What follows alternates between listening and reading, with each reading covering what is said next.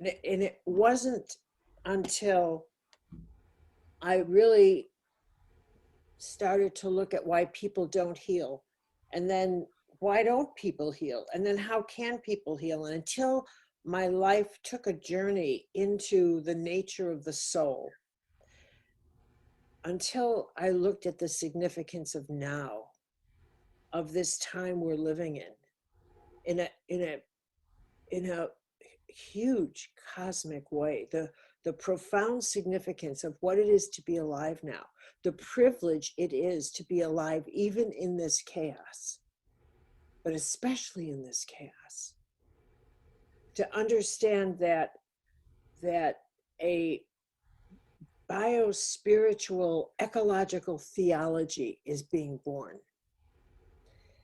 And it is one in which the question of peace, why is peace so difficult? Why, when all these years of teaching, and I have asked people, what is it you're seeking? And they'll say, I'm seeking peace. I'd like my life to be more peaceful. Why is that so difficult?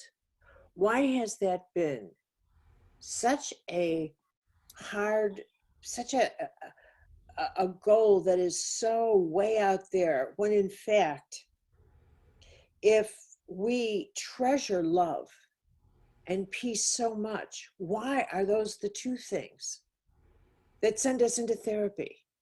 Why are those the two things that have us forever in despair? And I finally realized that the task comes down to becoming a perfectly healthy you. That peace is not a matter of an issue out there. There'll always be issues out there, always. My background is in theology and in military history, the study of war and the study of God. And I've concluded that we all go to war at some point. We go to war with ourselves, we go to war with others, that conflict is in our DNA, and that we have to resolve conflict within ourselves. We have to take ourselves on. That in order to create peace, we have to first settle why we create conflict within ourselves, within a relationship, within the relationships of those we love. Why we have to win at all costs, why we have to get that last word in, why we have to be right, why we have to, what we will risk for the sake of our ego. And at the end, if I had the time to take this all and give you a crash course on health, I would tell you that your body and your spirit, your whole bio-spiritual ecological system that is you, your microplanet, breathes together with the macro planet. And that one of the greatest health foods you can feed yourself toward peace and unity for everyone is humility, is to become a humbler person, is to decide this isn't worth a conflict. This isn't that important. I'm not that important. I'm to really humble up, to really begin to live a humble life on this earth. That is, for me, one of the true contributions to yourself, to your body, to your mind, to your inner world, of what generates health and what generates peace and what generates tranquility in yourself and in how you see the world and in how you then treat others and how you respond to others. That this is the way in which we begin to generate an atmosphere of peace and tranquility around us is by beginning to live in a more humble frame of mind that says, and to not fear being humiliated by following our soul's guidance.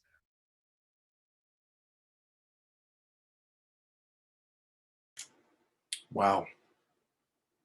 Such wisdom. I mean, that's the thing about this show. Even as I watch these videos over and over, I'm just reminded by how many remarkable people we've had on this show. And what a blessing it is to learn from all these great master teachers. Again, welcome. I'm loving watching all the people coming in and all the places that you're from. So please continue to tell us your name, where you're from. And the next video that I'm going to play is of magic. You know, magic has been a really wonderful part of this show. And tonight we're going to show magic from Heather Rogers. We've got live magic with Paul Draper. We're going to show a video of Shaun J. These are all some of our favorite magicians. But I really want to acknowledge Jeff McBride, who again is a very famous magician in Las Vegas. But because, again, the pandemic, Las Vegas shut down. And so we were able to get Jeff to be on the show. And he came on a few times. Then he got back busy doing his Saturday night shows in Las Vegas. But he has blessed us with his best students, people like Paul Draper and Shaun J., who you're going to see later tonight. So this is one of the earlier segments from earlier in our year, if you will. Jeff McBride, the master, providing some really fun magic for us. So enjoy. It's wonderful to be here, and I'm quite honored to be in this grouping tonight, and it's wonderful to be back.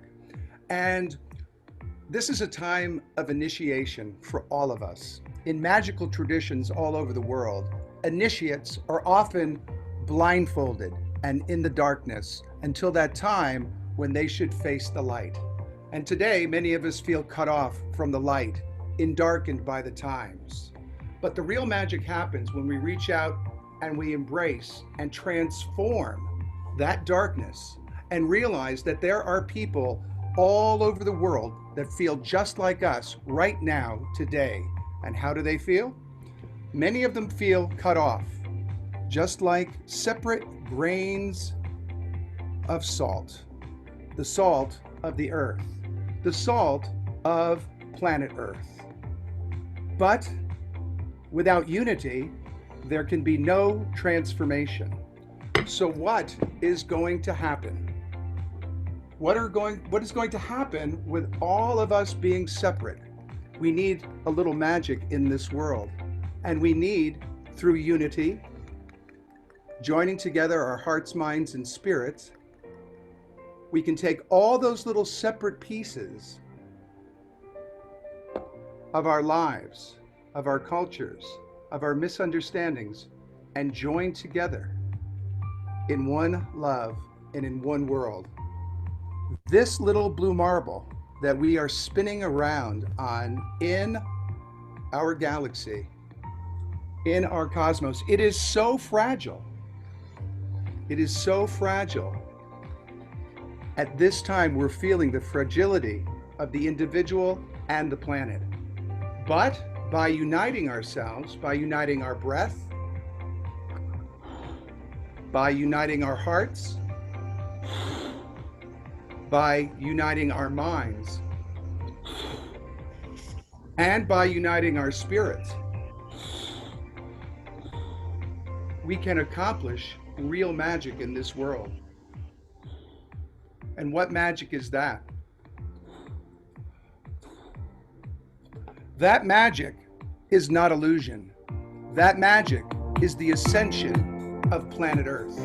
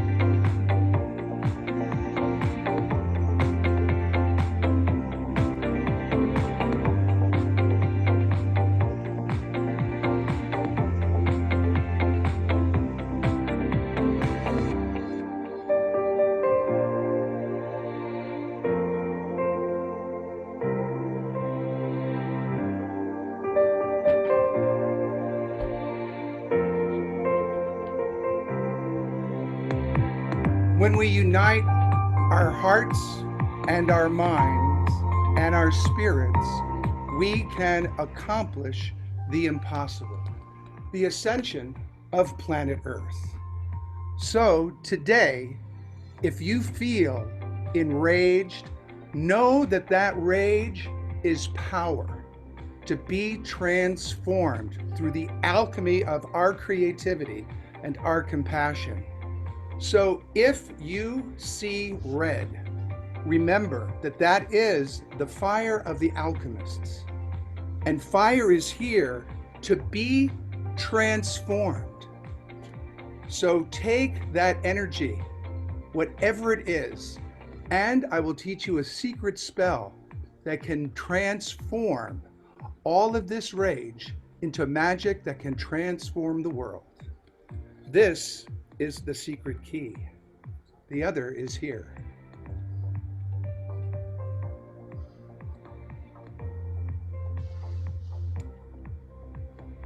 This is one, that is the other. I'm Jeff McBride, and I'll be back later in the show to teach you some more magic.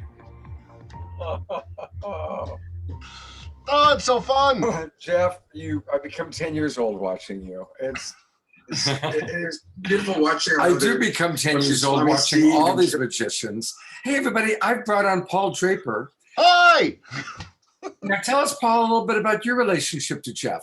Oh, yeah, absolutely. And so the first time I met Jeff, I was a college student in Salt Lake City, Utah. And a friend of mine, when I was studying anthropology and magic and all that, he said, you have to go down to Las Vegas and take a class from Jeff McBride. And so over the years, I've been involved in the school in many ways. And this year became a full faculty member of the most prestigious magic school in the world, the Jeff McBride Magic and Mystery School. Wow. Well, we're very grateful that Jeff kind of, came on and that he's brought you into our show. And we're really excited because you're going to do some live magic for us a little bit later on tonight. Yeah. I'm excited too. I'm just setting up. I'm not ready yet, but I'm going to have something wonderful for everyone in just a little bit. All right. Well, thank you, Paul. We'll see you in a few minutes. See you soon. Bye. Actually, we'll see you in about 90 minutes, to be honest. 90 minutes. Okay. Take care, buddy. All right, well, welcome everybody. We're getting ready for the kind of blast off on Facebook, but I've got a couple minutes left and I want to thank Light Touch and Jay Mayer. And so I'm going to show a wonderful video that Jay just created. And, Jay is always helping us to remember gratitude and appreciation. So I'm grateful for Jay, I'm grateful for Jan, I'm grateful for all their contributions and for Light Touch. Let's take a look.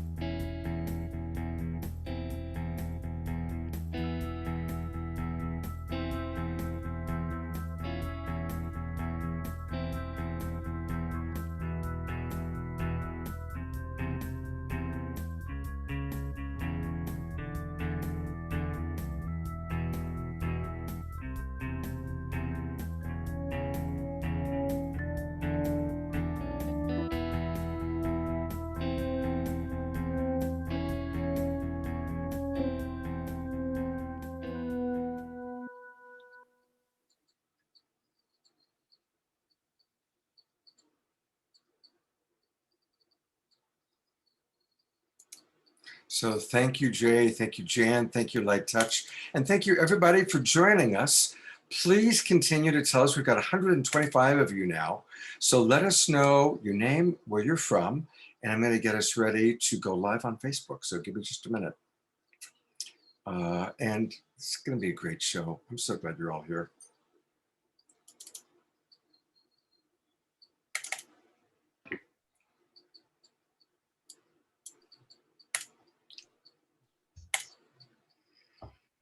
All right.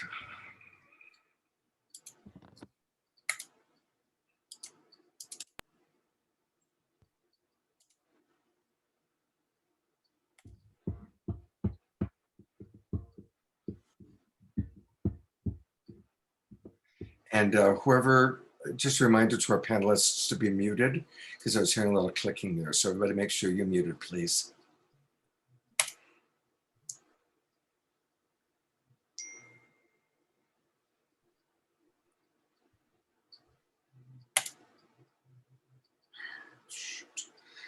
Well, it looks like our team didn't put in the right URL. So I am going to need to do that myself manually. So give me a moment, everybody.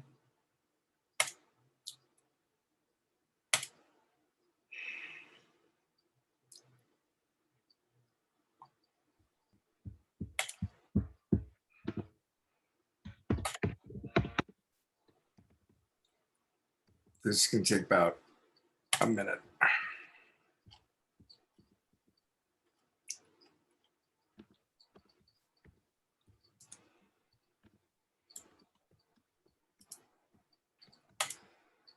All right.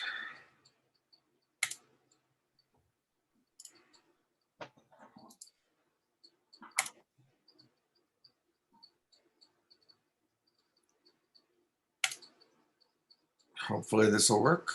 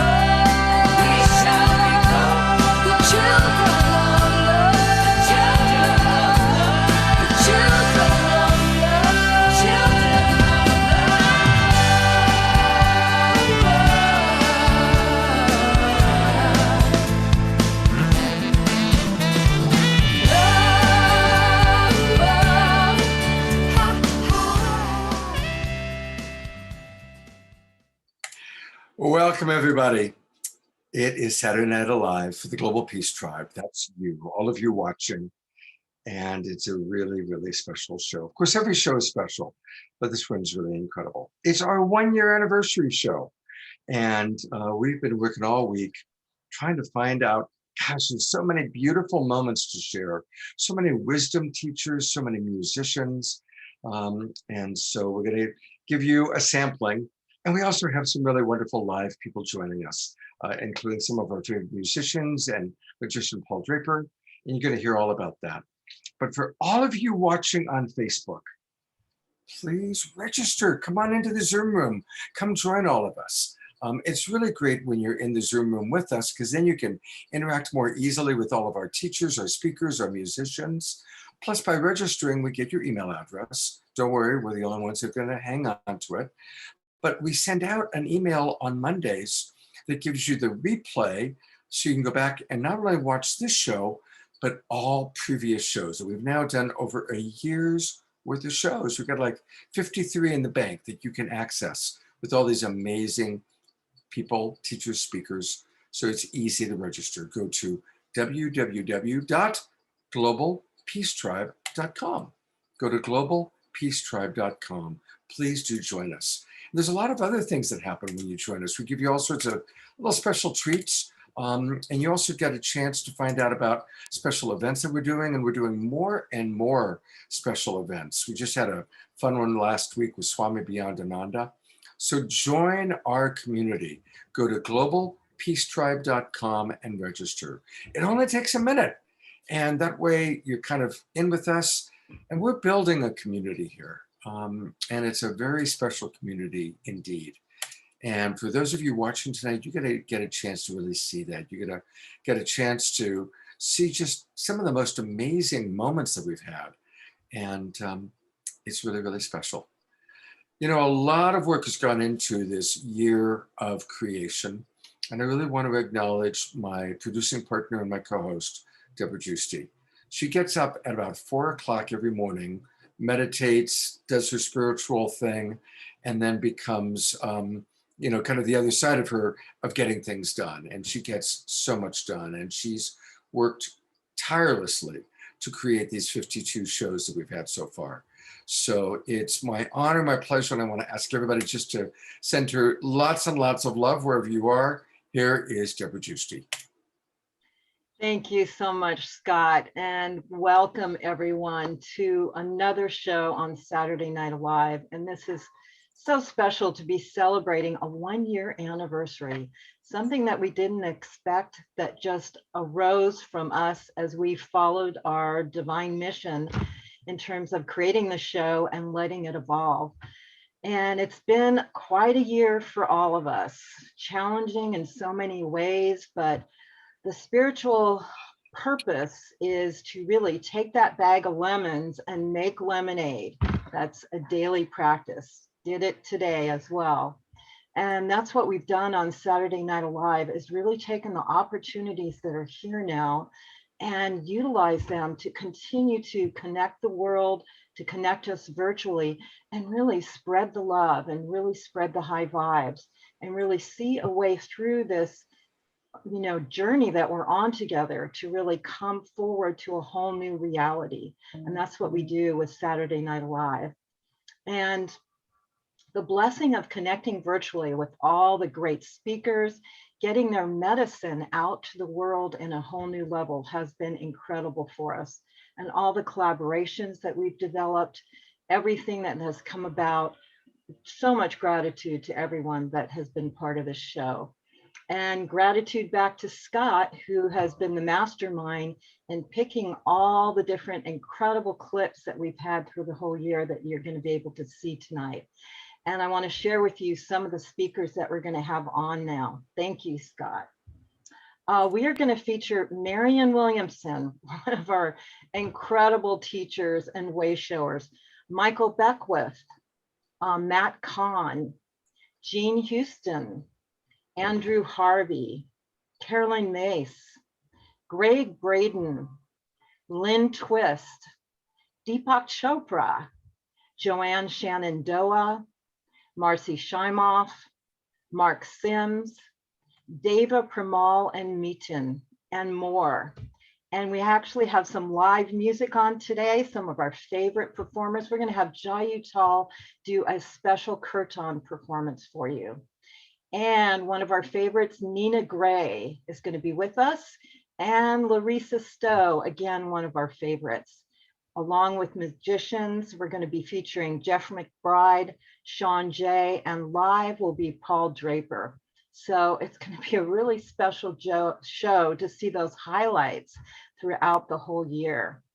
So I'm really happy that you're all joining us, and we've been on this journey together. It's been quite a journey, and there's more to go. So sending my love to you. And should we start with music right away, Scott? Let's do it. We've got Nina Grae with us live. Yes, Nina, so happy to have you with us. It's been beautiful to have you. She is an amazing songstress, really speaks from the heart, shares from the soul, and perfect way to begin the show. Thank you, Nina, for being with us. Thank you for your dedication this past year. I know personally it's been a joy to my spirit to be here and be with your community. And we're coming out on the other side, and it's spring, and the theme is Dare to Thrive. So I wanted to share a song called Superpowers, and it's based on that phrase that not all superheroes wear capes. And I think if I learned anything, it was really reaching into my insides and finding the superpowers of compassion, of kindness, of empathy, of connection that are truly our golden currency. And all of us bringing those out a little bit more as we continue to move forward makes this world the kind of world we want to live in. So this is a song dedicated to all of the superpowers we all have inside of us that we get to unleash for our thriving.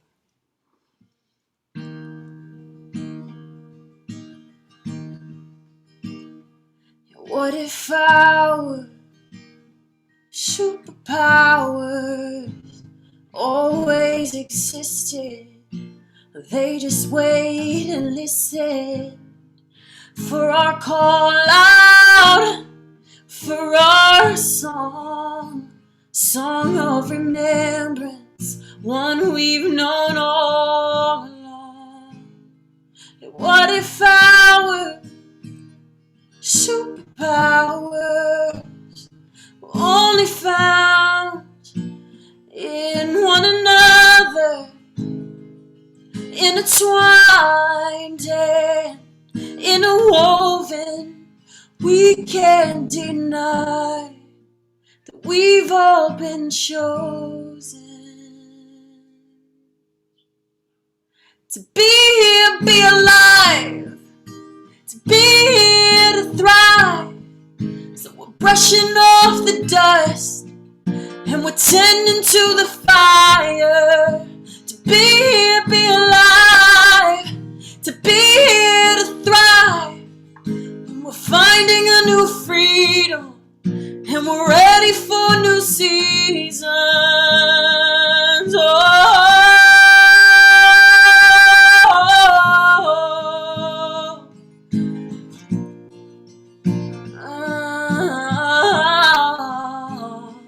What if our superpowers radiated, broke through all time, all spaces, bridging worlds and bridging people, and turning our dreams into moments we can feel? 'Cause we're here, we're alive, and we came here to thrive. So we're brushing off the dust and we're tending to the fire. Yes, we're here, we're alive, and we came here to thrive. And we're finding a new freedom, and we're ready for new seasons. Yes, I see tomorrow and it's a brighter day. 'Cause we've been going, we've been growing through these changes, baby. I see tomorrow when it's a brighter day. 'Cause we've been going, we've been growing through these changes, babe. I see tomorrow when it's a brighter day. 'Cause we've been going, we've been growing through these changes, babe. Yeah, I see tomorrow when it's a brighter day. 'Cause we've been going, we've been growing through these changes, babe.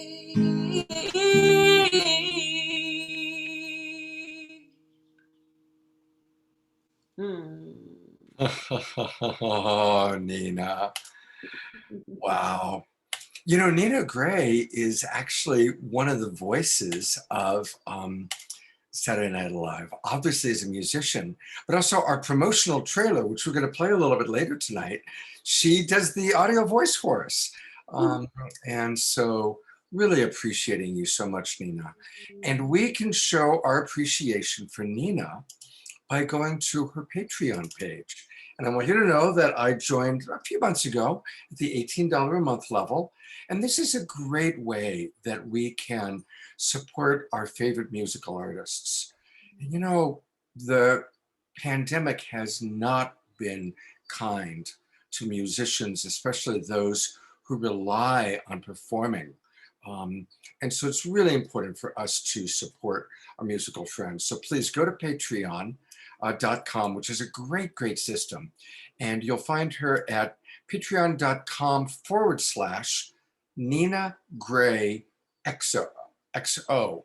She spells it Grae. So it's patreon.com/Nina Grae, Grae. And then she's got an X and an O, which I'm imagining is a kiss and a hug for us, providing some support for her. Is that accurate? You got it. Accurate.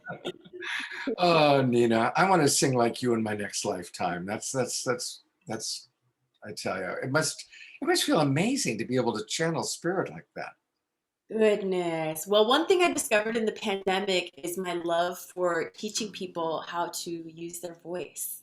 and connect with a deeper, authentic voice. So if that's something that interests you too, get in touch with me. I love doing lessons via Zoom, helping people activate and unlock their voice.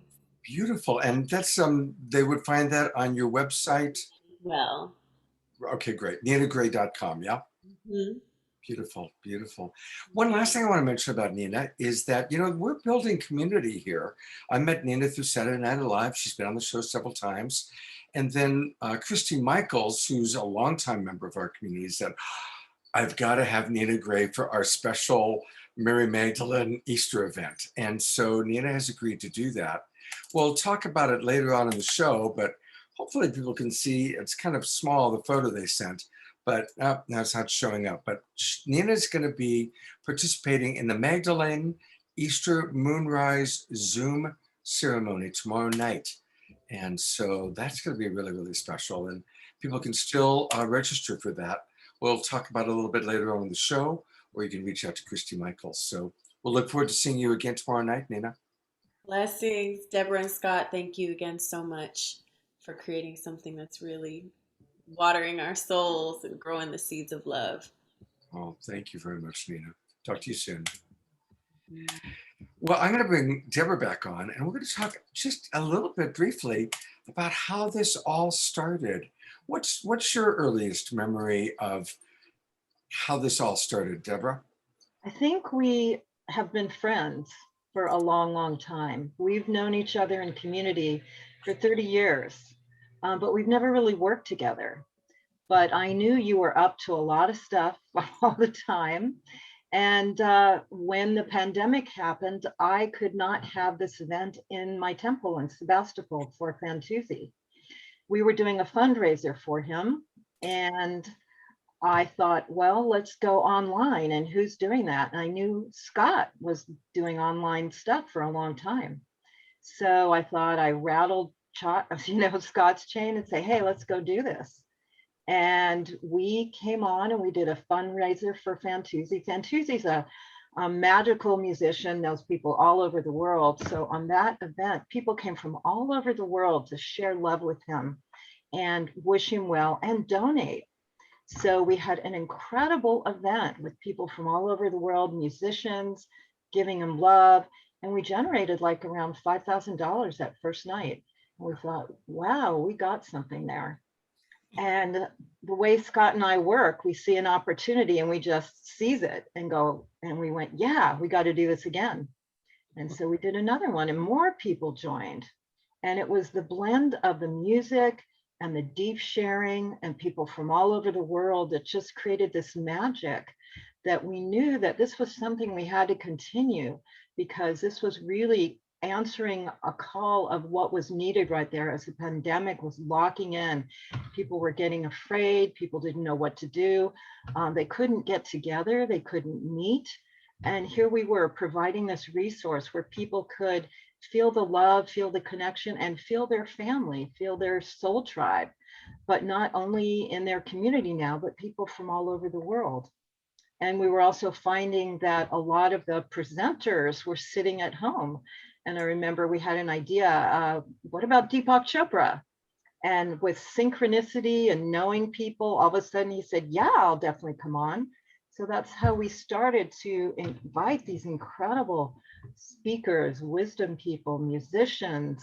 And it's really been a divinely inspired mission.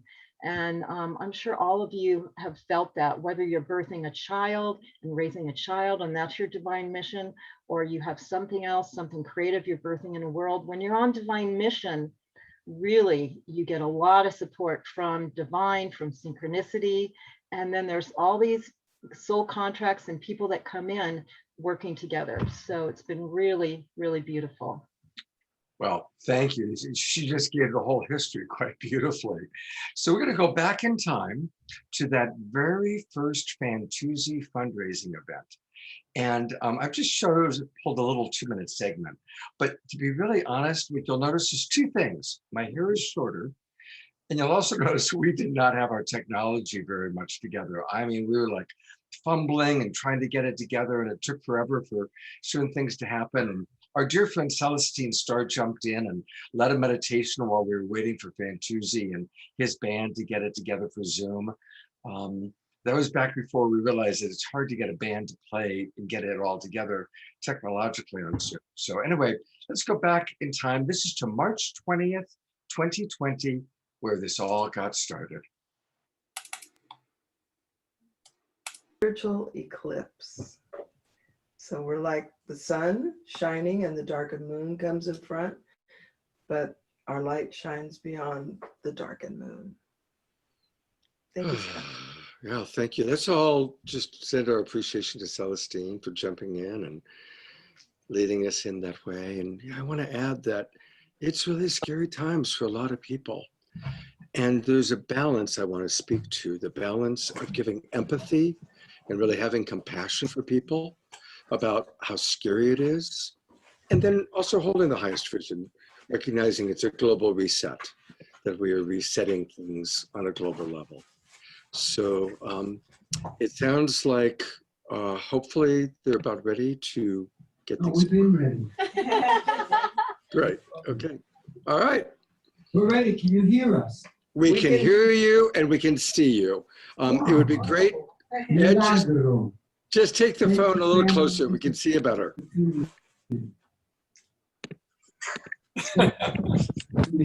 All of the wonderful family and tribe around the world. Thank you, Scott. Thank you, Debra. Thank you, Celestine. What an amazing community. We're here together to do a healing on the world and a little bit for me, since I have some lines bugging me. But here we are, and I trust it's going to be wonderful, and I hope you enjoy it. This is all dedicated to the Most High.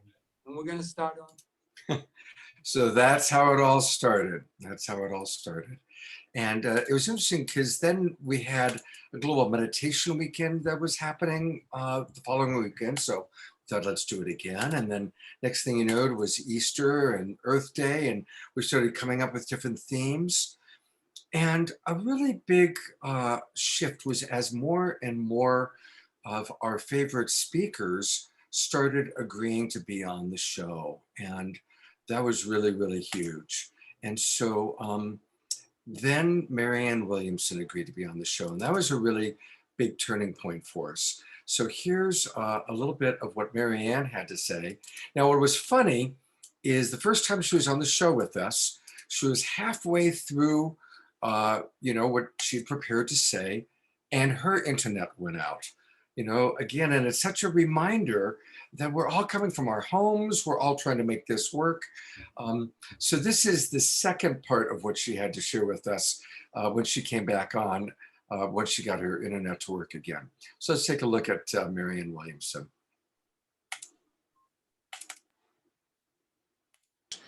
And I love the word grace. Yogananda taught the greatest prayer is maximum grace. And Marianne Williamson reminds us of everyday grace. This is actually one of my favorite books that she's written. And in an act of everyday grace, Marianne is back with us. So welcome back, Marianne. Thank you. I am so sorry that I dropped off. But anyway, thank you so much for giving me the opportunity to conclude. What I was saying when I froze or dropped, whatever that was about the pandemic and this period that we're in. We don't know exactly where the virus came from, but whether it came from a lab or whether it came from a wet market, it came from a place in consciousness which had to do with a lack of reverence, either reverence for the planet, reverence for people, or whether reverence for animals. One of those was missing. We do not have a reverent economic system. We do not have a reverent healthcare system. We do not have a reverent political system. Rather, these systems which now guide public policies on this planet are without reverence for life, without moral or ethical responsibility to the people, to the planet, to the animals. And we are now reaping what we have sown. And so the universe is not only self-organizing in all the ways that I said before, it's also self-correcting. The body has an immune system. The psyche has an immune system, and civilization has an immune system. And you and I are the immune cells. So right now, as we think of ourselves as immune cells, that to me is what sacred activism is. Each and every one of us, through prayer, through meditation, through forgiveness, through spiritual practice, are guided, just as every cell is guided, one to the pancreas, one to the lungs, one to the heart. You and I are guided. Some of us will be guided to gardening that we just heard about. Some of us are guided to the music, to be a musician, as we just heard. Some are guided to be cells in education, some in business, some in spirituality, and politics is our collective assignment. As we now work together, because no amount of personal charity, no amount of personal action is going to be enough to turn this ship around. We're going to have to collaborate now. And that's all that politics is. All that politics is, we should think of it as a sacred thing. You know, at the very beginning, we heard about Gandhi. Gandhi said that politics should be sacred because everything should be sacred. It should be a way that we come together as we're coming together tonight. And just as so often we visualize what we want for our lives, it's time now to visualize what we want for the planet. Just as we have these intentions for our lives, we should have an intention for the planet. Just as we manifest what we want in our own individual lives, it's time for us to expand all that and come together and make manifest a sustainable and survivable world. We do that through atoning for our lack of reverence, even though we might have ended individually, and I think most people are decent, good, dignified people. But we have not been thinking enough over the last few decades about the public policies that guide the collective and have an effect on millions and millions and even billions of people. It's not enough for us, particularly those of us who are Americans, to talk about how we want to be the peacemakers and sing about being the peacemakers when millions of people all over the world are looking at us and thinking, what are you thinking? When for the sake of a $360 billion arms sale to Saudi Arabia, you are participating in a genocidal war in Yemen. And so it's time for us to mature. And I believe that this is the time, that's what the meaning in many ways of this pandemic is, this crisis moment. All of us get to think more deeply. All of us get to reflect. All of us get to reset. And on the other side of this, my hope, my prayer, and I believe what all of the things that we're talking about here tonight and such beautiful, this is such, you know, is described at the beginning of the evening as a variety show. It's a kaleidoscope. One person coming with the music, so one person coming with, talking about the animals as John will do, and the food. One person talking about sacred activism as Andrew will do. This is a beautiful thing, but we have to do more than talk. On the other side of this, we need to get going. We need to recreate the world in which we live.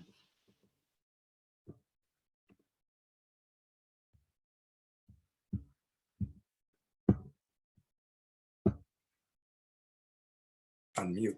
Isn't it remarkable how so much of what she has to say is still relevant to us today? It's kind of interesting. It's like there's the time capsule part of it where, you know, the pandemic is still pretty new and we're still trying to make sense of it all.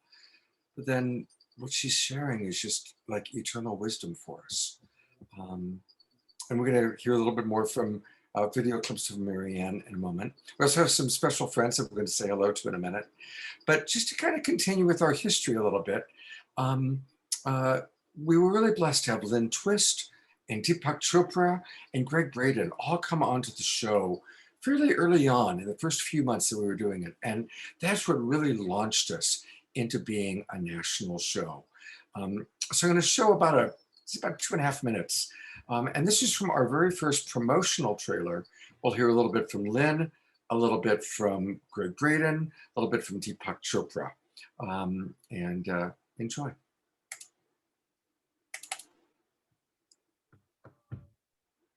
Oh, let me do the right one. I have got so many videos that I'm playing tonight. Here we go.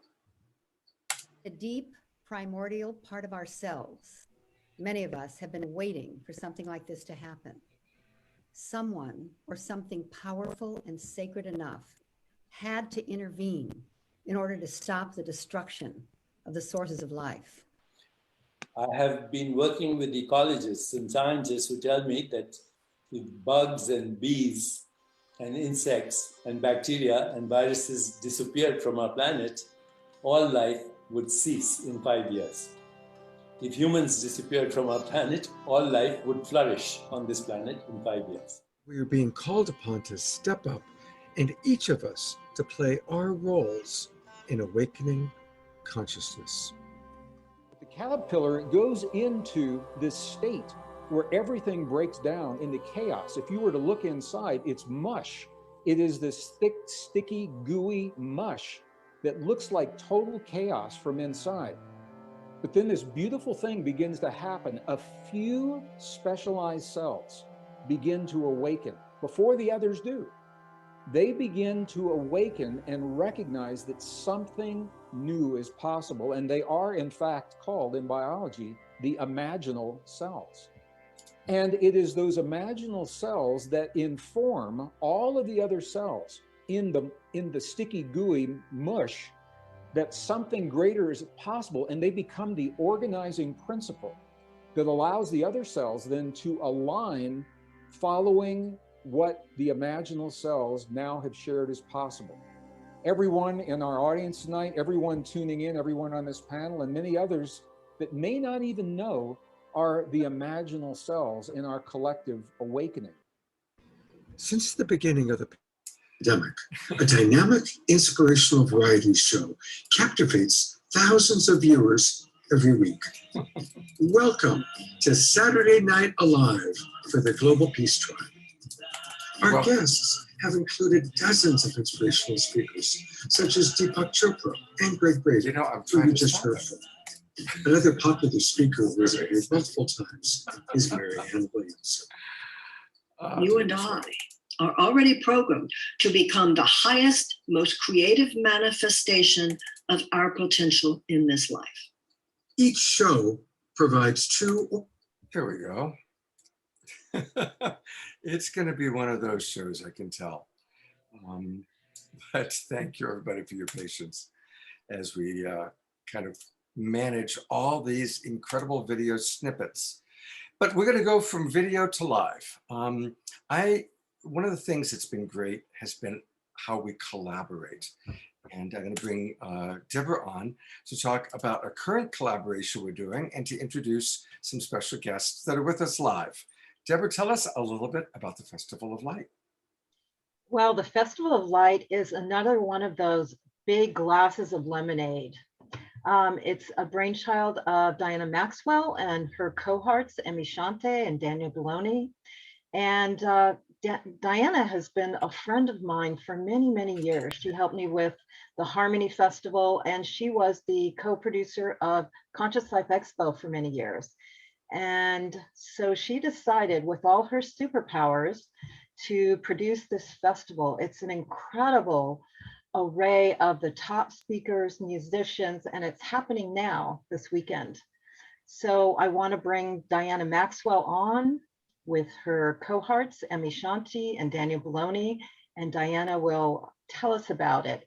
And Diana's working with us on the show, and again, is a good friend, and that's part of what's happening now. We're all working together, supporting each other as we come out at a whole new level to give this great medicine that we have to the world. Hello, Diana. Hi, how are you? It's really nice to be here. And thank you for having us on the show to talk about Festival of Light. We've had 2 full days of just packed full of incredible speakers. We have 7 stages with music and well-being and luminaries and visionaries and wisdom keepers. And we've had over 20,000 people joining us and more people signing up every day. And it's just been such an incredible experience. And tomorrow we have Joanne, Shenandoah, and we have Grandmother Florida Mayo, we have Billy Carson, and we have some incredible musicians and a lot of amazing people, Spanish, from the Spanish culture that Emmy will tell you about.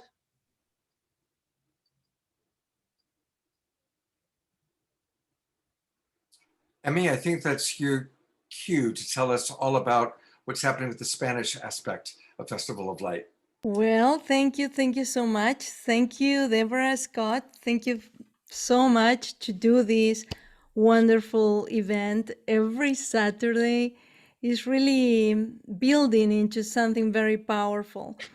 And well, we're part of this, bringing this light with a festival of light, Festival de Luz.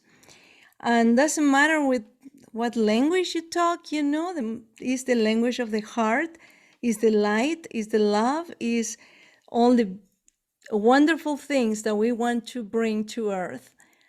And well, this has been an amazing celebration, and tomorrow we continue, the party continue.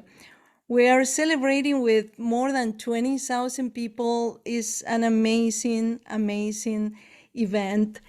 And I'm very happy to work with Daniel Bellon, that he is, well, thank you, Danny.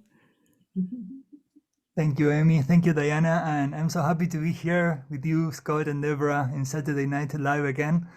I had the pleasure of being here before performing mantras, but today we are so proud of bringing the Festival of Light. And it all started for us in a very dark moment, also similar to the story of Saturday Night Live. And we had the feeling that in deep meditation, we are seeing that we should work for the light. We should celebrate the light and remember everyone that we are alive and that life is a celebration and that we need to cheer up and get inspired again and renew our subscription to life. In a moment where everyone was talking about terrible things happening around, we thought that we should lit that candle and hold it tight to our hearts. So it's been 3 months in the making and working endlessly, just mostly the three of us, just pushing this card and inviting everyone and saying, we want to celebrate the light. Come on and let's do it together. And here it is today. We are so happy to see it happening and to feel the energy, the vibration of the festival. Just imagine 150 luminaries holding an intention to enlighten humanity. That is something that it cannot be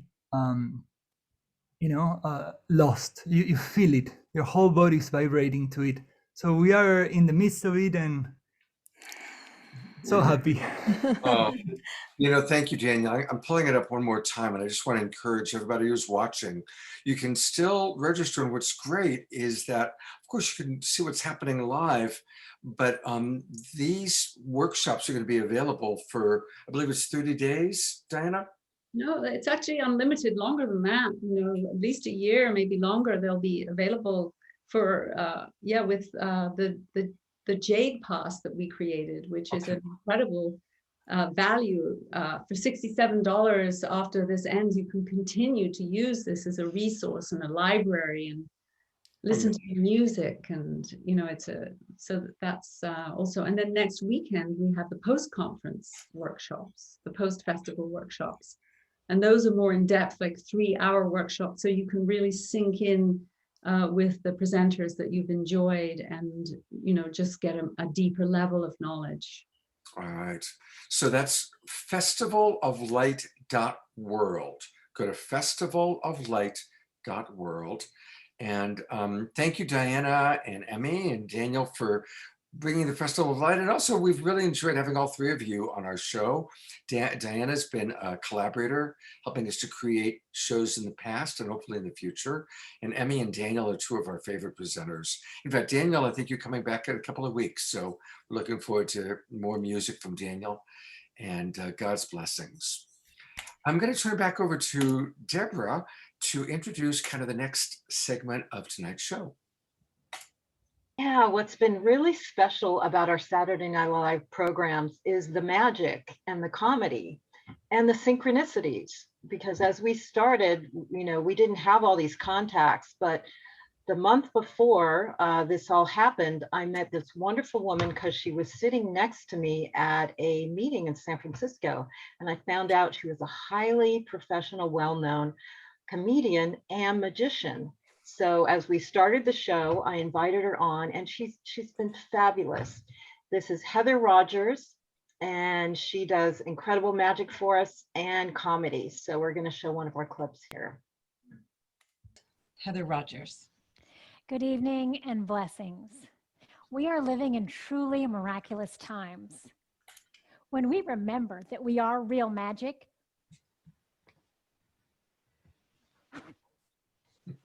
we realize that anything can happen. If you could look into this crystal ball and see your best possible future, what would that look like?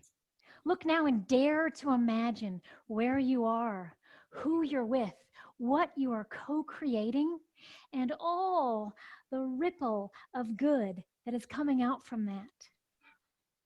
Tonight, I invite you beyond the new normal into the new extraordinary. And the way to get there is to be right here, right now. Let truth reign supreme. And behold the staggering miracle of you. Each of your 76 trillion cells is a quantum fusion factory, sourcing enough power to ignite a big bang. That's you. So let the little you ride out the sensation of how painfully exquisite you are, how unsettlingly soft you are, and how heart-achingly connected you are.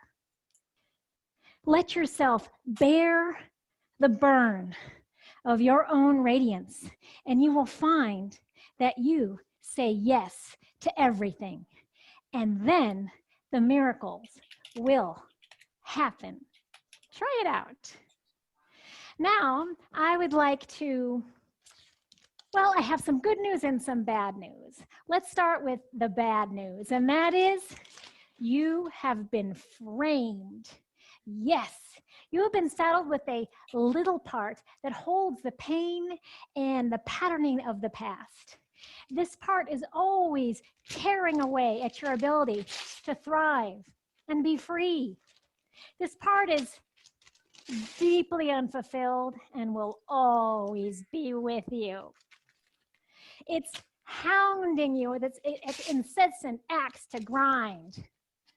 This part's job is to tear you down and to give you no peace. Now, the good news, and that is that part is not you. At any moment, you can step out of the little part and into pure, expansive freedom. Why does this elude so many people? Because it's too simple. Any moment you get fully present, you can remember that you were always whole and complete. You are all things and no thing, hence truly free. So now, along those lines, I would like to ask you a question. What size are you? If we're all made of energy, and energy is expansive and endless, you're no size or all size. How freeing it is to know that the essence that pours through this mortal frame cannot be touched by circumstance and never has been. We have the power to burn off what no longer serves us. If you would like to enter the new extraordinary, I'm going to ask you to lift up your hand like this. Lift up your hand and go ahead and grind the past into dust. Fuse your brain and flush it with white light. And as you do, see all mind matters distinguishing into a pure puff of smoke. Very good. That's a nice practice and good, strong alchemy. Now, we're all ready to let some stuff go now. It's time. And I want you to think about that one thing that has plagued you your whole life. Some people, it's the idea of mortality. For some, it's feeling safe. Others, being wanted, being successful, getting healthy. Think of yours. The time has come to end that pattern. If it is your will, right now, fuse this handkerchief with every bit of baggage and matrix and frequency from all time. Charge it now. And I'd like you to repeat this. Say, I release you and it is done. Everybody go ahead. I release you and it is done.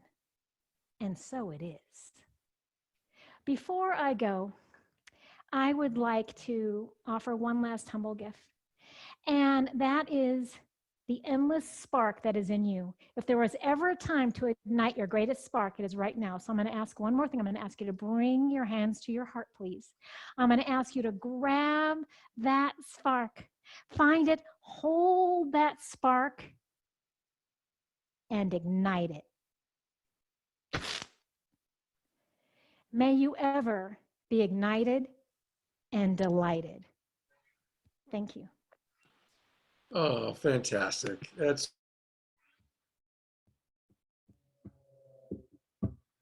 wow. All right, let me go off poor Debra here. Hi, Debra. You're still on camera. I'm going to take over. Okay. Here we go. So to learn more about Heather, because she's great. I mean, you know, one of the things in watching it that I appreciated was what she did, and almost all of our magicians have done, is we'll tell them what the topic or the theme of the show is, and then they'll create magic around that. Now, of course, she was really still addressing what we've been going through with this pandemic, and she addressed it so beautifully. So if you are interested in more Heather Rogers, her website is heathermagic.com, heathermagic.com. And we look forward to, I just booked her. She's going to be on the show again soon. So we're looking forward to that. We have a really special friend of ours live who's at the airport. So I'm going to actually go to him briefly right now. Some of you have seen him. He's always on the panel, moving to the music and grooving. And people go, who is that masked man? Well, I should say unmasked man. And it is our beloved friend, Jerry Anderson. And so there you are, Jerry. Do unmute yourself so we can hear you. And I think Jerry's got like an image behind him of one of his caves. Jerry is the wild abbot of the Mystic Monastery. He has co-sponsored one of our shows. He's co-sponsoring 2 more shows during this season, season 5, Our Time to Thrive. And we love you, Jerry. Thank you so much. How you doing, partner?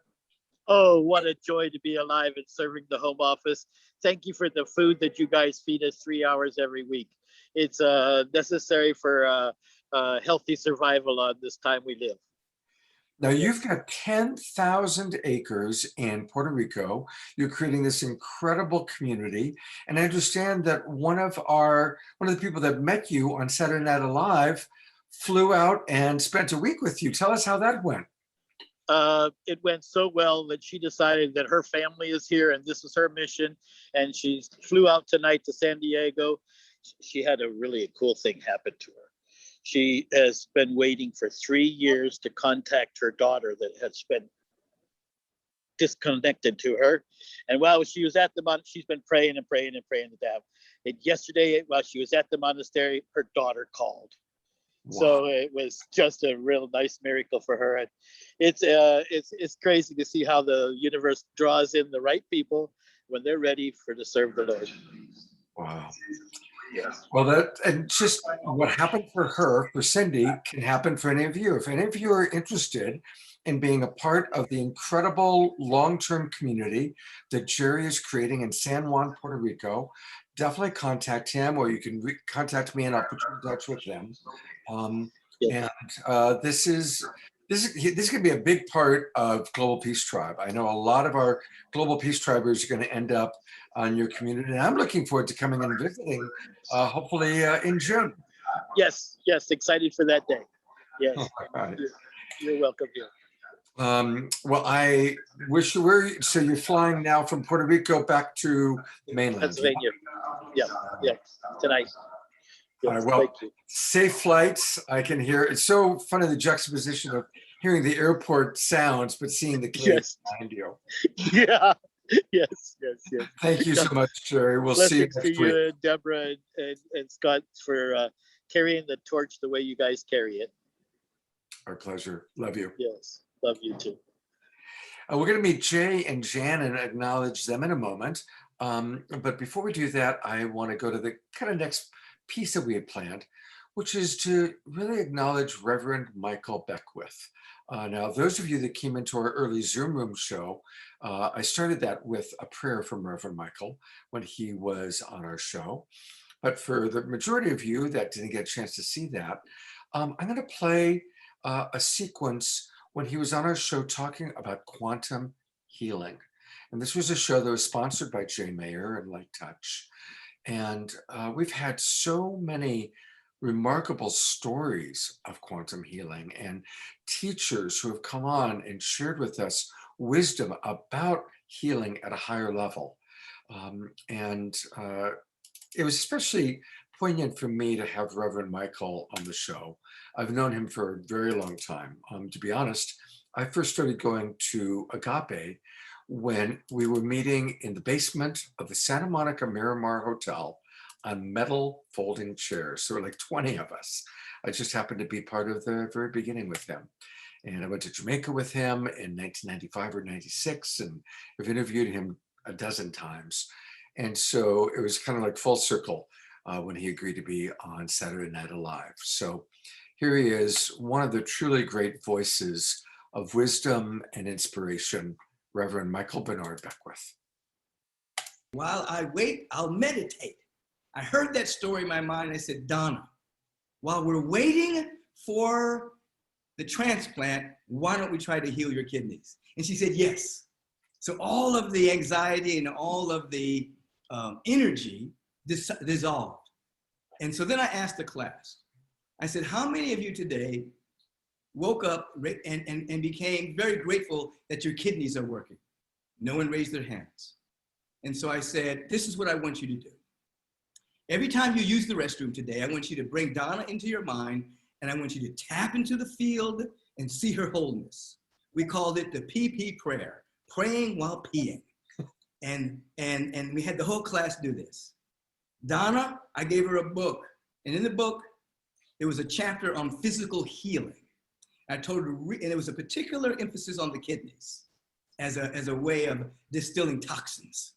I told her, read this book every single day and to begin to have a feeling of her own wholeness. So approximately a month later, we're meeting for their oral examinations, and Donna raises her hand very enthusiastically, and she says, my kidneys spontaneously healed. She went to the doctor, everything checked out. They wanted to do a slight operation on her to see why she forbid it. And to this day, and that was over 10 years ago, her kidneys are working. So what do? We allowed her to relax by having no attachment to an outcome. While we wait for the transplant, we'll work on your kidneys. And so in the waiting period, there was no attachment, there was no anxiety, there was no anxiousness about the healing. She just relaxed. The class tapped into the field, and every time they used the restroom for that 30 days, they brought Donna into their awareness, and they tapped into her wholeness, that perfect spiritual prototype that's impervious to time, impervious to experience and thought forms. And that's how they saw Donna. They didn't see her as an individual that was sick. They saw and felt her as an individual expression of the Most High God. And then Donna got her mind back by reading every single day about the possibility of physical healing, and then feeling into her own wholeness. The body temple began to respond, and it shifted her life.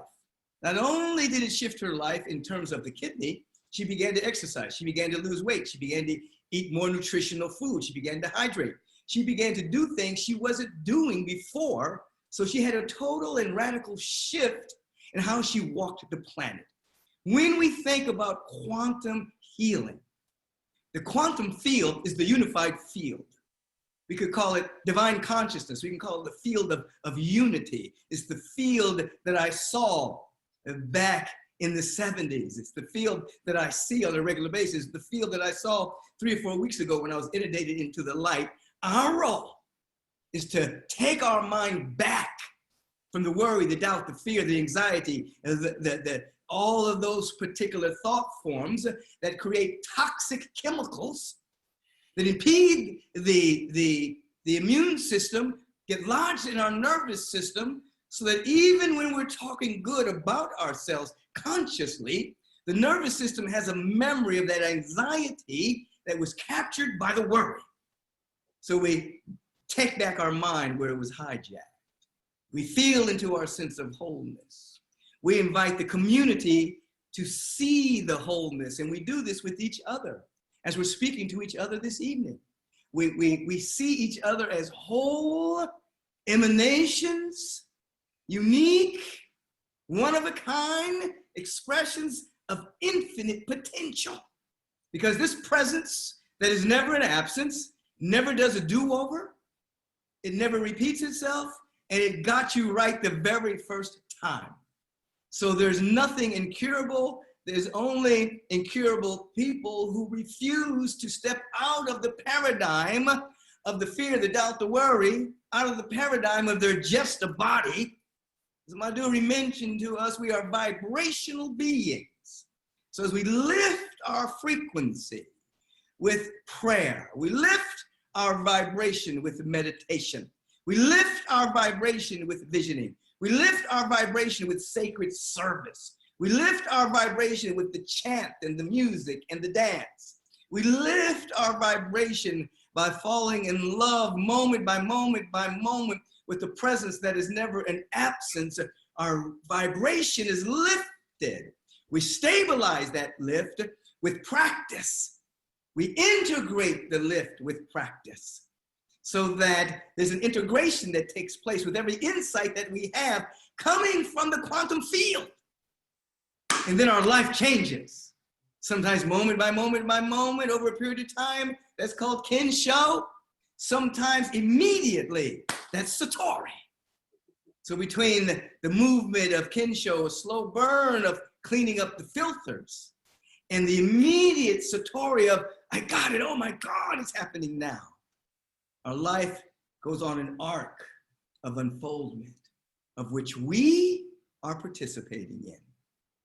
We're at the stage of our evolution.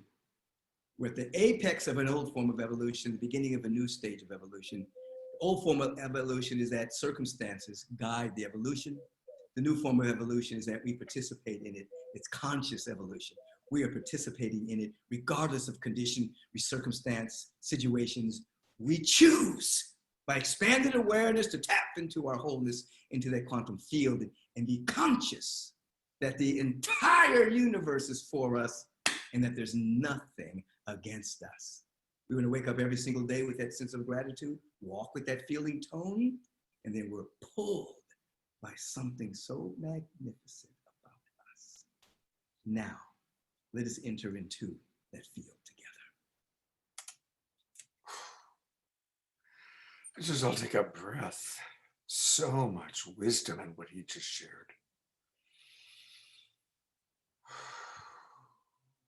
One little thing I want to riff on is let's all see each other as whole.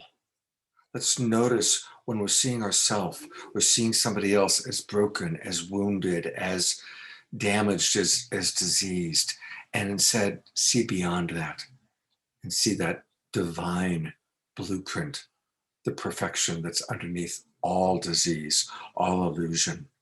That's something, that's how we can change the quantum field that we're all living in. Well, we are about to meet some of the wonderful people that really helped to make this show happen. And that particular show, the Quantum Healing Show, all the Indigenous shows, so many of our shows have been brought to you by Jay Mayer. And there he is, there's Jay. He's got the quantum field all around him, I can see, with his particular background. And behind every great Jay, there needs to be a Jan. And I'm looking for, there she is. Hey. So I really want to take a moment to thank Jay and Jan. Jay is our executive producer. Jan is our senior producer. And they really, we didn't even know them. I mean, acquaintances when Saturday Night Live began. And they've now become absolute core family. And so thank you, Jay. Thank you, Jan. Not only have they provided financial support, but they create the majority of the videos that you see. Jan has become a fantastic producer, producing a lot of the shows that you've seen. She's got an amazing guests. You know, she finds our Indigenous elders. She hooked us up with Ellie from the Gentle Barn from a few weeks ago and several other people. So Jay, Jan, thank you so much. Do you have a word or two that you want to share for a minute? Global Peace Tribe, worldwide, that's the goal, and I'm not so much on formalized religion, but I think there's power in us all getting together for the highest good. And the planet needs us right now more than ever. And that's why Light Touch is here during the pandemic. And that's why all these beautiful souls are collecting so that we can increase our power and our outreach. And I just hope it keeps growing. And anyone that wants to help us get our message out there, it's going to be great, and I hope it just keeps going. Thank you, Jay. Yeah. Anne? Well, it's just, a treat to be here with everybody. It takes a village, and this is a global village.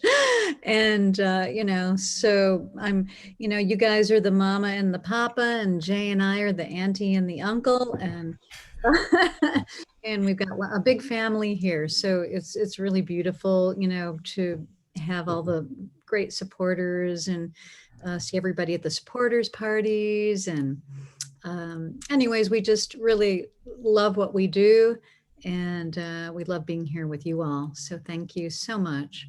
Great. Well, thank you both. We're going to meet a couple of other wonderful people that are part of our team. But before we do that, let's take a look at one of the videos that Jay and Jan have created. Light Touch, just so beautiful. So beautiful.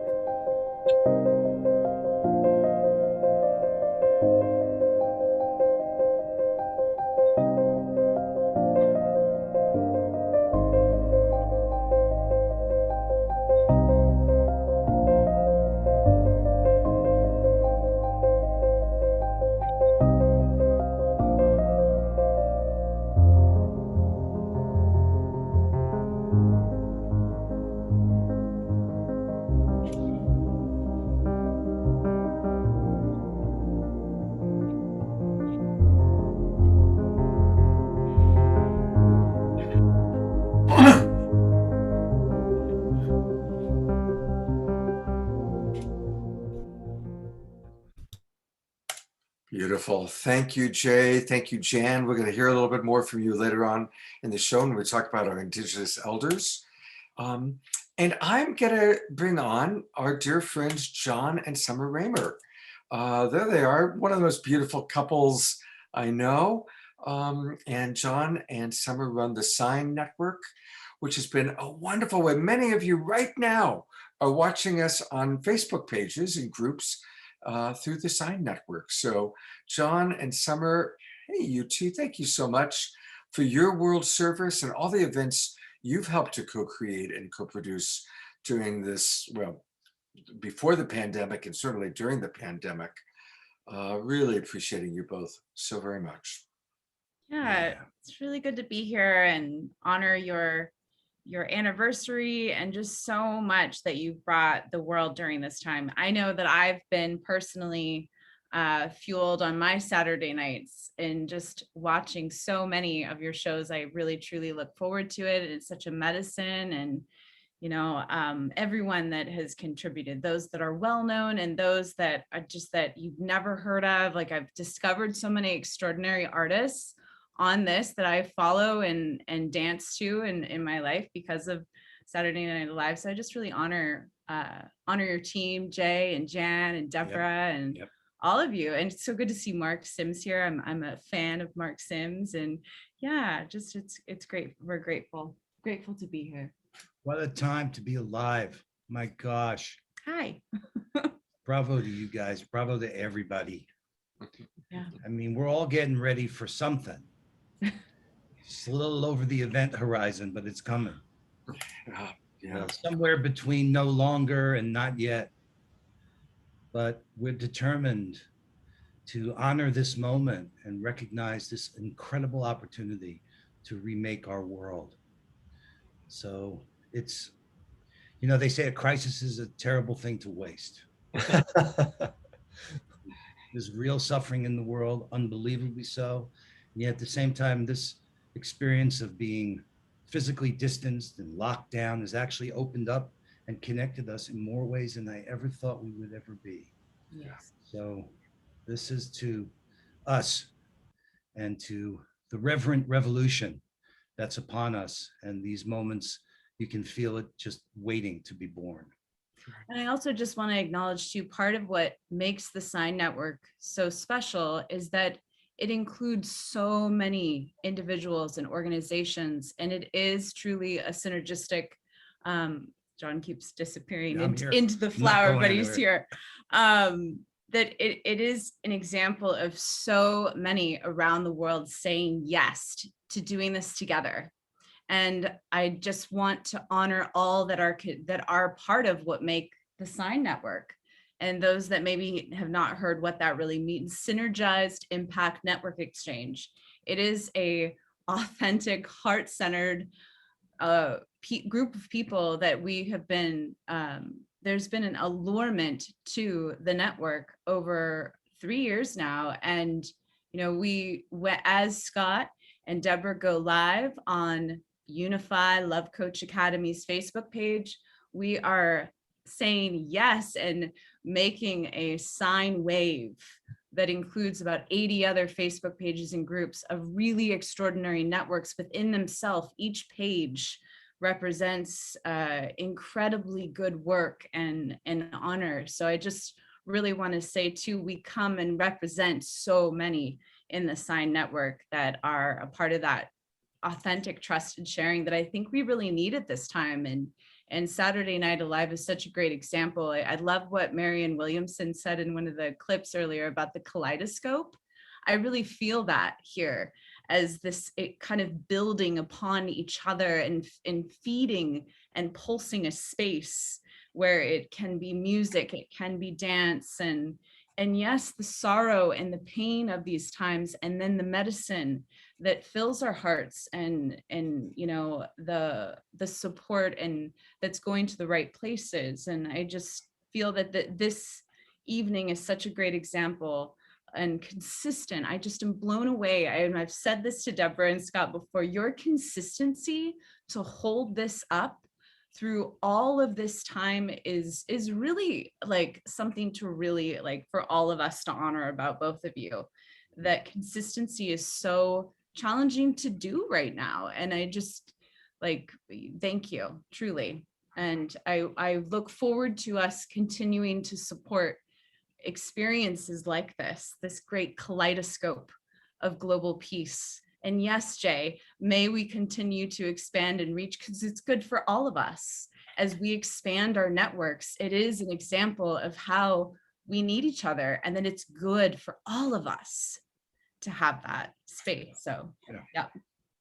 Well, thank you both so much, and God's blessings to the Sign Network, and look forward to lots and lots of collaborations. And stick around if you can, because we've got some really fun stuff ahead. Yeah, good. Love to have fun. I am going to do my very best to keep us as on time as possible. It's going to probably be a little bit of a longer show. One of the most important parts, of course, of Saturday Night Alive is music. You know, we'll hear inspiration like we just did from John and Summer and Reverend Michael, and then we have music. And one of our favorite musicians is Larisa Stow. Now, she's going to be with us live later on tonight. But this is kind of a fun sequence that we found. She was one of the very first people to come and play on our show back in the early days when, you know, I would see some of the, we had Fantuzzi, Stone Matthias, Tina Malia, Larisa Stow. These are some of the musicians who really blessed us at the beginning. And something very special happened when we heard this song that you're about to hear right now.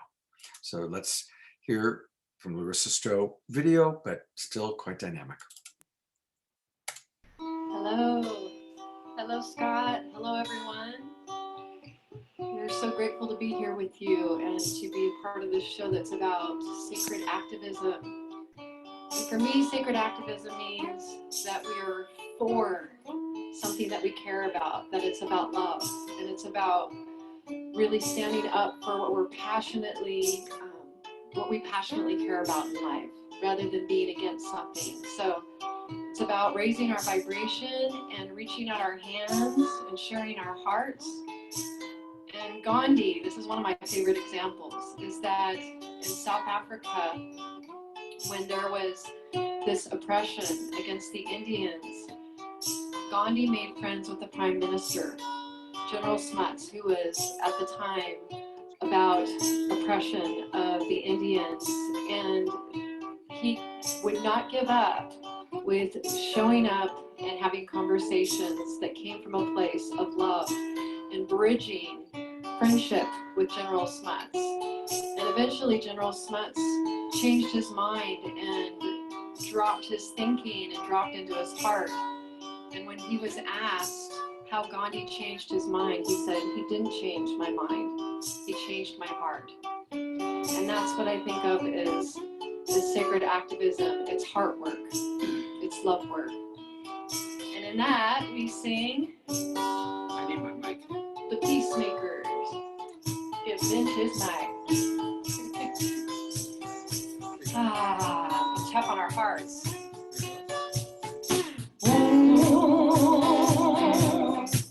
Yeah, yeah. Oh, hey, yeah. Hey, yeah. Love, love, love, love, love. You're an enemy. Love, love, love, love, love. You're an enemy. Yeah, yeah.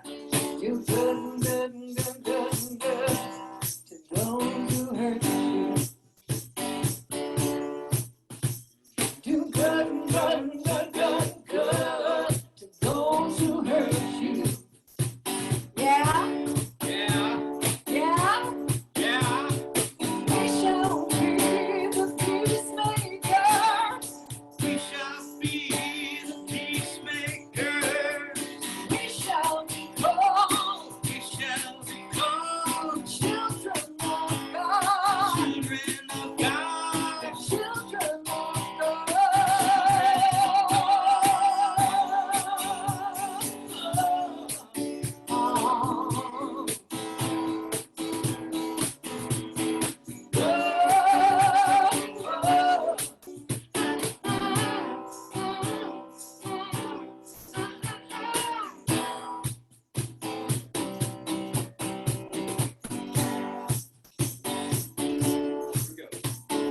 Bless, bless, bless, bless, bless those who curse you.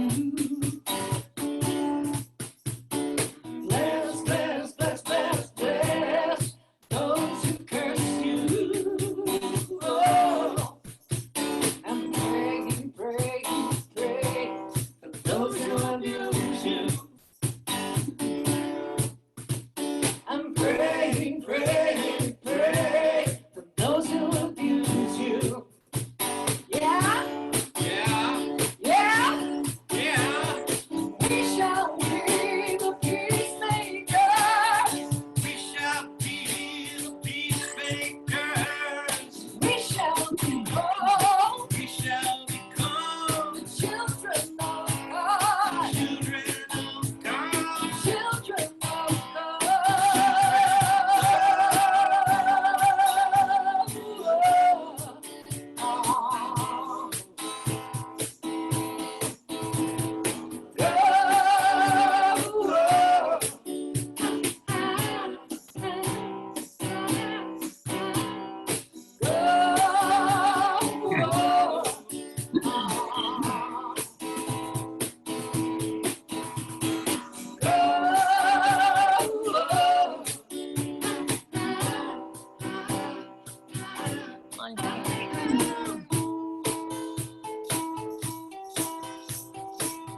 So I want to ask you all, what does it mean to really be a peacemaker in this world? Does it mean putting our ideas out there and being so into what we believe that we can't hear what others are saying? Or does it mean that we can become even more curious and like filled with wonder, trying to understand, trying to connect and understand someone else's suffering or their pain? And if we can do that, then we can begin to build bridges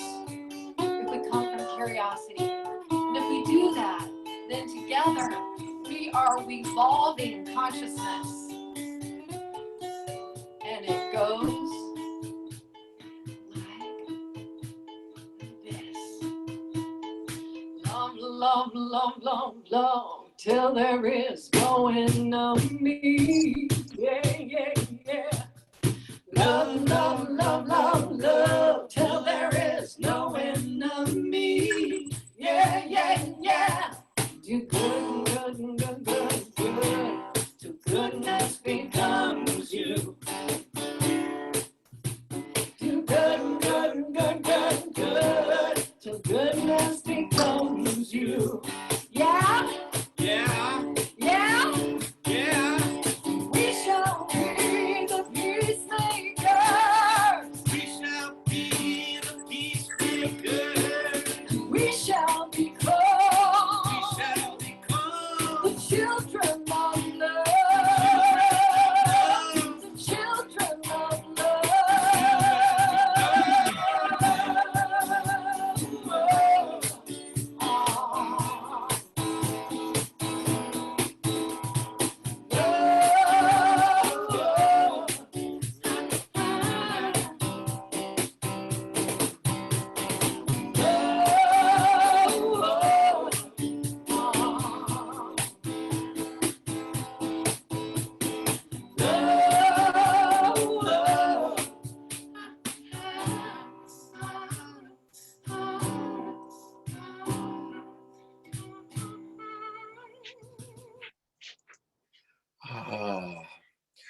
So when I first heard them playing that almost a year ago, it was like, oh my God, that's our theme song. And sure enough, as you all have seen now, when we open our show with our bumper, that's the music that we play. Now, the real Larisa Stow, as opposed to the video version, is going to be with us later on tonight. In fact, we're going to have her on live. And so we're excited about that. We're also excited that in just a few minutes, Uttal is going to be with us. Uttal is in the house, and he's going to be playing and doing some music for us live in about 3 or 4 minutes. But before that, Debra and I want to take a moment right now just to invite everybody to join our new season. Tonight, this is the kickoff of season 5. Time to Thrive, our spring season, spring for those of us north of the equator, and autumn for those of us south of the equator. And so we're really excited. We've been working really hard to put together even more dynamic, incredible shows featuring a lot of the people that you know and love, and also some new people and some new themes. So to tell us more about it, take it away, Debra. Thank you, Scott. And yeah, this is another thing. We didn't know we were going to go to 5 seasons. After each season, Scott and I look at each other and are we doing it again? Yeah, we're doing it again. And it's been amazing evolution because it's really, truly a collaboration of so many resources, people, sponsors, everything that makes it go into this. And so, yeah, we're doing another season. This is April through June. And we've got really incredible topics, and want to thank you for your donations. When we do this show free for you each week, but we do love your donations and really appreciate your donations when you sign up. You can ping us some green love there. So when you sign up, that's so appreciated. Also, we'd love for you to help promote the show. I'm going to post in the chat room our promotional video and links that you can send out to other people, your friends, through email, through social media, and promote the show. That would be really helpful for us. And there's also a way you can pay it forward where you can gift a subscription to your friends and family. And I'm going to promote those links as well. So thank you so much for your support in all of this to bring these incredible shows to you each week. And we're going to share with you now the shows that we've come up with for season 5. So this is obviously our first anniversary show. And next week we have an amazing show, Manifesting Our Natural Prosperity. We're going to be, our collaborator is Treya Dharma, and we're bringing in some high-level people like Charles Eisenstein, Lynne Twist, John Perkins, to really talk about what's going on in our economy, all these shifts and changes, and what is the new economy that's evolving now that really is in balance with our earth and how we want to live our life. And then on April 17th, we are celebrating Earth Day, the new ecology rising. As we know, there are new ways to live in the earth with permaculture, with all kinds of ways that can really help heal the earth. And we've certainly seen that as we've been gentler on the earth, she's recovered more. So we're going to go into a lot of that. We've got Bill McKibbins with us, Pioneers founder, Kenny Oswald, and many, many other people. Just the giants of the ecology movement are going to be with us. And April 24th is near-death experience. We are going to talk very deeply on what it's like to go to the other side and come back with incredible best-selling authors like Anita Moorjani and Dannion Brinkley and other keynote speakers like that. And then on May 1st, we're going to bring back our Indigenous show again, sponsored by Jay Mayer and Jan of Light Touch. And that's going to be Spanning the Globe with Indigenous Wisdom. And on May 8th is the Divine Feminine show that we do every month that I help to spearhead, but we're going to bring in the Sacred Masculine because it's really the partnership in the physical and within ourselves of the Sacred Masculine and Divine Feminine that brings us forward. And then May 15th is one of our high-level collaborations with Teresa Collins, Global Coherence Pulse. And we have Bruce Lipton coming on that show. So going to be incredible. And Scott's going to tell you about the rest of our season. Yeah, so on May 22nd, we're tackling one of the most important topics possible, and that is addiction, recovery, and suicide prevention. And it's going to be a very, very important show. And we've already lined up some really remarkable speakers for that. I want to thank Jerry Anderson for co-sponsoring that show. On May 29th, of course, one of our favorite people is Mark Sims. He's in the house. You're going to hear from Mark tonight. And it's going to be our next episode of Making Contact with Our Galactic Family. And you know, Mark always brings magic with him. And he's got something really special. And of course, we'll have other speakers, friends of Mark's. So you definitely want to join us on May 29th. On June 5th, we're tackling a new topic. Lori Grace is sponsoring a show all about brain fitness and the ways that we can optimize our entire body by optimizing our brain. And on June 12th, we're going to do something really fun. This is a Jay Mayer inspired show. It's going to be celebrating the 60s and how the music and the speakers and the leaders of the 60s have influenced us today, the true rise of the Aquarian Age. On June 19th, it'll be the Summer Solstice show.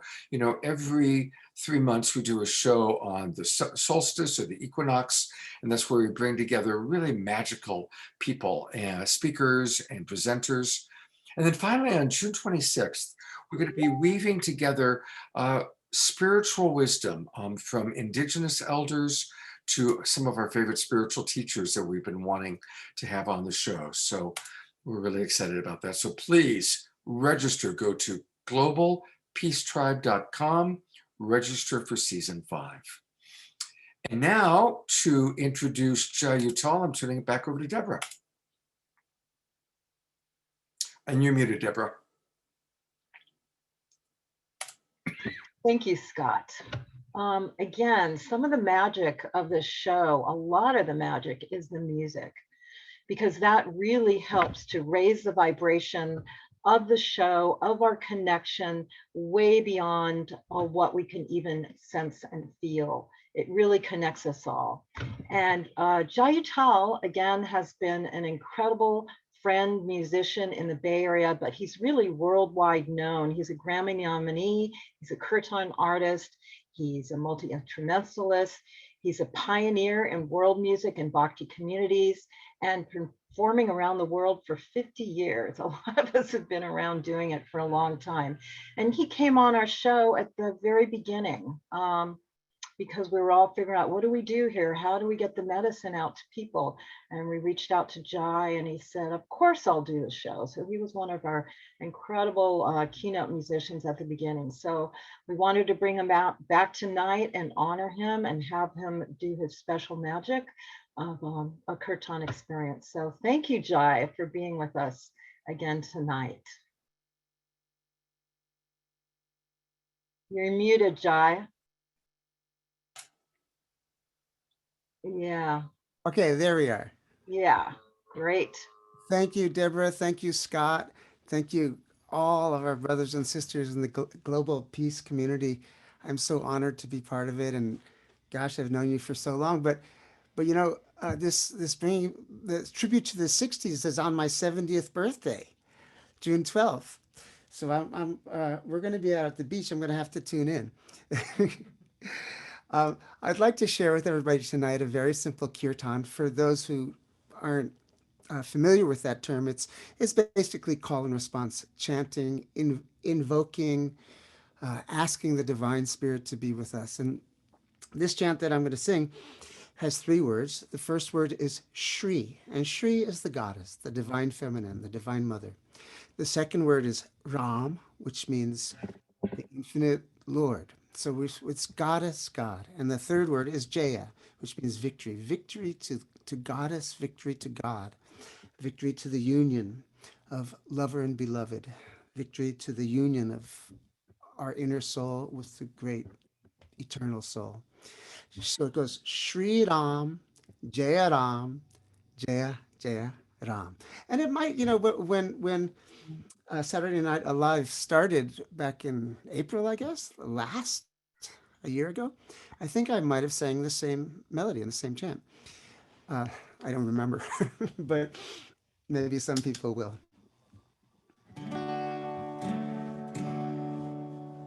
So the thing about kirtan, it's well, in a way, it's a performance in that we're all together. We're all the band performing to goddess and to God. So please, please, please sing with me. It's not the best spectator sport. It's more something to join in.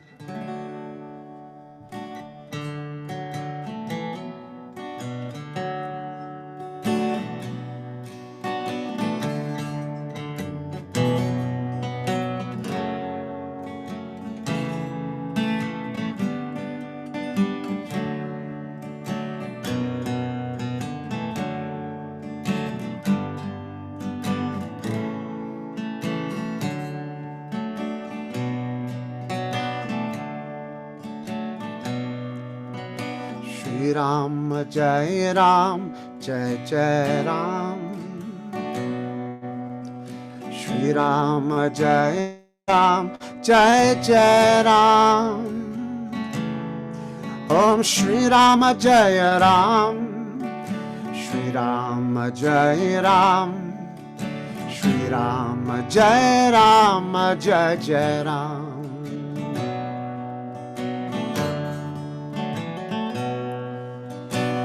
Ram Jai Ram Jai Jai Ram Shri Ram Jai Ram Jai Jai Ram Om Shri Ram Jai Ram Shri Ram Jai Ram Shri Ram Jai Ram Jai Jai Ram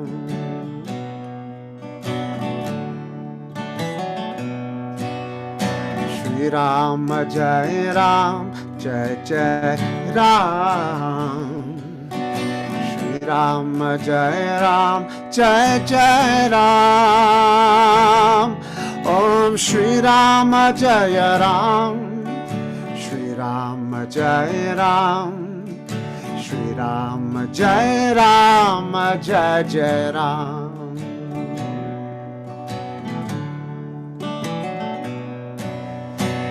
Ram Jai Ram Jai Jai Ram Shri Ram Jai Ram Jai Jai Ram Shri Ram Jai Ram Shri Ram Jai Ram Shri Ram Jai Ram Jai Jai Ram So I hear some of you singing, but I don't hear all of you singing. Shri Ram Jai Ram Jai Jai Ram. Shri Ram Jai Ram Jai Jai Ram. Shri Ram Jai Ram. Shri Ram Jai Ram. Shri Ram Jai Ram Jai Jai Ram.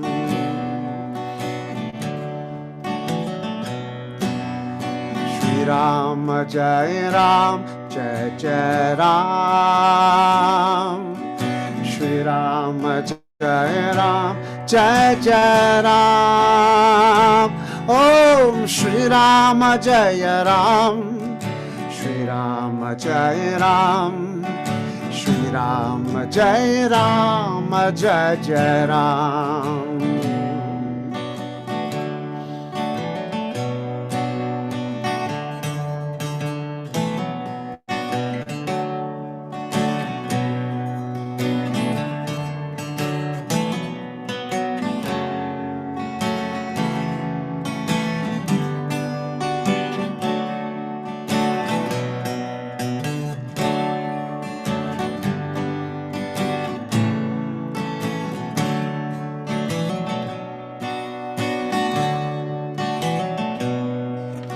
Shri Ram Jai Ram Jai Jai Ram.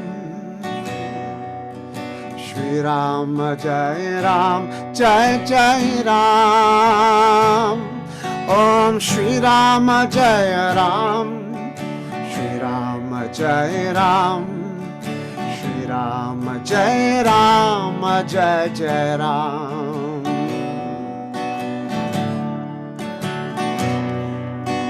Shri Ram Jai Ram Jai Jai Ram.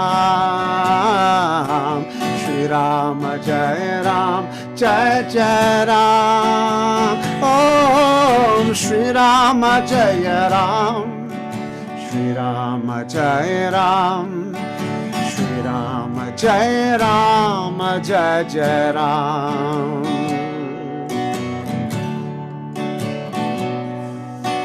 Shri Ram Jai Ram Jai Jai Ram.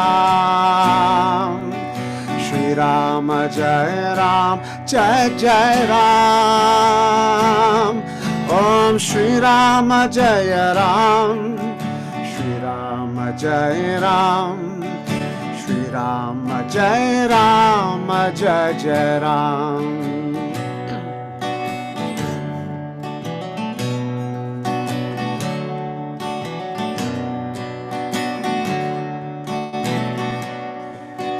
Shri Ram Jai Ram Jai Jai Ram.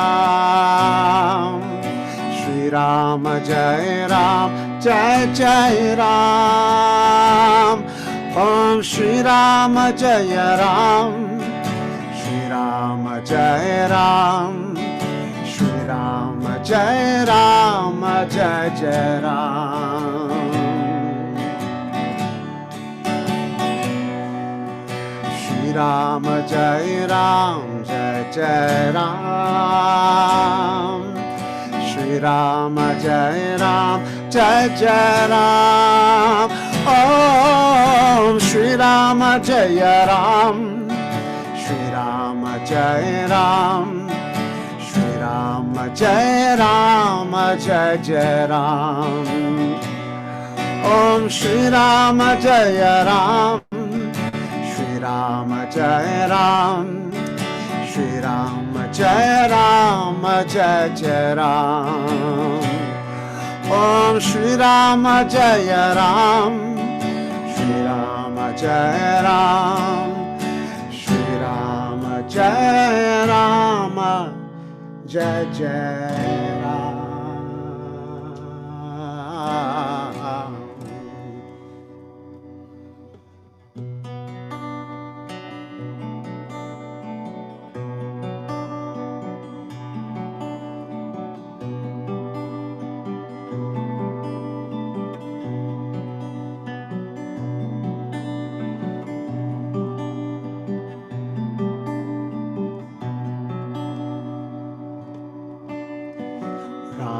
Ram Ram,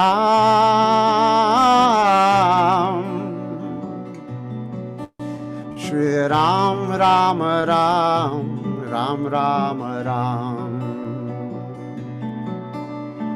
Ram Ram Ram,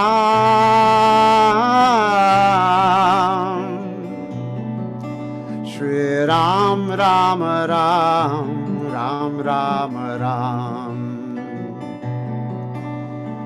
Ram Ram Ram,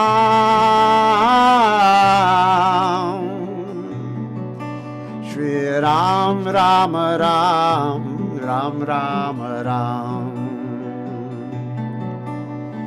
Ram Ram Ram,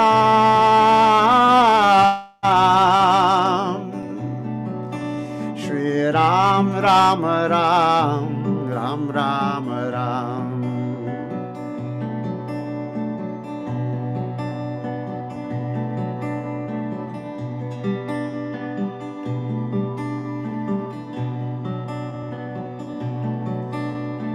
Ram Ram Ram,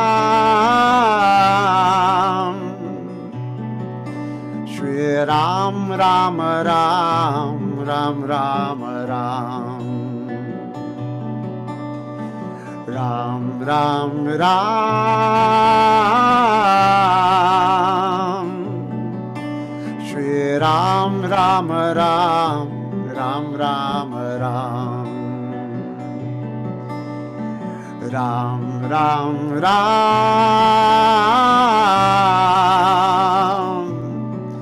Shri Ram Ram Ram, Ram Ram Ram, Ram Ram Ram,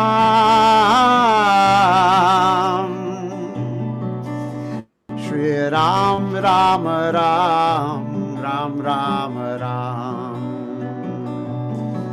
Shri Ram Ram Ram, Ram Ram Ram, Shri Ram Ram Ram, Ram Ram Ram, Shri Ram Ram Ram, Ram Ram Ram, Ram Ram Ram,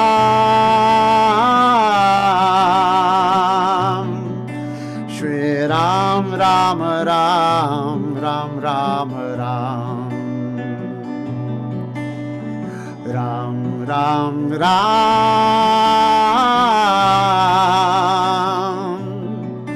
Shri Ram Ram Ram, Ram Ram Ram,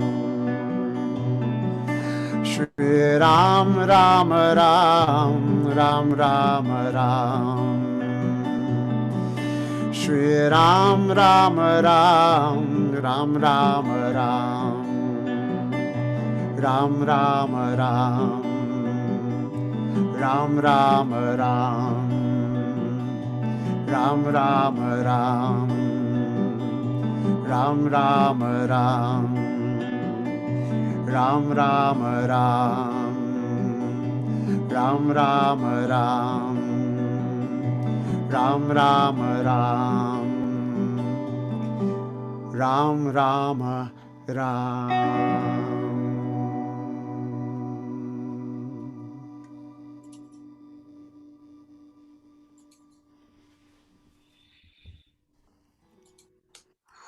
Thank you. Oh, John. Oh, so beautiful. You just take us into such a beautiful place. Thank you so Scott. much. You know, one of the things going on, you'll have to go back and take a look at the chat box. People were reminiscing about all the different times that they've seen you play, heard you play, how you've impacted their life. All the way from one of my first memory of seeing you live at the House of Blues on Sunset Boulevard, and people being with you in Sebastopol and all over the world. So thank you so much for just contributing to our lives. You've been really one of the people that's just like the music of this life has included Uttal.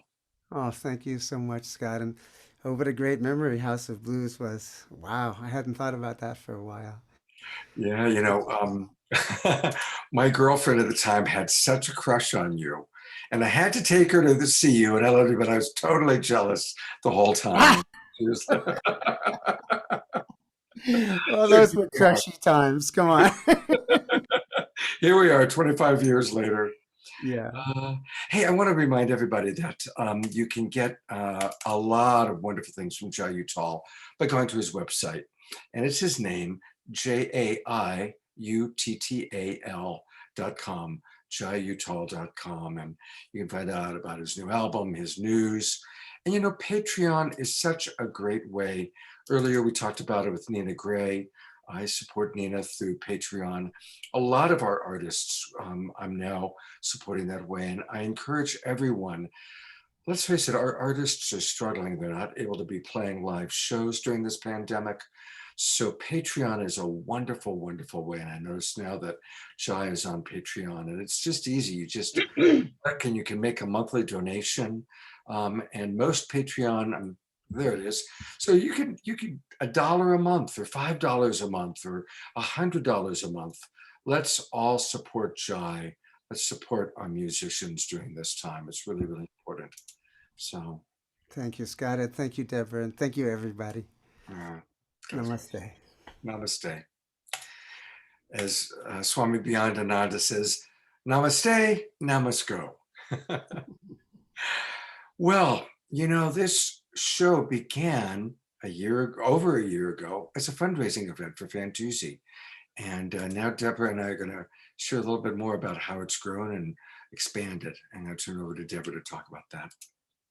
Thank you, Scott. Yeah, that has been one of the most powerful things that we've been able to accomplish, because it's really the power of community that can focus and make a difference in someone's life or in a whole community.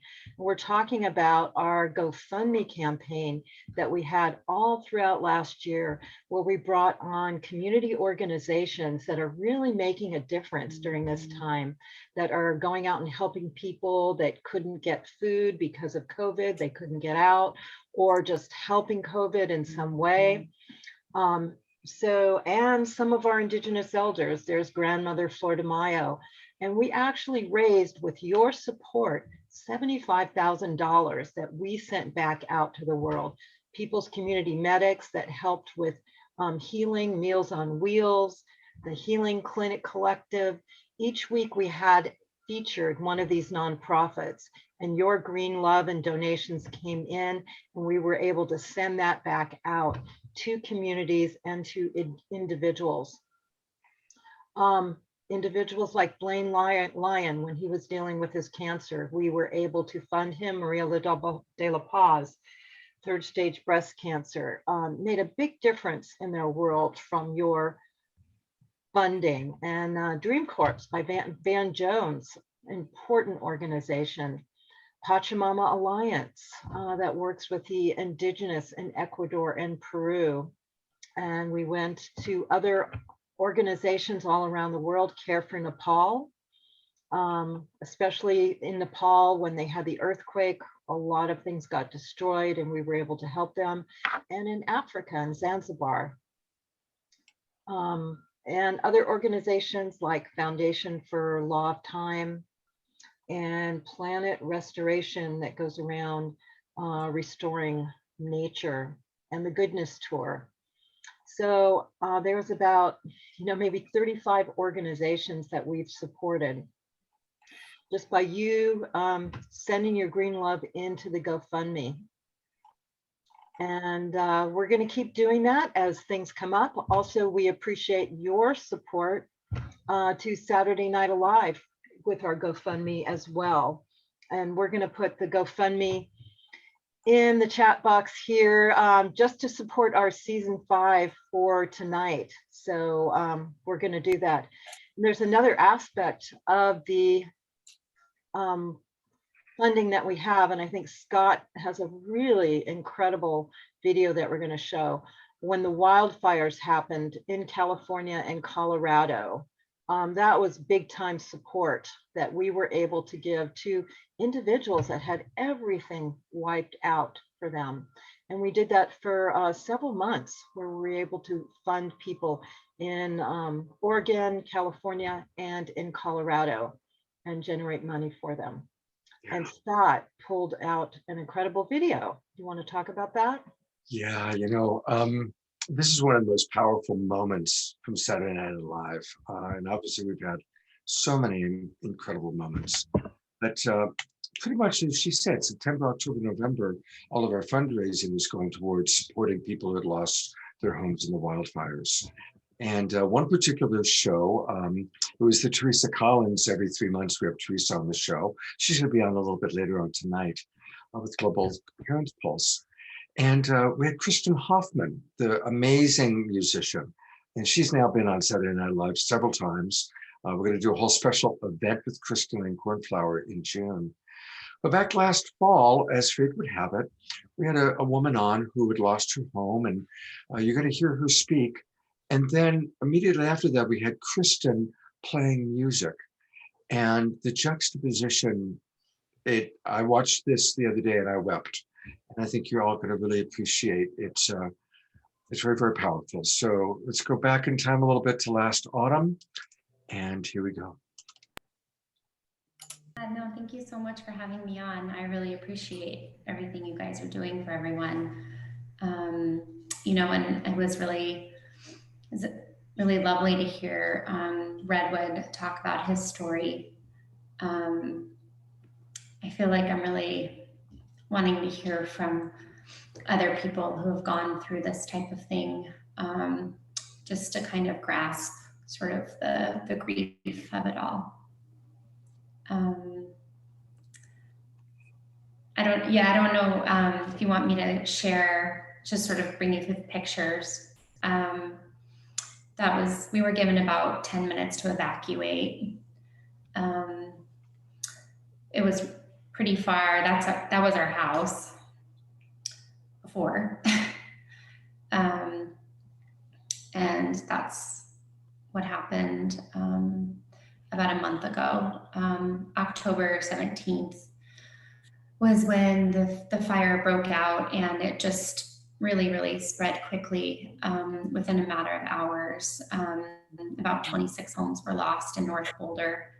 That's the back of the house looking inward into the basement. It was my dream house, and it was on the side of the mountain, and it was just like, Brad was saying, also has a beautiful backyard, beautiful trees and so forth. So it's hard looking at some of the photos, but so we, my family, I have 2 small children, and my husband and I, we evacuated. We took our dogs. We had 2 bunnies, and everyone was safe. And my parents actually also lived with us. And they were just living with us temporarily while they got back on their feet, and then they lost everything. So, but we feel really lucky, and we feel very blessed. Like, the whole Boulder community has been just so incredible and very supportive. And, it's my home. I was born there. I was born in Boulder, and the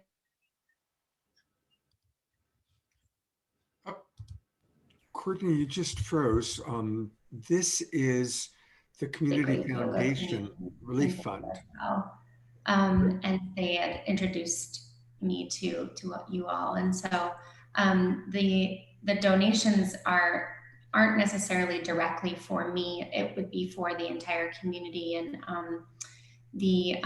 it's called the 2020 Fire Relief Fund, and it's supporting individuals who really need it. We were lucky enough to have insurance, and I have my job, and my husband has his job, and so we feel just really lucky. But now we're homeschooling our children with no home, so it's been quite the year. But this organization is putting together relief efforts for the land restoration, which is something that's really, really going to be important for us. It's extremely expensive to restore land after a fire. doing as much as we can to try and get it back up and going. So anyways, the donation link helps many people. It also helps nonprofits helping the individuals who have lost their homes, as well as the restoration of the land, and trying to figure out what we're going to do. Thank you so much, Courtney, for coming on and sharing your story and your heart. And we're going to have Kristen Hoffman come and sing for us again as people take some time to make a donation to the fund. And yeah, I mean, it's so deeply touching to see the pictures and to know that in a moment you had 10 minutes, like same with Redwood, like to get out and then to have everything gone in those moments. And we just really want you to feel our love and our care and our support, and, you know, as if it were us. That's how we have to care for each other, as if it were us. So thank you so much for your thank you. Thank you so much. Yeah. Kristen, will you come and bring some music while we take some time to make a contribution to these funds? Yes. I want to share an improv, or a piece that I call soul om. When I go into an improv space, I envision that it's soul or light weaving with om, the vibration of the universe. So Courtney, just sending this piece to you. And as I'm diving into this improv, I like to think that we are all consciously co-creating this piece together from our hearts. So just feel this music, and may it bring you some healing.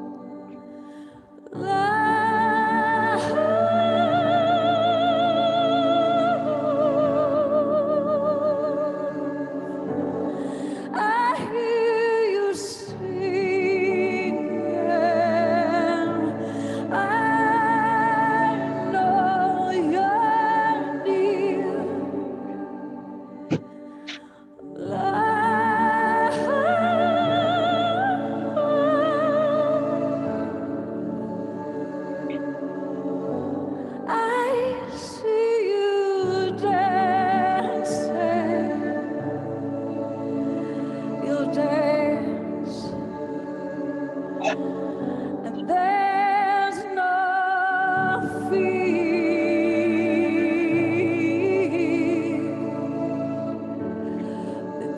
we remember there's no fear tonight.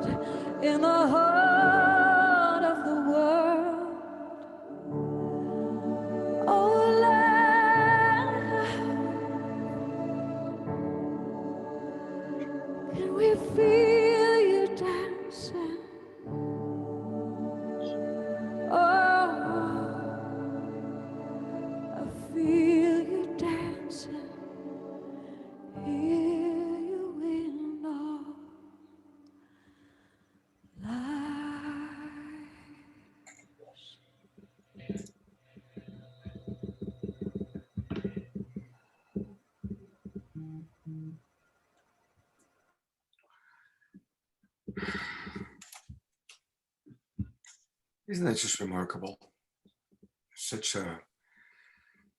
Kristen Hoffman is such an extraordinary musical force.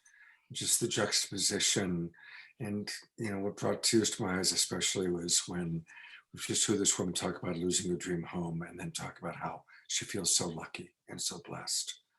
Isn't that an amazing thing? So thank you to everybody who has donated. So many of you bringing so much green love to people through our fundraising up to this point, and we will continue to fundraise. Just last week, we raised $2,500 for the Native American Indigenous elder women that we had on the show. So we will continue to fundraise, and thank all of you for that. All right. We still have a lot of really wonderful things happening. In a few minutes, we're going to have Mark Sims joining us, and we've still got some great music, but it's time for some more magic. And we actually have one of our favorite magicians. We're going to show his video, and I just sent him a note saying, well, we've chosen some of our favorite magic, and of course, that's you, Paul. He said, well, why don't I just come on live? And I said, well, yeah, okay. So here he is. You've seen him on the show before. It's Paul Draper. Yes. Yay! Okay, it's time for some magic, traditional magic wand, because we're going to have a ball. We're going to have a ball together, do some magic. Wait a minute. Now I don't have a magic wand. I need your help. Over here is a standard Harry Potter magic wand box. And always in my box from all of Anders, I keep my magic wand. It's always right. Oh no. I need your help. Everybody picture a magic wand. The black wand with the white tips. Picture it. Wiggle your fingers. 3, 2, 1, just like that.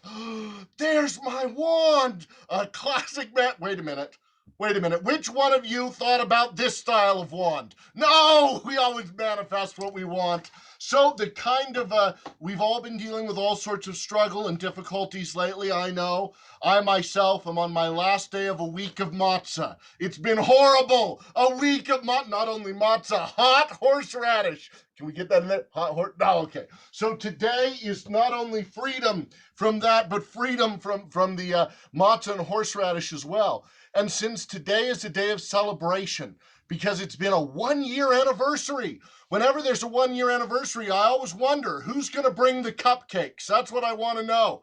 And if you don't like angel food cake, I'm always prepared. We can pull off a little and make devil's food cake. We have you covered. Whatever you want, the party is here. I loved hearing the fellow doing the kirtan just a little bit ago. As a religious Jew, I first got into kirtan. There's a kirtan rabbi. Search it out. He's fascinating to listen to. As many of you know, the last place that I was performing live and in person was at Disneyland. And Disneyland is going to open up again next month. And I'm not sure if I'll be going back immediately because I gathered big, huge crowds of hundreds of people an hour. So they probably don't want that right now. But one of the joys of working at Disneyland is telling the stories that the Disney movies are based on. This is a magic carpet. Do you remember the story the magic carpet was in? That's right, it's Aladdin. But Aladdin didn't have a Persian carpet. No! Aladdin, if you read the original tales of Scheherazade, Aladdin takes place in China. So he had a bamboo carpet. And there were 3 animals in Aladdin. There was a monkey, a tiger, and a bird. This is maybe too small to make a tiger appear, so I'm going to try for the bird. Okay, everyone wiggle your fingers and say bird. 3, 2, 1. Wait a minute. Did you hear that? Inside of there is now a singing bird in a bird cage. What? Don't worry, little buddy, I'll feed you in a minute. But most of us, when we think about Aladdin, we're not thinking about the bird or the tiger. We're thinking about the genie. The genie, ultimate phenomenal power, itty bitty living space. Ba-dum bum, ba-dum, ba-da-dum, ba-dum, da-da-da-da-dum. So I was doing a show this week for a little boy, a whole school in learning Bengali in that region of India, and that's where Bengal tigers come from. And I brought on the little boy, and it was his birthday, and I said, "Okay, I'm going to have you help me with the next piece of magic." And he said, "No, Mr. Magician, pick up the mat. I want the Bengal tiger." The Bengal tiger.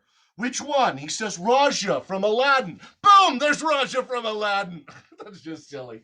But it was fun for him because I wasn't ready to perform that, and he called for it, and so I did it. So now I'll show you something that Houdini used to do in his shows. Are you ready? Houdini did a set of skills, incredible skills. Houdini died on Halloween night in 1926 at the age of 52, like there are 52 cards in a deck of cards. And I was born 52 years later on Halloween night. A trick from Houdini's show. Ready? 3, 2, 1. Got it! Now, when Houdini did it, they weren't attached. He didn't have them. They were at, I shouldn't have shown you that. That was dumb. It's so fun to get to come on here every few weeks and share a little magic with everybody. Do I have time for one more minute? One more minute? Yeah, let's do one more minute. I will do what. Let me bring on somebody. Does someone want to be a psychic with me? I need a psychic. Who wants to play psychic with me? Raise your hand. Can we bring on a psychic? Just pop them up on the screen. All right, here comes Jay. Jay, are you going to be my psychic? Jay, you have to unmute yourself. You got to unmute, Jay. I love your name, Jay. 1 letter. It's enough. You don't need more than that. You own that letter. Now, Jay, I have some ESP cards. Star, circle, bacon, plus, square. Which pile do you want to be yours, Jay? The one my hand's over or the other one? The one your hand's over. That's your pile. This one's mine. Jay, they used this on Ghostbusters. Dr. Venkman studied psychics with this, and the way it works is I put electrodes in the homes of all 350 people watching live, and if you get this wrong, they're going to receive a horrible electric shock. But if you get it right, they're all going to manifest beauty and joy for the upcoming year. So it's all on you. Which card is that one, Jay? Ace of Spades. No, it's got to be either a star, a circle, a wavy, a plus, or a square. Square. A square. Perfect. You were so good at this, Jay. I'm going to mix them up again. Jay, what card is that one? That's swirly. The wavy lines? Yeah. Okay, wavy lines. Now look, still on the table are the star, the circle, and the plus, which is awesome because in my hand are also the star, the circle, and the plus. 3 cards. So Jay, you're doing a perfect job. Here, let me lay these down right there. I'll mix these up again. Jay, which one is that? Star, circle, or plus? Star. Jay, you are doing such a good job. I have left in my hand the circle and the plus. Jay, you are doing a perfect job. You are psychic Jay. Now, Jay, you didn't know you were going to be, you didn't know you were going to be helping me today, right? No. Okay. Jay, which one is this? The circle or the plus? Plus. The plus. And that makes this one? Circle. Circle. Do you want to change your mind? No. Happy with the mind you have. Now that's really important. Jay made every single choice. Every single choice all the way through was made by Jay. And yet somehow Jay was able to figure out that we had a circle and a circle. Underneath it, we had a plus and a plus. You all saw how great he did with the star and the star. He said the last one here was the wavy lines, which it is, and the first one was the square. Psychic Jay! Psychic Jay, everybody! Oh, Jay, thanks so much for helping me out. Well, I look forward to seeing you all again. If you want to see more of what I do, PaulDraper.com. PaulDraper.com. Oh, Paul, I'm gonna pull you. I got so wrapped up watching you, I forgot to pull up your website. Oh yeah, PaulDraper.com. I got it. I just get so enraptured, I don't want to miss a second. So yes, go to PaulDraper.com. And you're going to be back on the show like in the next week or 2, I believe. Yeah, you're going to have me back again. I got to come up with more magic. That's right. Paul, you're fantastic. Thanks, everybody. I love the show. Bye. Thank you. That's great. Oh, God. That always turns me into being a 10-year-old boy watching magic. Well, you know, we've tackled so many different themes. And when the murder of George Floyd took place, we did 2 shows revolving around Black Lives Matter. And then in January, we did a show honoring Martin Luther King. I'm going to show a little bit more from those shows during our after show tonight. So just a reminder to stick around for the after show, because we've still got a lot left to show.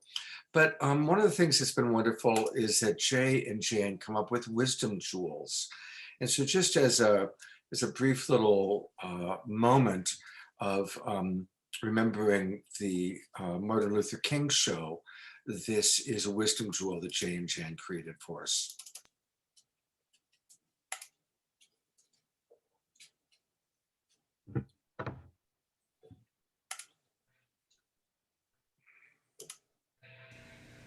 Don't allow anybody to make you feel that you are nobody. Always feel that you count. Always feel that you have worth. And always feel that your life has ultimate significance.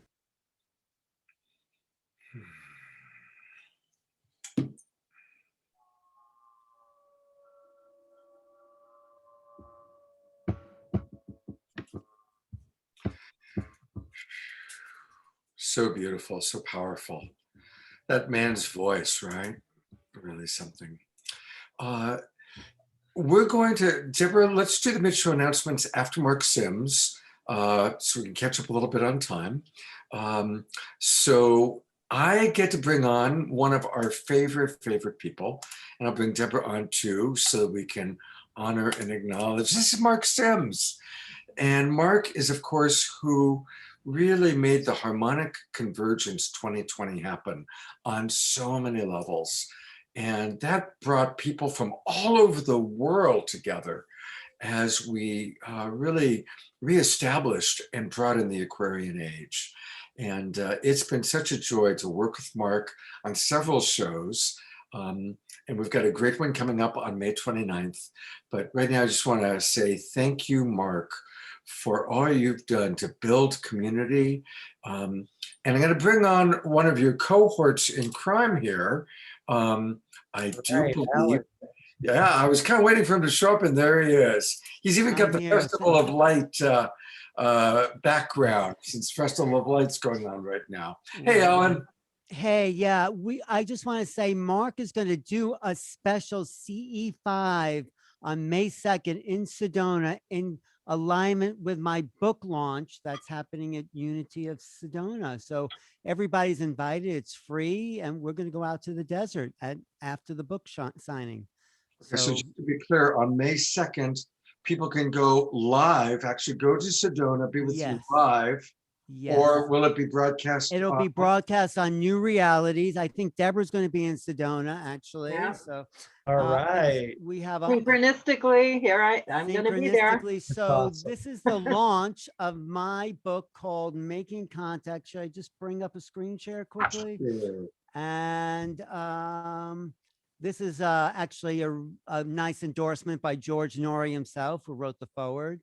I feel this is one of the best approaches to grasping the most jarring enigma that has ever faced humanity. So I just say in the book, it's not about belief, it's about discovery. That's the key to making contact, right, Mark? Yes, absolutely. The work you've done with Jimmy really demonstrates what's possible, that making contact is available. It's a two-way street. It's up to us to reach out as whoever's out there is reaching down, and Jimmy and Mark have discovered a way, and we're going to reproduce that hopefully in Sedona after the book signing. That's exciting. Well, I'm going to put the full spotlight on Mark, because I want to give him a moment to say hello. Hello, everyone. It's great being here. I am such a huge fan. And of course, I've been on the program many times. I'm so honored to be invited. And I guess you have a clip. I know you have a clip that you're going to show in a moment. It's such a cool little video.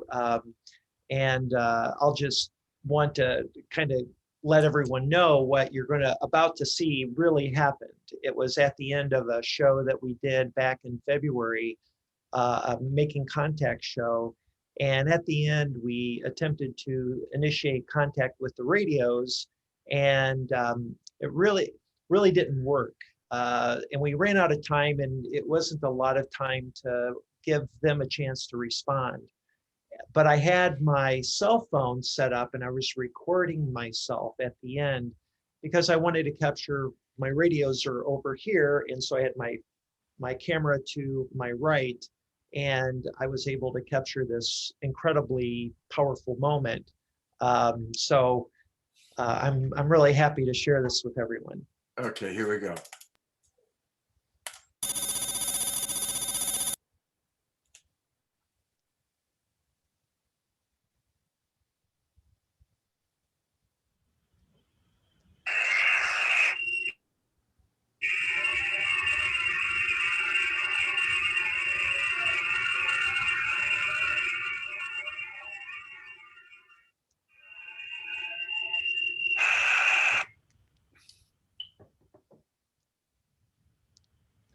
So we'll give this a few moments, and then maybe we'll call it a night. It's approaching 11 o'clock Pacific time. 2 o'clock East Coast, and we do have East Coast. Right. Yeah.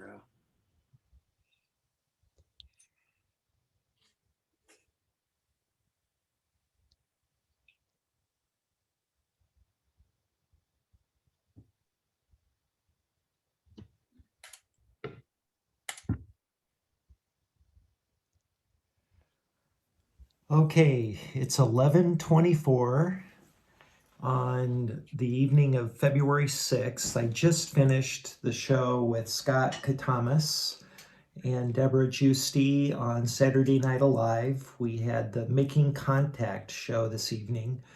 And just a few minutes ago, we ended the show. And as soon as we ended the show, this radio that I was attempting to initiate contact with started lighting up. So I just wanted to document this, that contact has been made. And anyway, it's pretty cool. All right, I'll sit here for a second and let this roll. for a moment. We got one, it's been chirping every 30 seconds or so.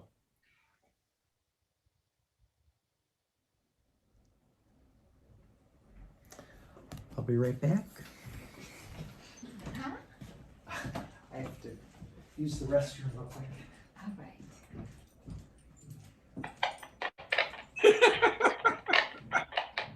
Oh, wow. If you could see this. They're going off. Yeah.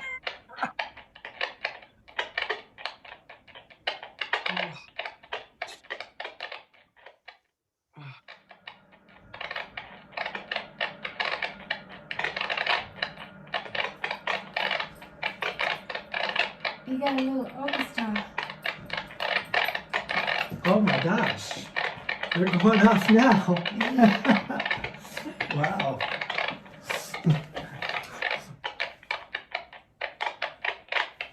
There they go.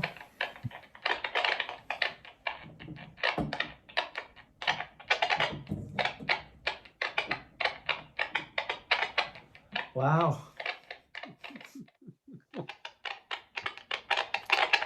Well, that guy is not going. Are you gonna go?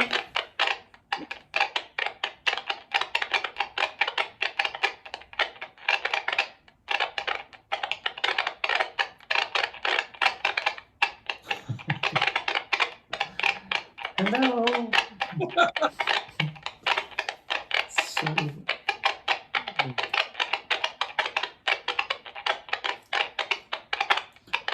all right. I'm gonna stop it here. I love you, Mark. I mean, they have, it's almost like they have a sense of humor. The moment you go to pee, it's like Right. It was very funny. They do have a sense of humor, and I've been working with these radios now for over 7 months, and it's evolved over that time. And I really have a relationship with whatever's on the other side of these radios communicating with me. And though they don't speak in words, there's clearly emotion and humor and excitement that comes through, and it's really inspirational and motivating for me to continue studying these and this phenomenon. And now there are literally hundreds of people who are trying this and contacting me. It's become a full-time job, just helping people use the radios properly and then hearing their exciting stories. And so Whitley Strieber, by the way, famous author, one of the most well-known abductee cases in the world. He is now a good friend because of the radios, and I was on his show this morning, and he's a true believer that this is a big deal. Wow.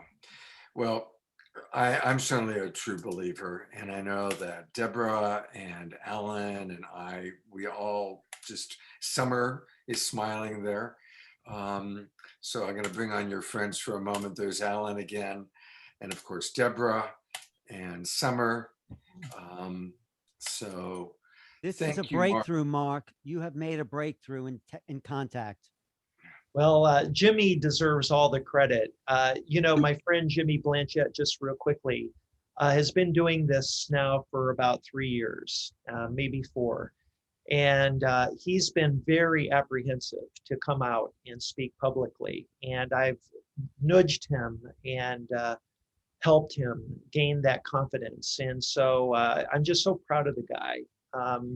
And this is, I believe, the beginning of true contact, mass contact with a citizens diplomacy initiative. And that's what it should be. That's the only way it's going to work. Great. Well, thank you so much, Mark. We love you very much.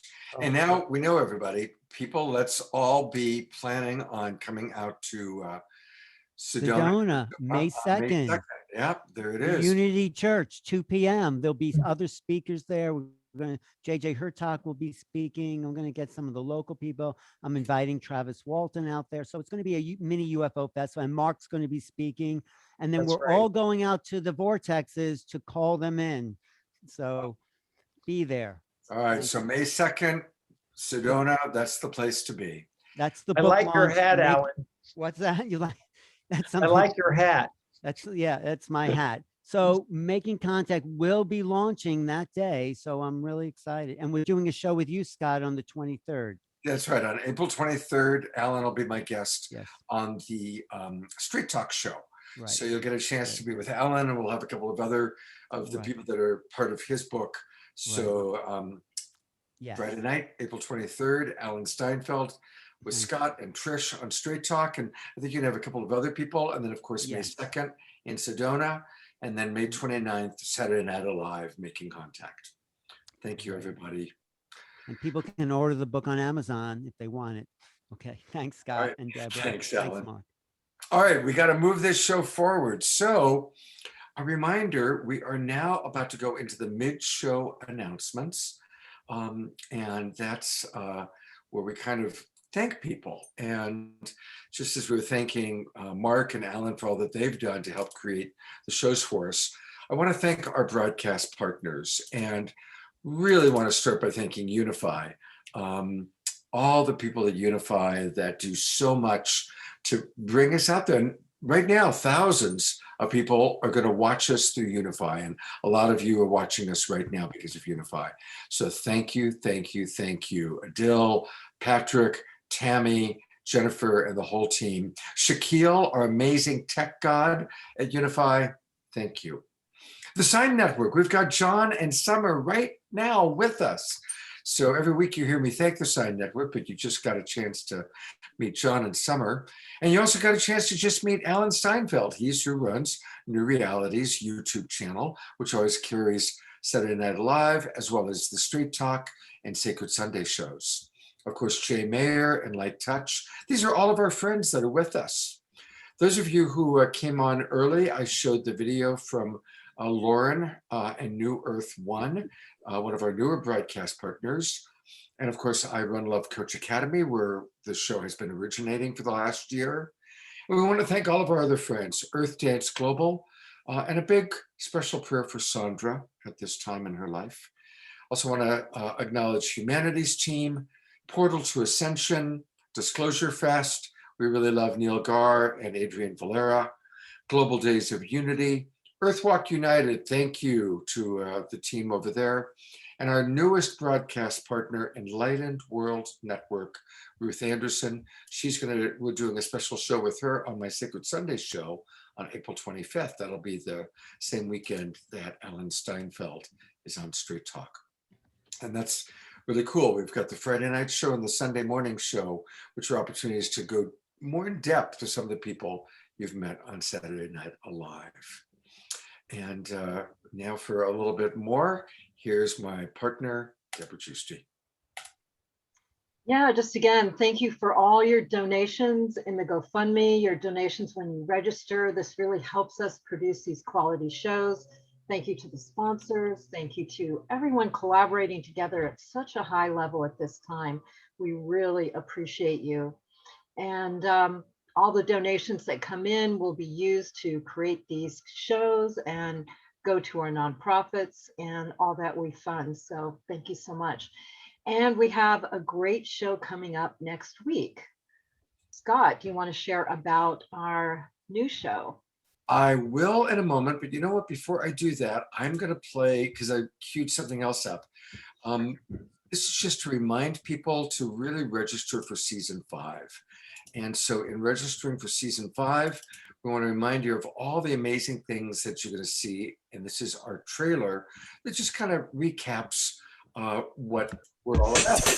What are your favorite ways to relax and be entertained? Festivals and concerts? Sporting events? Going out to restaurants, clubs, or to the movies?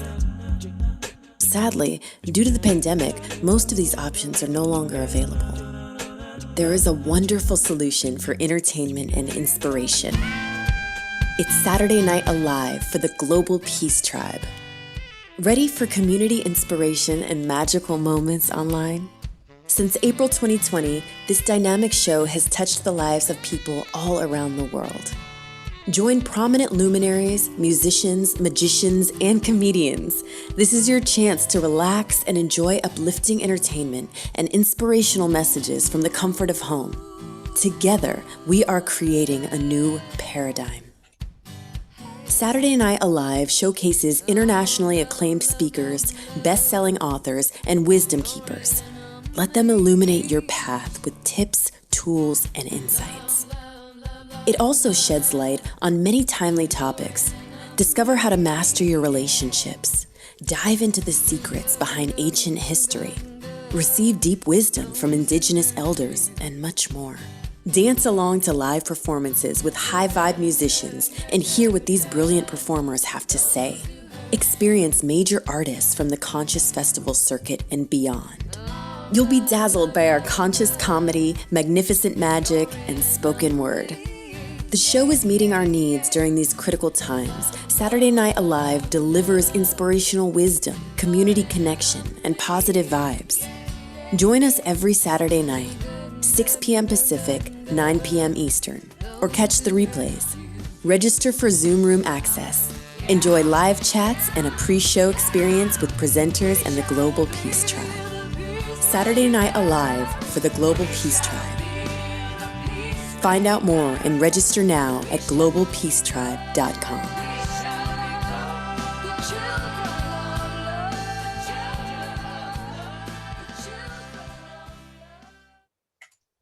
So we'd love to have you spread that video around in your world. Please send it, put it on Facebook. Please send it out on email, share with your friends, because that will really share what people can get with Saturday Night Alive. And so in the chat box, I've posted the link, and also with that, put the link to register, but people can always go to globalpeacetribe.com. You know, word of mouth is gold. So we really appreciate your help in spreading the word. Because this show does help a lot of people, and we're all here to spread the light and spread the love at these critical times. So thank you so much. And also pay it forward.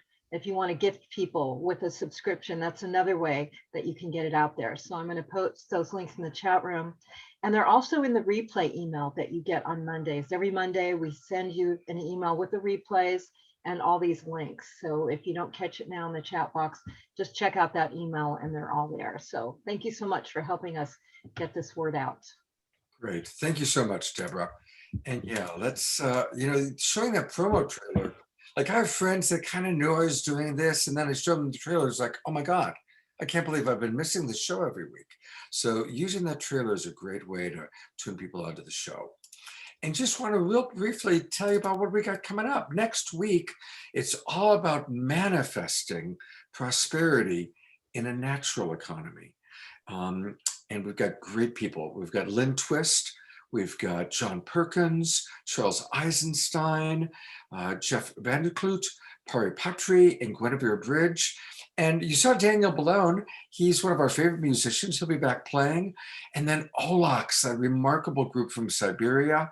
And Paul Draper. You saw Paul doing magic a few minutes ago. He'll be back doing magic. And Swami Beyond Ananda is going to provide some comedy. So we're really excited about that. And then the week after that, it's Earth Day. And we'll be doing our, well, I'm going to say annual Earth Day show. That means that I just signed Debra and I up for doing this for the next several years. But I had a chance to talk to Lynne Twist yesterday, and she recorded this for us. It's really sweet. We love Lynne Twist, one of our favorite speakers. She's been on the show many times. I want to invite everybody to make sure you do not miss Saturday Night Live on April 17th, which is the Earth Day show. Earth Day is such a precious day on this planet, particularly now, particularly after the pandemic. And it's the 1-year anniversary of Saturday Night Live. And the theme for 2021 Earth Day is New Ecology Rising. So please join Saturday night, April 17th. Don't miss it for the Earth Day show. Thank you. Thank you, Lynn. One of the things that's really sweet is that Lynn actually said that she watches the show even when she's not on it. That's kind of like the highest, the highest compliment. So speaking of some of our favorite people, we are going to now play a video of one of our favorite musical performers, and that's Deva, Premal, and Miten. And again, this was very meaningful for me. Deva, Premal, and Miten were both very involved with Osho and the Osho community. And so was my wife. And my wife actually knew them like 30 years ago back in India. They were all dear friends. Of course, as most of you know, my wife passed away, but it was wonderful to have Debra, Premal, and Miten back on the show.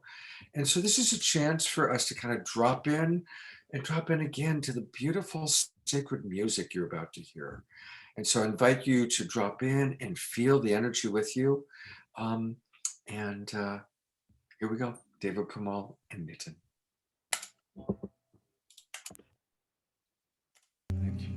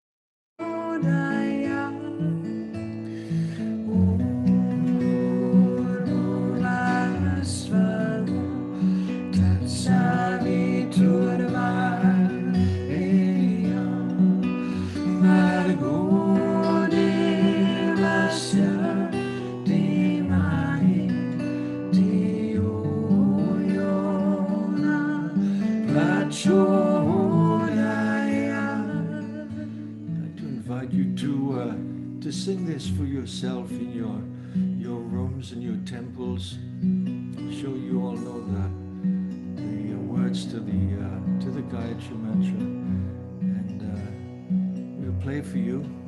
And nice to give you a space to sing. Okay.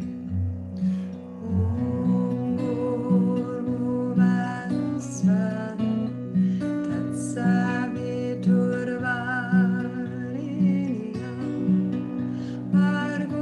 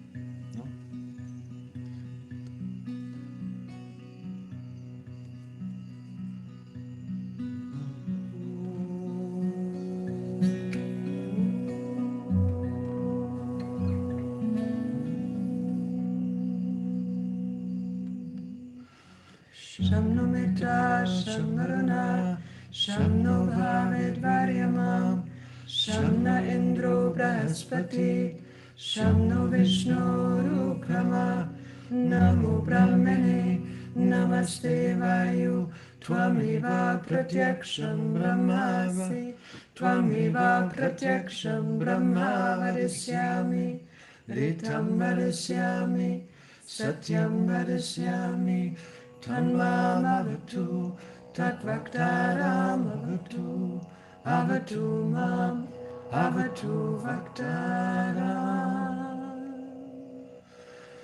Om Shanti, Shanti, Shanti.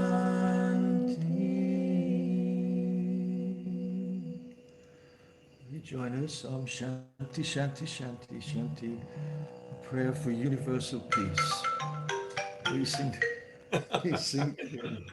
That's my friend from India. I know exactly who that was.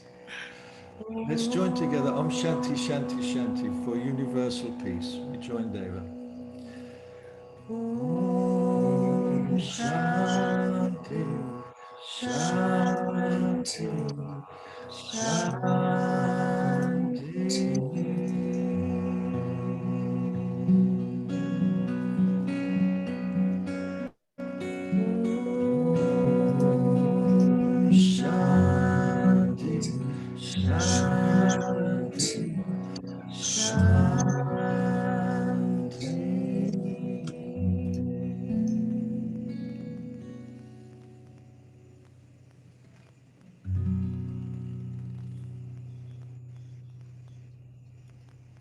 Just take a moment to close your eyes.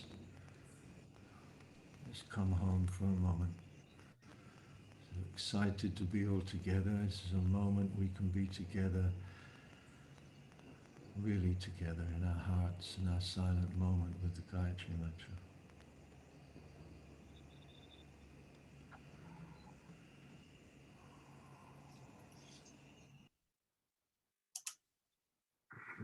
Beautiful. Just beautiful. I had a really beautiful experience about 10 years ago before my wife passed away. We spent 4 weeks in India with Debra, Premal, and Miten on the VIP campus of the Oneness University. And every morning, we spent every day with them, 3 meals a day and such. And every morning they would play the Gayatri Mantra for all of us. That's how we kind of start our day as we came together. So very, very precious memories there. Speaking of precious memories, one of the wonderful things that we've started doing, because we are expanding out, we're not just on Saturday nights, we do special events now. And one of the special events that we do is every 3 months we have a supporters party. And we just had actually our supporters party for the spring recently. And it was really, really fun. I'm going to bring up the poster for it. So this was the supporters party that we had on March 25th, about 10 days ago. Grae came and spoke. We always have a wonderful musician. We had Johanna Oneheart. You've seen her many times on the show. Swami Beyondananda provided comedy. And it's a chance for us to gather with you, to bring some of our supporters on and for us to get to know each other. It's very informal. And it's really fun connection time. And at one of our supporters parties, the holiday party, Kahn wasn't even invited. I mean, we invited everybody, but we didn't plan on him coming, but he showed up. And to tell us a little bit more about that, here's Debra. Yes, Scott. And the supporters party are also really great because people get to meet each other. We actually have breakout rooms. So you get to meet other people in the Global Peace Tribe in the supporters party. And they're really for our major supporters, which could be volunteers, anyone that's donated over $50, or anyone that's contributed. So it's a really good group of people that come to these parties, and we expand them each time, and we do one per season. So I wanted to let you know about that.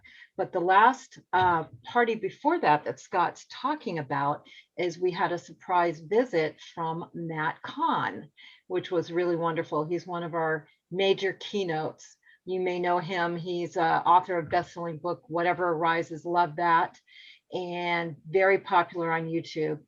And so he gave us a transmission that Scott is going to show. You know, again, I just want to thank you both and all of you for being here tonight and having me on your show. And, you know, we were talking earlier about growing up in Los Angeles, and I grew up in the entertainment industry. And when I first came in this field of consciousness, I was kind of a lone wolf and found a lot of competition versus collaboration. And so I've been kind of doing my own thing and just doing what I'm called to do, which is represent the vibration of love. And to be a part of this kind of collaboration where we can all bring our strengths to the forefront and we can all share with an audience and bring the kind of inspiration and the kind of love and the kind of energetic sustenance that so many of us and so many in the world really need right now, in a time of uncertainty, in a time when, you know, and I know I'm not the oldest person in the world, but when I first was on this path, it was really interesting. And it's been interesting up until the last year, because I think there's something about exploring consciousness in the vacuum of going to a bookstore, going to an event, a yoga studio. You've chosen to go there. It's a controlled setting. You're choosing to do the inquiry. You have this fundamental impression that you're controlling the pace of the journey and the terms and conditions. And one of the things that I appreciate about 2020 is that all of what we've learned and what we've hopefully practiced puts us in a position where the spiritual path is now of necessity, not of luxury or choice. And that really, life on life's terms really gives us less and less options. And I think what we discover is when we have less options, the directions become quite obvious. There's a path of relief. There's a path of insufferability. And I'm just humbled to represent a love that holds a container that can embrace the human spirit for whatever degree of suffering needs to be before willing to step forward and take the direction we're all meant to take. And so I find these to be very humbling times. And I find these to be extraordinary times because it really helps us see what teachings are really approachable, are practical, and really are going to lead us where we're meant to be. And so I was joking earlier and I said, you know, when you've been trained to be a firefighter, the flames can't get big enough. And I just want to thank all of you here for being fellow firefighters, and all of us really who are just in the presence of these flames of grace that are melting away such delusion and unconsciousness and really bringing the divine feminine back into equal power. And so many beautiful things are happening, but, you know, we're all doing this together. it's not a matter of what I'm doing, it's a matter of what we're all doing together. And so I just wanted to come on briefly. I can't be on that long, but just to say, hey, thank you for having me. And thank you all for everything that we're doing to really create the kind of world that we've been all preparing for. So thank you all. Wow. Thank you so much, Matt. Thank you. You're welcome. So yeah, you never know what's going to happen on our shows. So much magic, so much beauty, so much love, so much wisdom from everyone, including everyone that's out there listening. It's really amazing what's generated on these shows, and deep gratitude for everyone and everything. Thank you. Well, to introduce our next section, we've got another one of the wonderful wisdom jewels that Jay and Jan create.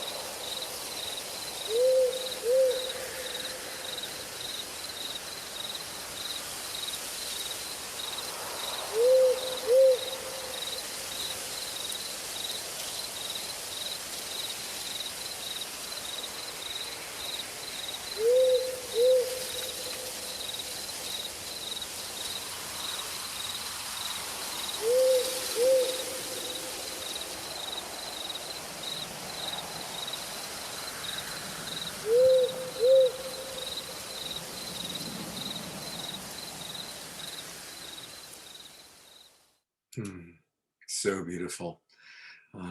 It's just such great work that Jay and Jan do, and I'm going to bring them on for a moment so we can again just acknowledge them and appreciate them, and I'll bring on Debra also for a second. Just thank you so much for all the work you do in creating these videos and finding such amazing Indigenous people. And Jay has been very, very dedicated to Indigenous and reminds us that we really owe our Indigenous elders a lot of gratitude, and that their wisdom is the very wisdom that we need at this time. So thank you, Jay, for reminding us of that and for sponsoring all the Indigenous shows. We've got another Indigenous show coming up on Jay's birthday weekend. May 1st is going to be the next Indigenous show that Jay is sponsoring, and we're really excited about that. So thank you. And Jay and Jan, we've done 4 Indigenous shows and they're all amazing. But they put together a really wonderful short montage just of some of the special moments from the first Indigenous shows that we've had so far. Let's take a look.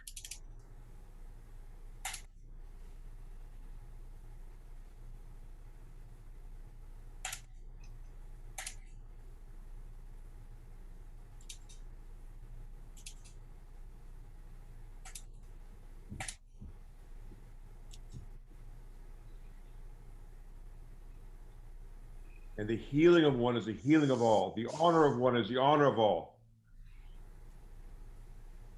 That, from that fundamental understanding of oneness, we then understand as well the soul, our soul, has no ethnicity, has no gender, has no division whatsoever. Our soul is a reflection of the oneness of the Creator. Our law is truth, family, health, and culture. That's our law. And when we apply those to that prayer of, and then the fundamentals that we all use, love, honor, respect, dignity, pride, compassion, understanding, truth, knowledge, and wisdom, that's the foundation of humanity.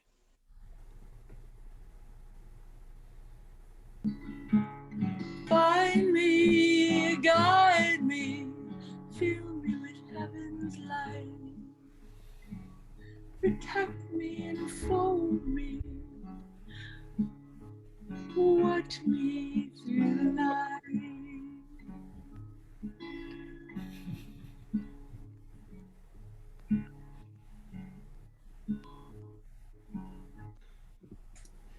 Way, way, where we go, where we go, where way, way, where we go, where we go, way,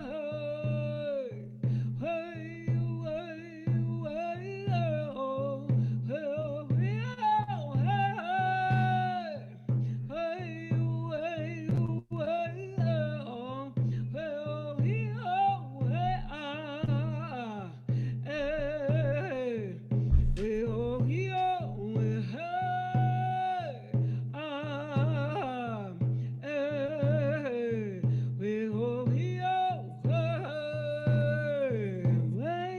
we go,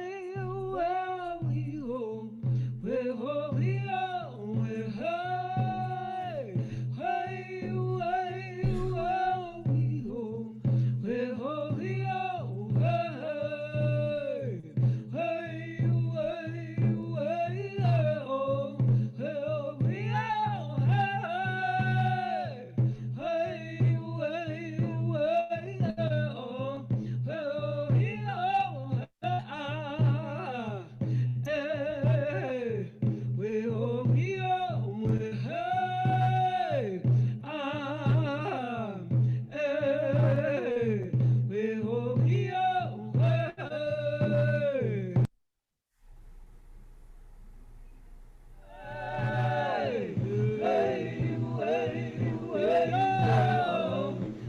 go, hey, hey, way, way, oh, where we go, hey, we oh, we oh, hey, hey, we oh, we oh, hey.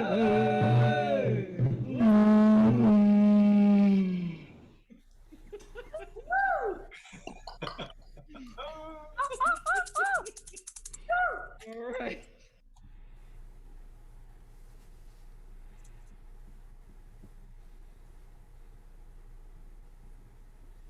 Godillo, the animals. We gather our minds together to send greetings and thanks to all the animal life in the world.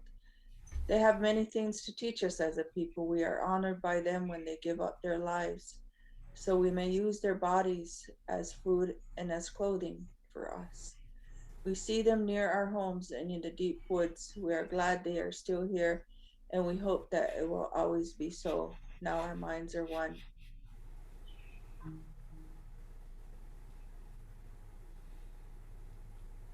And always giving thanks for that which gives us life. And with that is women. And women are our life givers and are in our ways of life and hold an elevated space within our matrilineal cultures because life is so sacred and life is so precious. And that's exactly what we're to protect. And all of what we do is to give thanks and to give thanks for this life that we're given, thanks for the waters that we drink, thankful for the music that the birds bring to us every single day, thankful to our ancestors. And so there's just so much gratitude that's there. And Indigenous peoples around the world have been sharing messages of wisdom about how to live in balance and in harmony with our Mother Earth. And we can see that human beings haven't been listening to that. We, have ignored that. And now it's time to listen to that Indigenous wisdom, to come back into those spaces of understanding what it is to have peace and live in balance with our earth. And, you know, the lessons are really very simple: to not take more than we need, and to always give back, and to always make sure that there is something left for others, and to think about those future generations. Yes.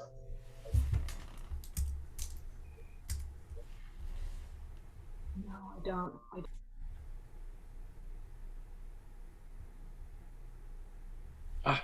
Here we go.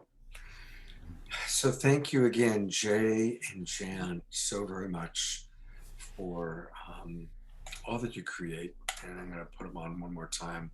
Just want to ask everybody to send lots of love and lots of appreciation. And we're going to see a little bit later from now, we've got another light touch commercial, and we've got a couple more things to share during our after show. But it is time for the mid-show. I'm sorry, the Global Peace Tribe recommends.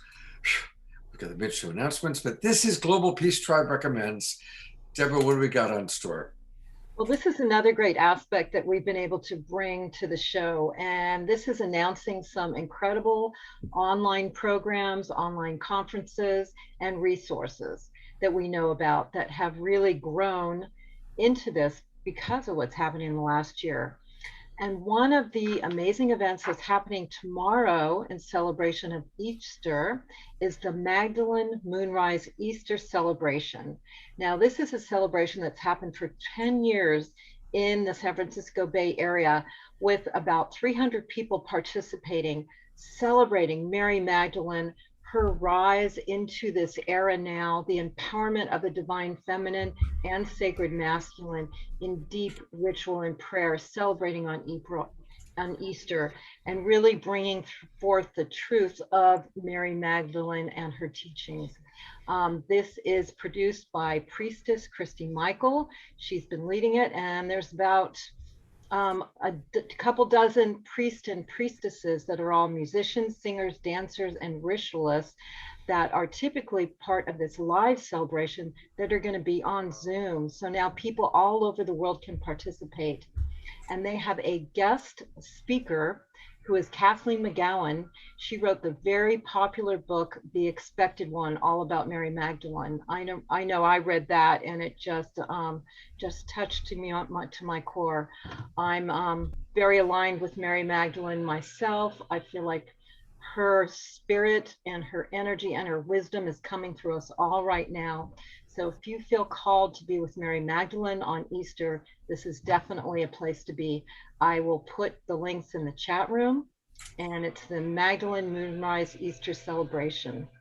And Debra, just one thing I wanted to mention, we now have a better photo of Nina. And of course, we had Nina Grae on the show earlier tonight. She's one of our favorite singers, and she's going to be singing live as part of tomorrow night's event with Christy. Great. And just want to mention again about the Festival of Light that is happening one more day. We really support Diana Maxwell and her team. Lots of things still happening tomorrow. You can sign up, it's free, so participate for free. And then for a small fee, you can own all the workshops of the whole 3 days. Lots of incredible people there. So we encourage you to check that out. And I will also post that information in the chat room. Great. Thank you so much, Debra. And that's festivaloflight.world. Festivaloflight.world. All right. A couple more things that we want to promote, and both things that I'm involved in. Hopefully all of you know now that every Sunday I do my Sacred Sunday show. And it's almost always people that you've seen on Saturday Night Live. Quite often it's people that I'm really wanting to feature and, you know, have more opportunity to explore and spend time with. Well, of course, tomorrow it's Easter. And so one of my favorite musical human beings, and actually one of my favorite human beings overall, is Lakshmi Devi. You've seen Lakshmi on this show as a musician. You also saw her solo. You saw her on our show singing with Kali's Angels. And she and I have created ceremony together on and off for 10 years. And so when I was thinking about Easter Sunday, I thought, God, I want to do something with Lakshmi. I called her, she said, yeah, let's do it. So please join us tomorrow morning at 10 a.m. It'll be a non-denominational hour, but we're going to really be celebrating the rise of Christ consciousness within us all. Lakshmi will play music, there'll be kirtan, there'll be meditation, and there'll be an opportunity for those of you who come into the Zoom room with us to interact with us and for us to even explore, what does it mean? What does Easter mean to you? What does this season mean to you? What does the rise of Christ consciousness mean to you? So that's tomorrow morning at 10 a.m. Please, please join us. Deborah's putting the link into the chat box. Of course, you can always watch it live on Facebook. We'll be on most of these channels on Facebook. But you can also, we really like it when you come to the Zoom room and join us. And who knows, maybe Jay and Jan and Summer might be there, and Jerry might be there with us. So you definitely want to come into the Zoom room. The last special event that we want to announce, again, came out of Saturday Night Live. When we had our animal show that we did a few weeks ago, Chris Irwin, the Master Horseman, was on, and he's a remarkable man. He's kind of generally regarded as the horse whisperer, the leader in understanding communication with horses, but he's a brilliant human being. And so people wanted more of him. So we're doing a special show this Monday night. I'll be co-hosting with Debra Haviland. And now this is Debra's show that she does every week called Universal Heart Wisdom. It's a great show. And it's actually moving to a new time, Monday nights. And so this is kind of a combination. It's a kickoff of the new night and time for Debra's weekly show. So every week now, starting on Monday night, it'll be Monday nights at 6 o'clock, Universal Heart Wisdom. And to really get it going, we wanted to have Chris, and I'm coming on as well. So please do join us. Again, Debra's putting into the chat box the link where you can join us in the Zoom room on Monday night, or you can watch it live on Facebook. So there you have it. There are some really exciting Global Peace Tribe some Global Peace Tribe recommends experiences for you. Well, it's time for some music, and not just any music, but live music. You saw her on video to whet your appetite, but actually now we've got the real live, wonderful Larisa Stow with us. Hi, Larisa. And you're muted. So we need you to unmute, dear. Try again. You're actually still muted. So while Larisa works that out, and I know that she's got a real special friend with her, so we're looking forward to their live performance. Larisa, do you need a few more minutes to get all squared away? It's not showing that you're muted, so it's got something to do with your technology isn't turned on to whatever you've got turned on. Let's all focus Larisa getting turned on.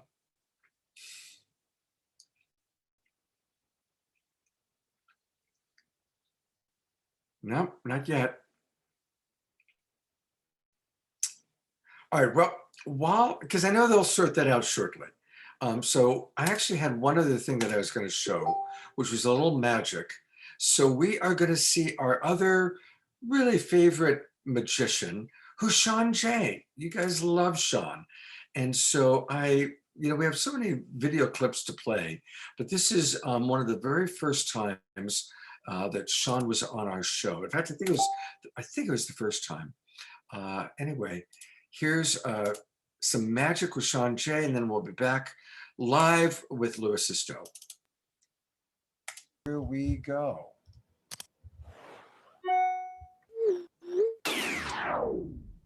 He's been seen on the hit TV show Masters of Illusion on the CW network, Fox TV's Master Chef, ABC News, Fox Morning News, NBC News, and the TEDx stage. An award-winning magician, inspirational speaker, and a man of many diverse talents. Please welcome to the stage. Let him hear your energy and make some noise for Shaun J. Yes. No, that's not Shaun J. That's Shaun J. Right here. There he is. Here I am. With this. Is it a holographic image or is it really you? It's actually me, the one and only.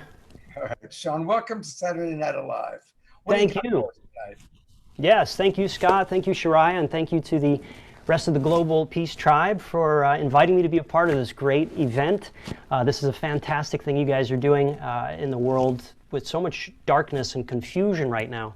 We're bringing light to the world. So this is very nice, and I feel very grateful to be a part of it. So thank you again. And when talking with Shariah, she said to me, she said, hey, Shaun, is there any way that you can incorporate the theme of this evening into your magical presentation? And I said, of course. And this is exactly what I was thinking about. You know, ancient civilizations, they leave behind clues, many clues. And it's up to us to decide how we interpret these clues.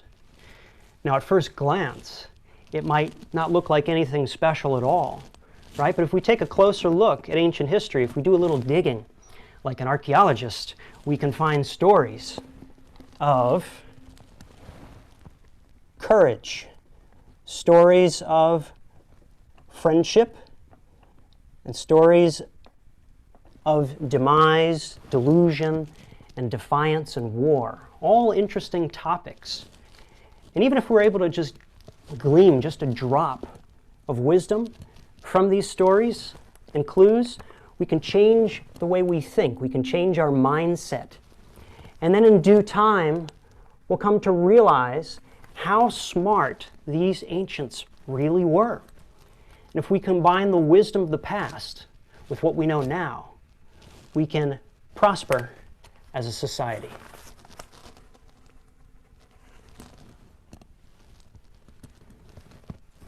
I assume, because of the nature of this format, I can't hear anything, but I'm assuming everybody's shocked in amazement or stunned in silence. Absolutely. So we'll just leave it. Very cool. No, thank you, thank you, thank you.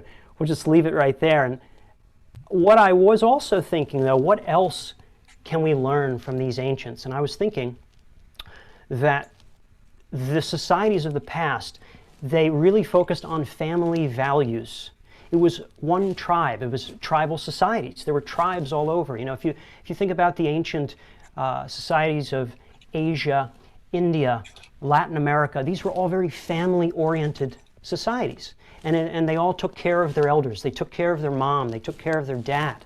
And I think that's very important, unlike today's modern-day society where we turn 18 and then we're off to the races because, you know, you're a grown-up and you know everything, and you're independent now.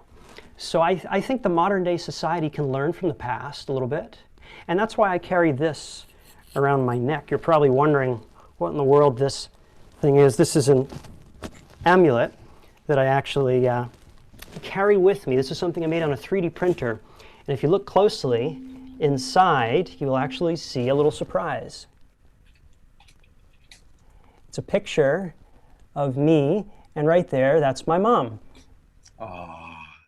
Right? And the reason why this looks like a combination of a pocket watch and a camera, almost like with a camera lens, because this reminds me of her passion, photography.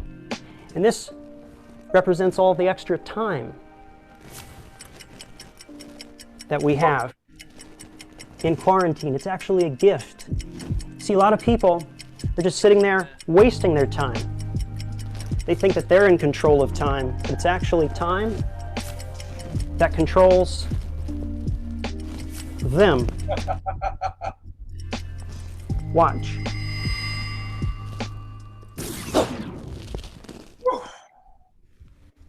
Get it? Watch.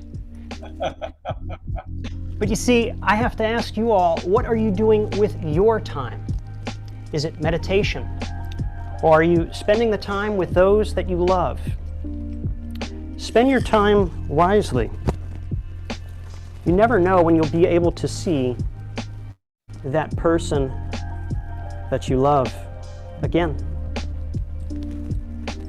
I hope you'll be spending it wisely because I sure am right now, and I hope you guys enjoy the mysteries of ancient societies. I'm Shaun J, Abracadabra. And this one's for you, Mom. Thank you so much. Yeah, that was Shaun's very, very first time on the show. I'm going to go to the gallery view of everybody applauding. And I appreciate, look, we still got Jay and Jan and Summer and Jerry and Teresa Collins has joined us, which is actually quite perfect. There's Alan Steinfeld is still with us.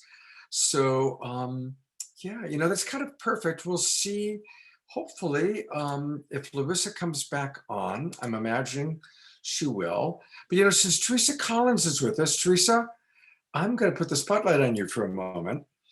Because the next thing that I had queued up for the very beginning of our after show was Global Coherence Pulse. But I want to, I'm going to pull up the slides you sent me, and please tell us about the amazing project you're doing. And again, all of you on Saturday Night Live, you recognize Teresa. She's who we have on once every 3 months. She does a Global Coherence Pulse in conjunction with Saturday Night Live, and it's always great. We've got one coming up on May 15th. Bruce Lipton is going to be guest. But tell us about this wonderful new venture that you started.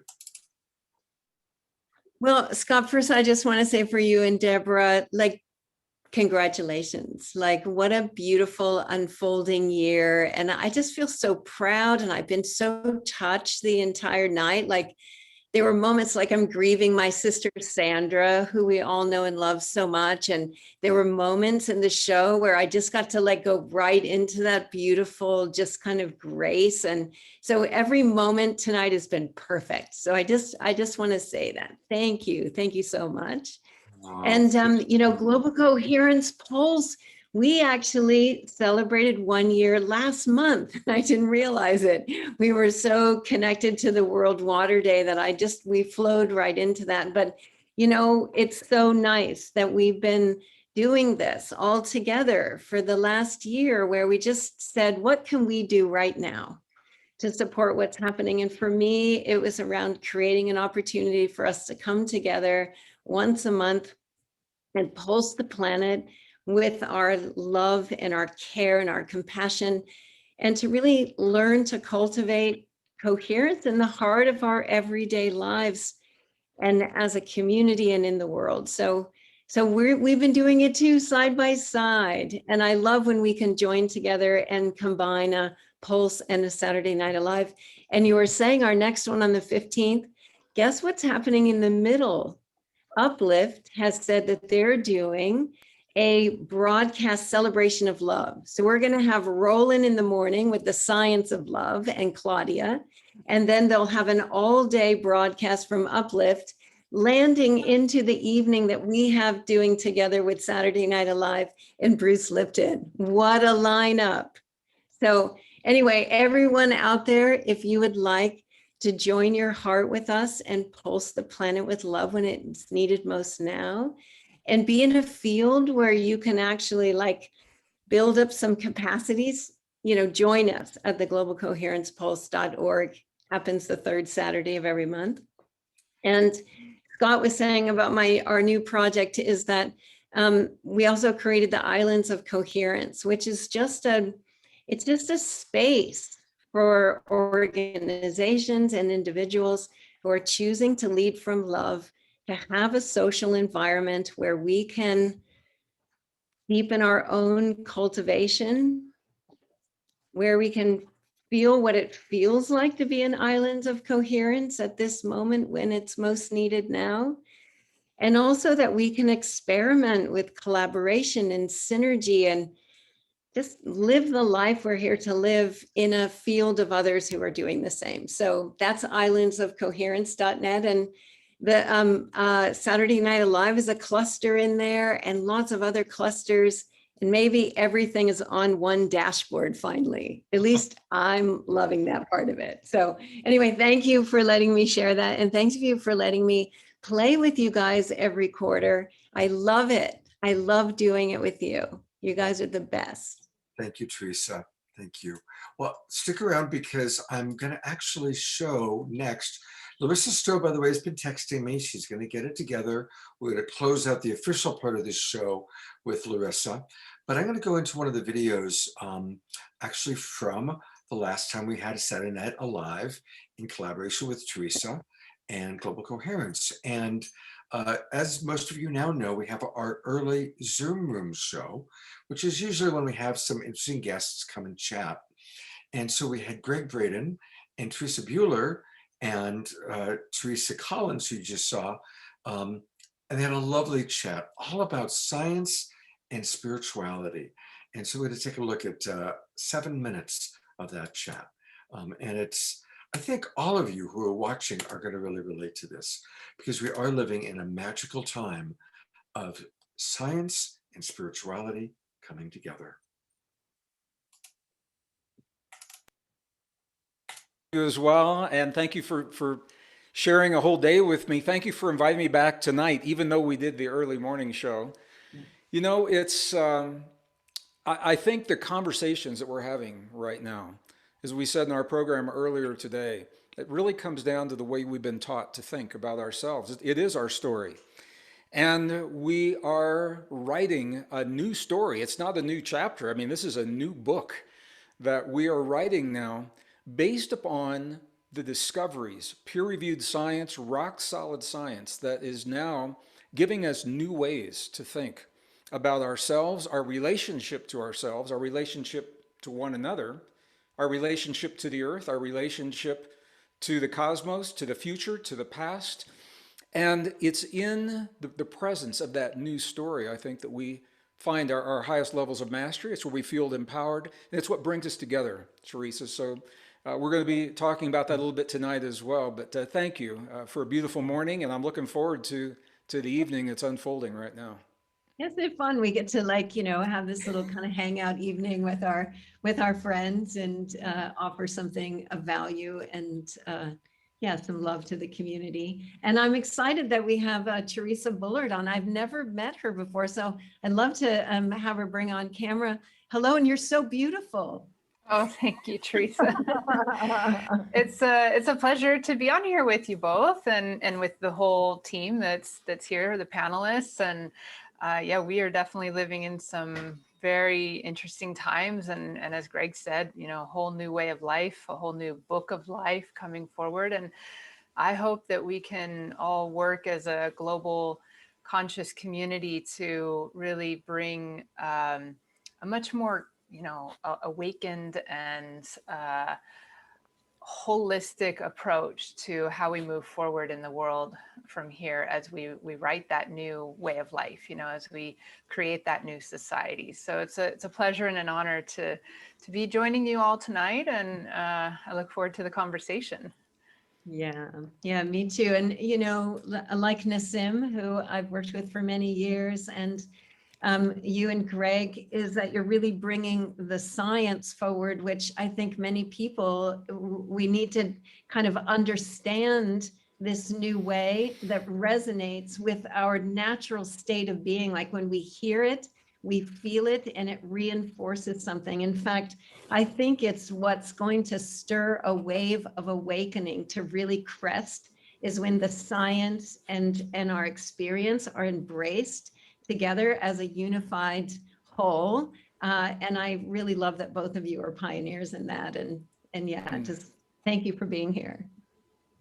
Teresa, can I speak to that just for a minute? Well, first of all, it is an honor to be with everyone tonight. Dr. Bullard, it's really good to see you. You and I were on a panel together at the Conscious Life Expo in LA.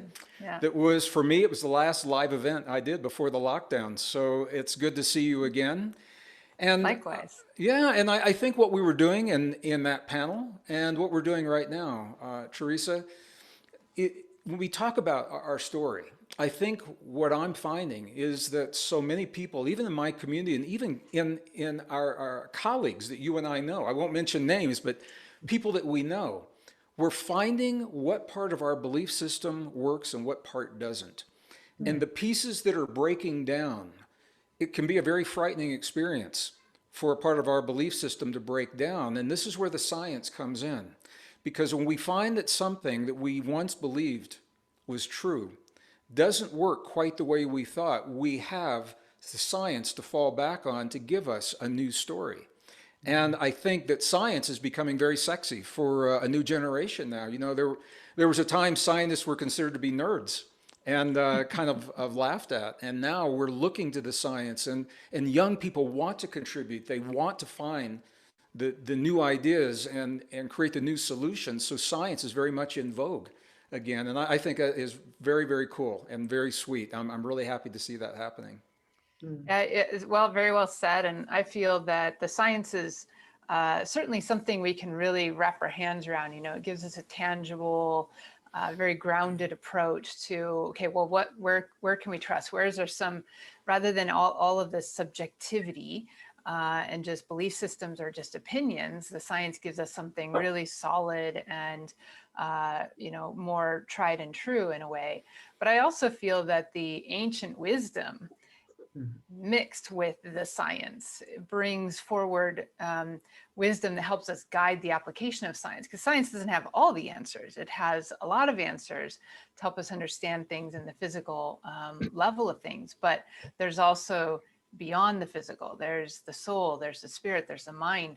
And these ancient wisdom teachings, I feel, are very important to bring forward in connection and harmony with the science to really help guide us into that future. You know, Teresa, as scientists, you and I have followed a similar path, separate from one another, parallel paths, in that we are trained in the sciences and the hard sciences, but we lead people into some of the most magnificent and beautiful and isolated, and remote and pristine places remaining on the earth today, where the records of our past and the wisdom of the past are preserved in ways that inform us through the lens of science today. And I think maybe you've seen this as well. What I found so fascinating is those ancient cultures did not separate science from art, from everyday life. We've compartmentalized science, and because of that, it tends to be like over here, you know, and we look to it. But what we're now finding, and I think it's so interesting, it's been said the 20th century was a century of discovery. We learned to split the atom with the double helix, the Dead Sea Scrolls, you know, the cosmos.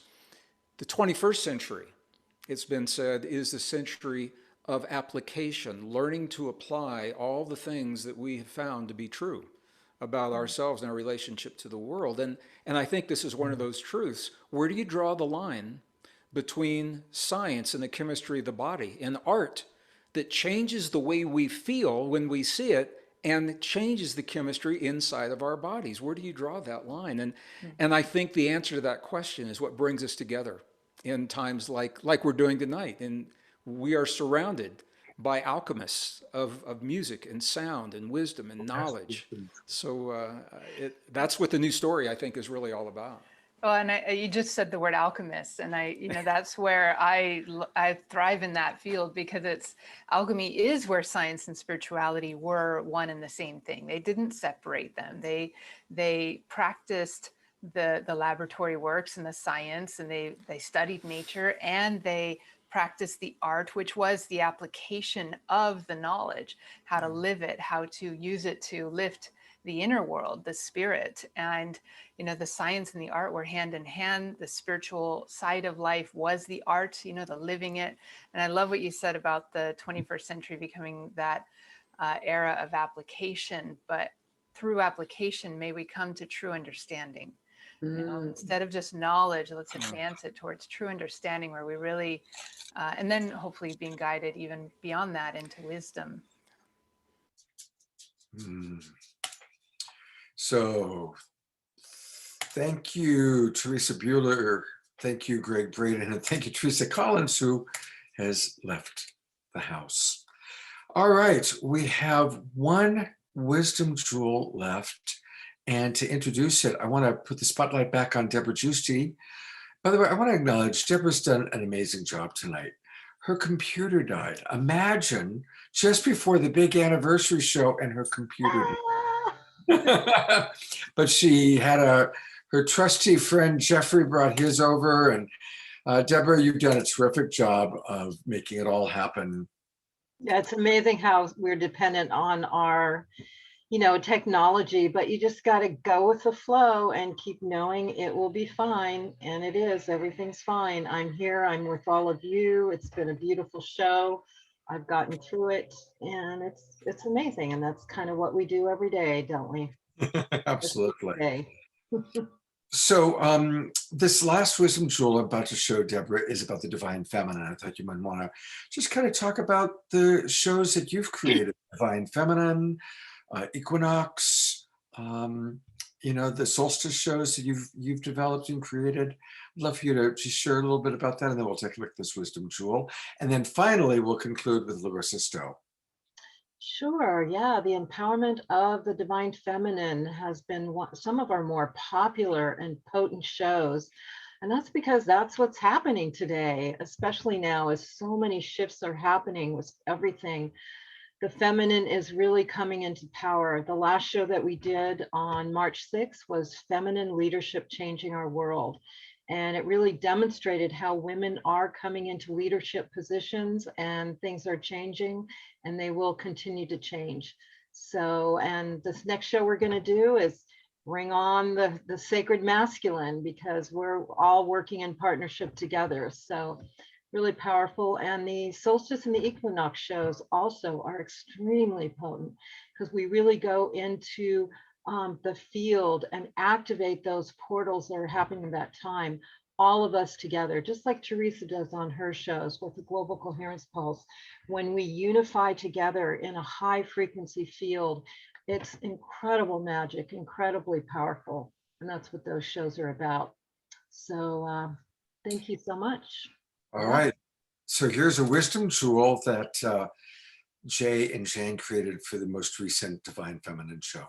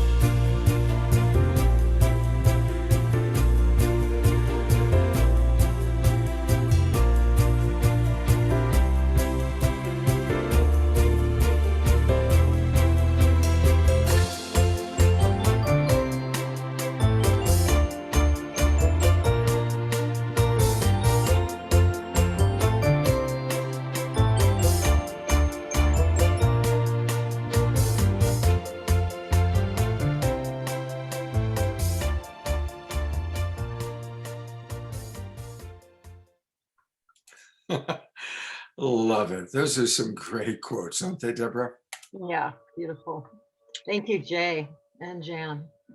Yeah. I'm going to bring them up one more time. Here is Jan, and here is Jay, who create these amazing videos. Thank you so much. So want to encourage all of you, stay tuned. Speaking of videos that they create, we are going to close out with Larisa Stow and her friend playing music, but want to remind you that we're going to have an after show in which we're going to show a few more key videos. And I see we still have 200 people in our Zoom room and hundreds of thousands watching on Facebook. So I'm a crazy man, and I'll probably go for another half hour to an hour. And here is our Stay Tuned video.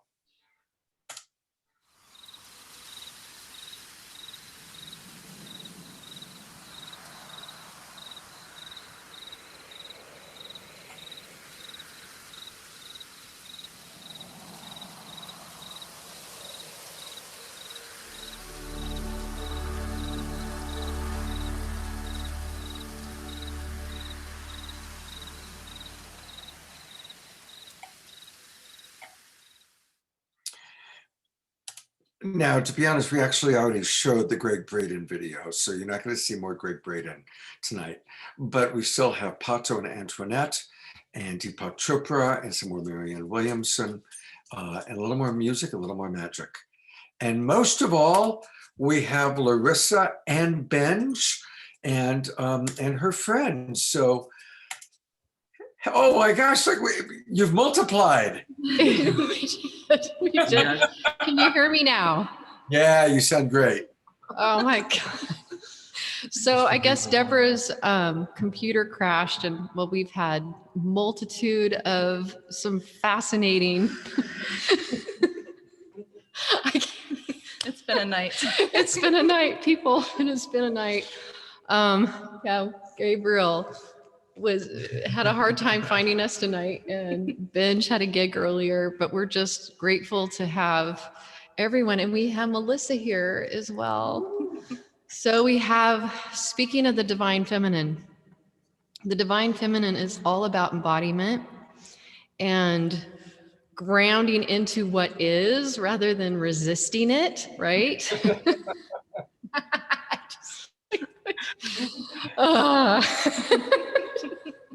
Don't just do a right? We've been doing that. I saw Debra do that earlier. But we are here and in celebration of the divine feminine, beloved, the love within us that is able to go with the waves of the ocean, the waves of the breath that are within us, the waves that are in all of existence within form and formlessness. We honor Amma, the Ma within all things. So we're going to sing to Amma.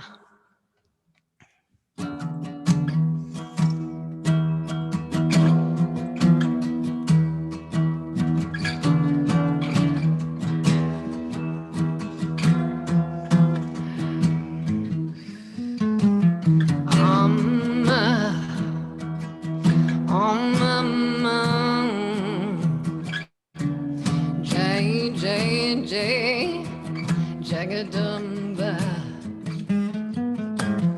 Amma, oh Amma, Jai Jai Jai, Jagadamba, Amma, oh Amma, Jai Jai Jai, Jagadamba, Amma, oh Amma, Jai Jai Jai, Jagadamba, Ira, Om Shri Ramai, Jai Jai Jai.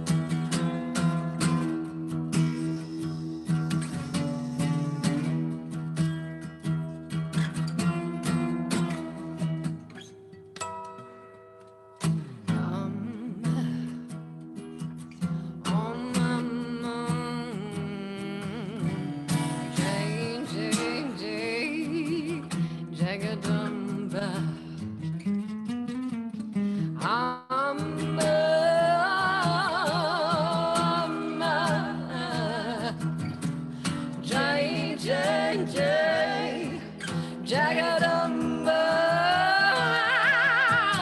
Bhakti Nidakti Jai Jai Jai Shri Shakti Bhakti Nidakti Jai Jai Jai Shri Shakti.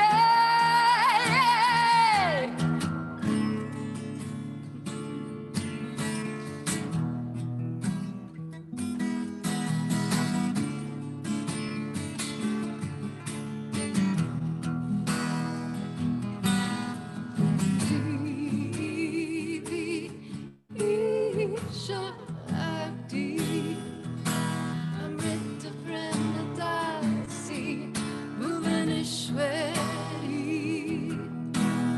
Devi Shakti Amrita Pranadasi Bhuvaneshwari Devi Shakti Amrita Pramadasi Bhuvaneshwari Devi Shakti Amrita Pramadasi Bhuvaneshwari.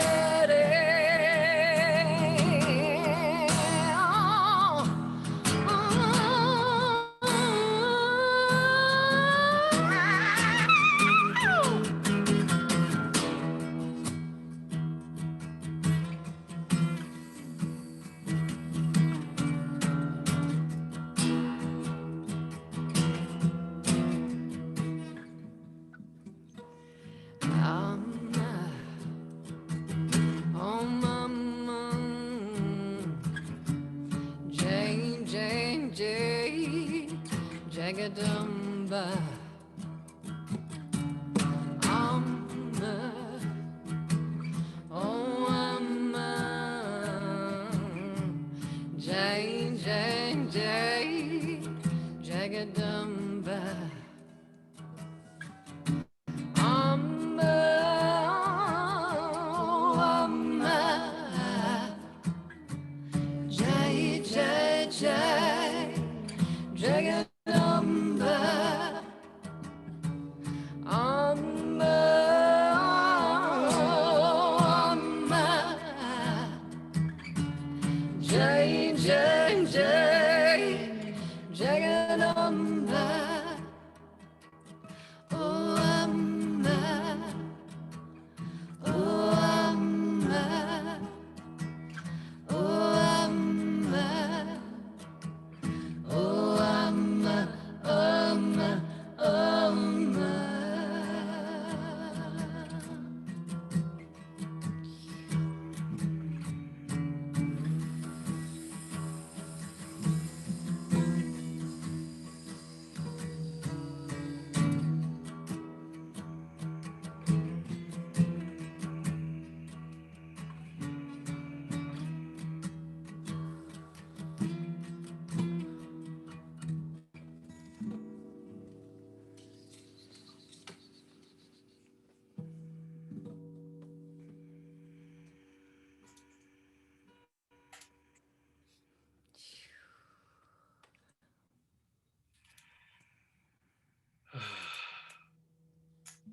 So Larisa, I am reflecting on how earlier during our sound check, we talked about how everything works out, not to worry. And look at this. It's like, yeah, so it's a little bit later than the agenda, but how perfect that all four of you, we ended up getting Benj, and your guitar player took the scenic route, right? And we got Melissa, and the four of you, I mean, we didn't just get, you know, a little, we got like the full Shakti tribe tonight. Did you, So see how it all unfolds? You guys have to come in here too. You have to see that it really does take, come on, you guys. It takes a family. It takes a community. It takes, there's more.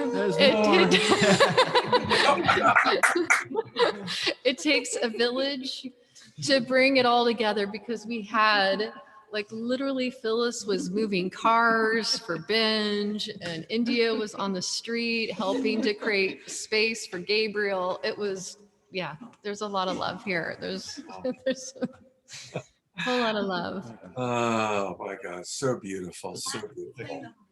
Hey, you know, one of the things that Larisa does that's wonderful, and I know many of us have seen her. I know I've been seeing her at festivals for years. Well, she's brought it every day. She and her Love Warriors, her Shakti Love Warriors group, does something on Facebook every day at 11 o'clock a.m. And what you can do is you can actually go to the Facebook page and find the place to click getting notified. I get notified every day, no matter what I'm doing at 11 a.m. I get a little notification. Larisa Stow and her Love Warrior are about to come onto Facebook.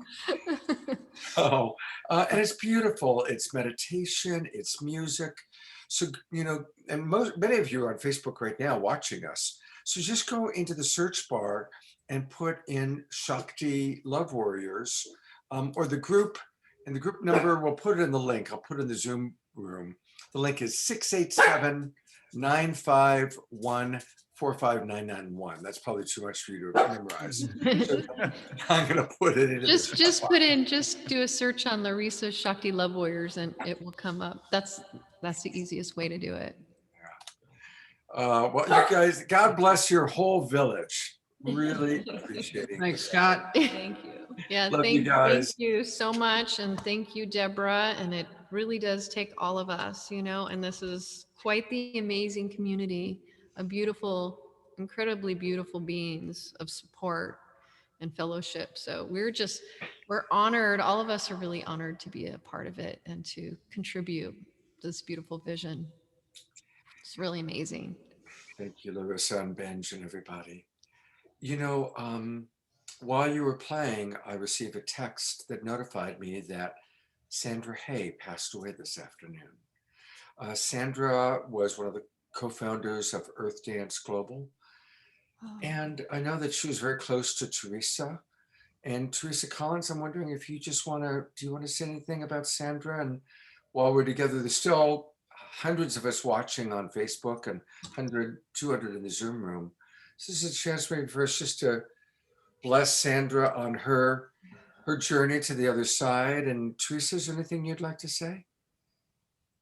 Wow, thank you. I mean, it's such an honor. I think many of us know Sandra. I've known her since when I worked with Barbara Marx Hubbard many years ago. She was one of our supporters. She was on our board of directors of the Foundation for Conscious Evolution. She was a self-made, gorgeous woman. I wish maybe we could bring up a picture of her.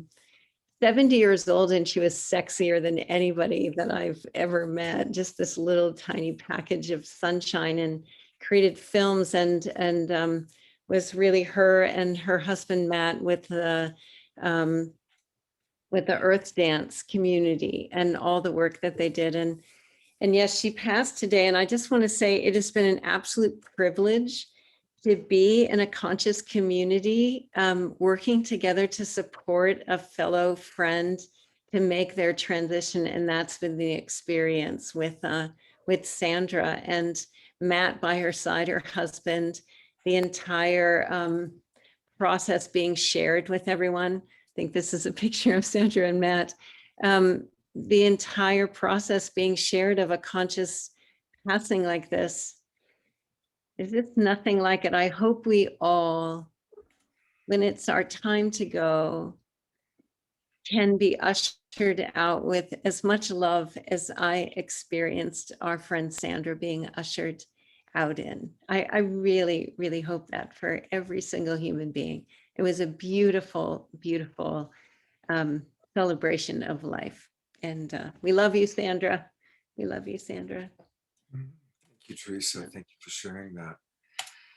And so it is, you know, we are a community, we come together, we dance together, we give thanks together, and we say farewell to those who are passing. And obviously there are so many passages happening right now.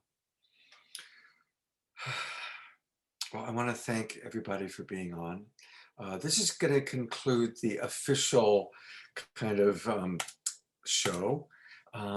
But I am going to stay on for a little bit because there's a few more videos. And as long as we've got hundreds and hundreds of people, maybe even thousands watching, there's a few more things I'd love to share. But this is going to be the official end of the Zoom show.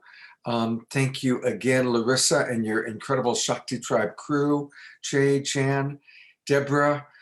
We'll see. Maybe some of you will stick around. But this is the official end of this part of the show. And we're now going to go into the after show part of everything. So, and of course, God bless Jay. He's created an after show video for us. So that's how we got it started, right? We got to start with the new Jay after show welcome video.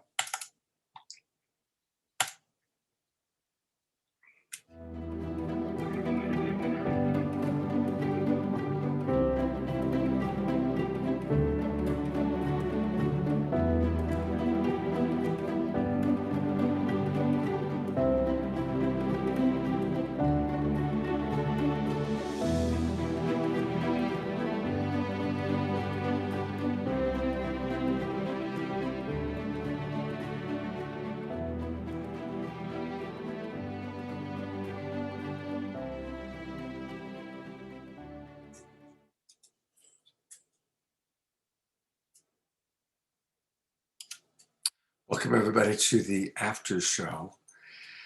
You know, one of the most important parts of this past year has been the Black Lives Movement. And I want to acknowledge that as a very privileged white man. A big part of the humbling of my year, and it continues, has been really learning more and more about white privilege. And even the ways that I maintain white privilege, the subtle ways that I maintain social, racial, and economic injustice. And I think there was something about the murder of George Floyd that I know that a lot of my friends that are Black say, look, it's just one more that we've seen someone get killed. And, you know, we're you know, white people get all shocked by it, and we're used to it because it's been happening for hundreds of years for us. So I want to acknowledge that.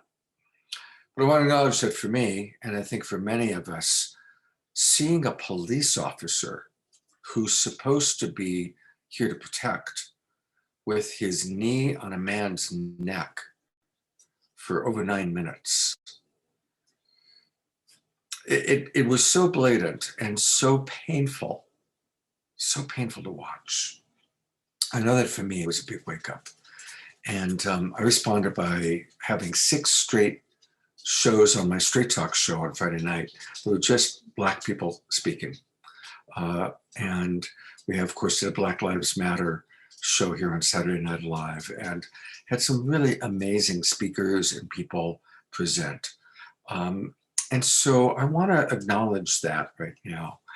And one of our favorite presenters, you've seen him several times, he's a wonderful musician, is Pato Banton. But Pato has also been creating beautiful, beautiful videos.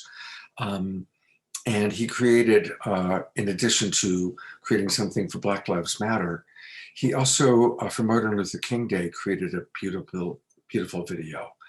And so I want to move forward with our after show with this video. This is by our friend Pato Banton, dedicated to Martin Luther King.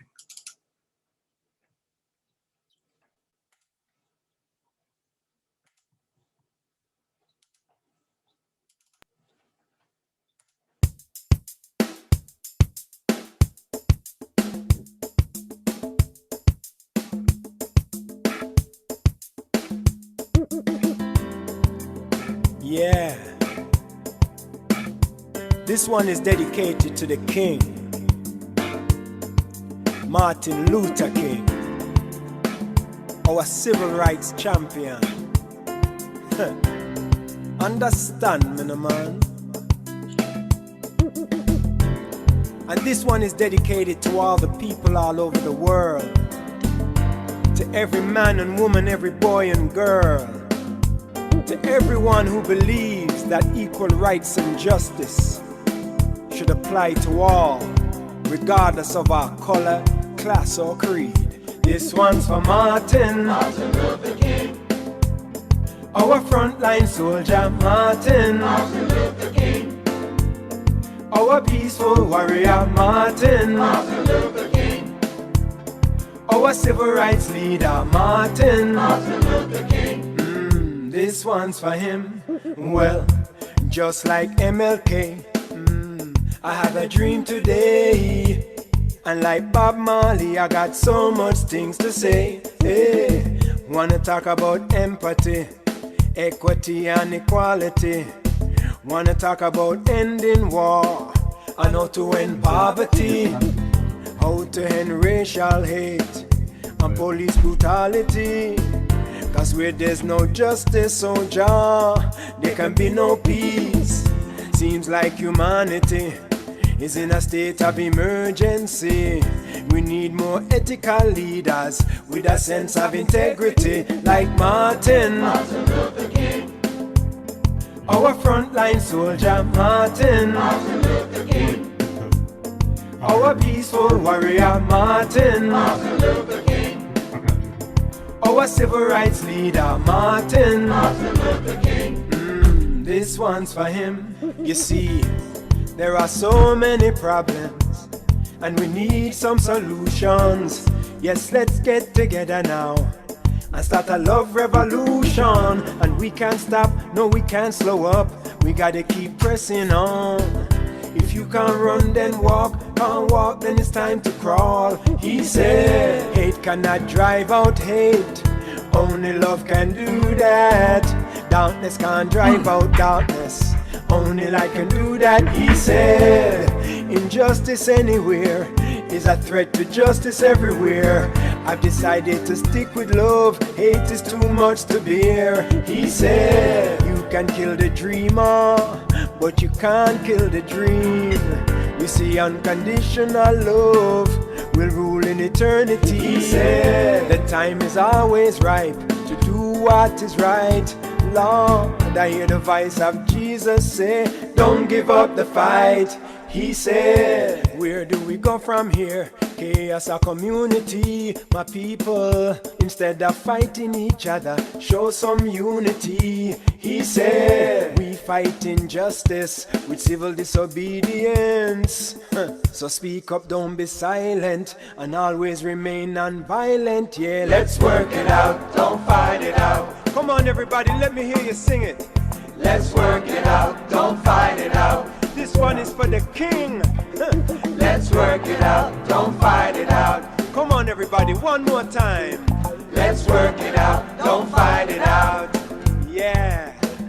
This one's for Martin Luther King, our frontline soldier, Martin Luther King, our peaceful warrior, Martin Luther King, our civil rights leader, Martin Luther King. This one's for him. This one's for Martin Luther King, our frontline soldier, Martin Luther King, our peaceful warrior, Martin Luther King, our civil rights leader, Martin Luther King. This one's for him. I have a dream that one day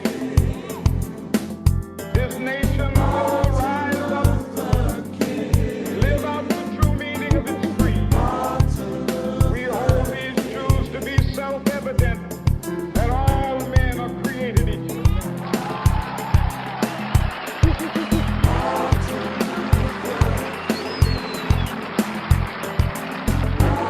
I have a dream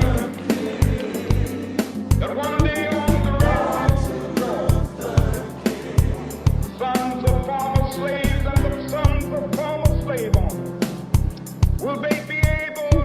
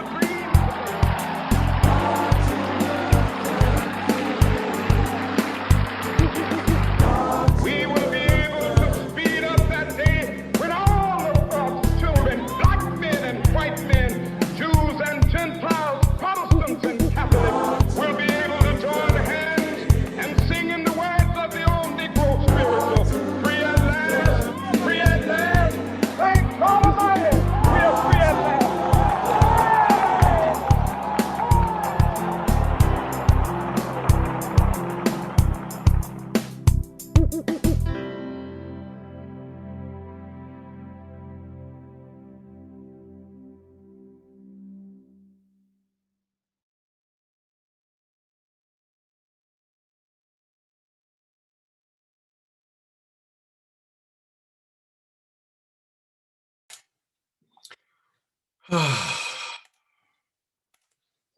got chills watching that. Chills and some tears. And Teresa Collins is still here. Thank you, Teresa. Thank you.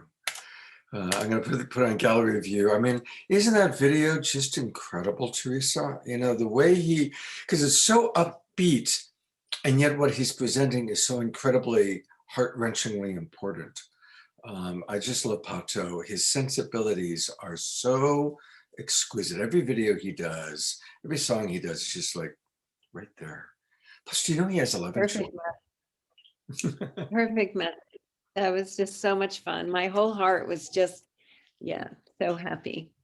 Oh, like, yes. And thank you for Beautiful show tonight. Beautiful show tonight. You should be really proud. You guys did such a lovely job of just bringing together. There were so many moments. How did you choose? I have no idea. No idea how you chose all those. But it was really beautiful. And that's why we're going to be up till 3 o'clock in the morning watching all the other. No, not really. Because every show, you know how it is, Teresa. Every global coherence you do is wonderful, and you love all the people, and you love all the segments, and you go, wow, every single. It's like all these jewels. How do you pick a ruby over a diamond over a sapphire, right?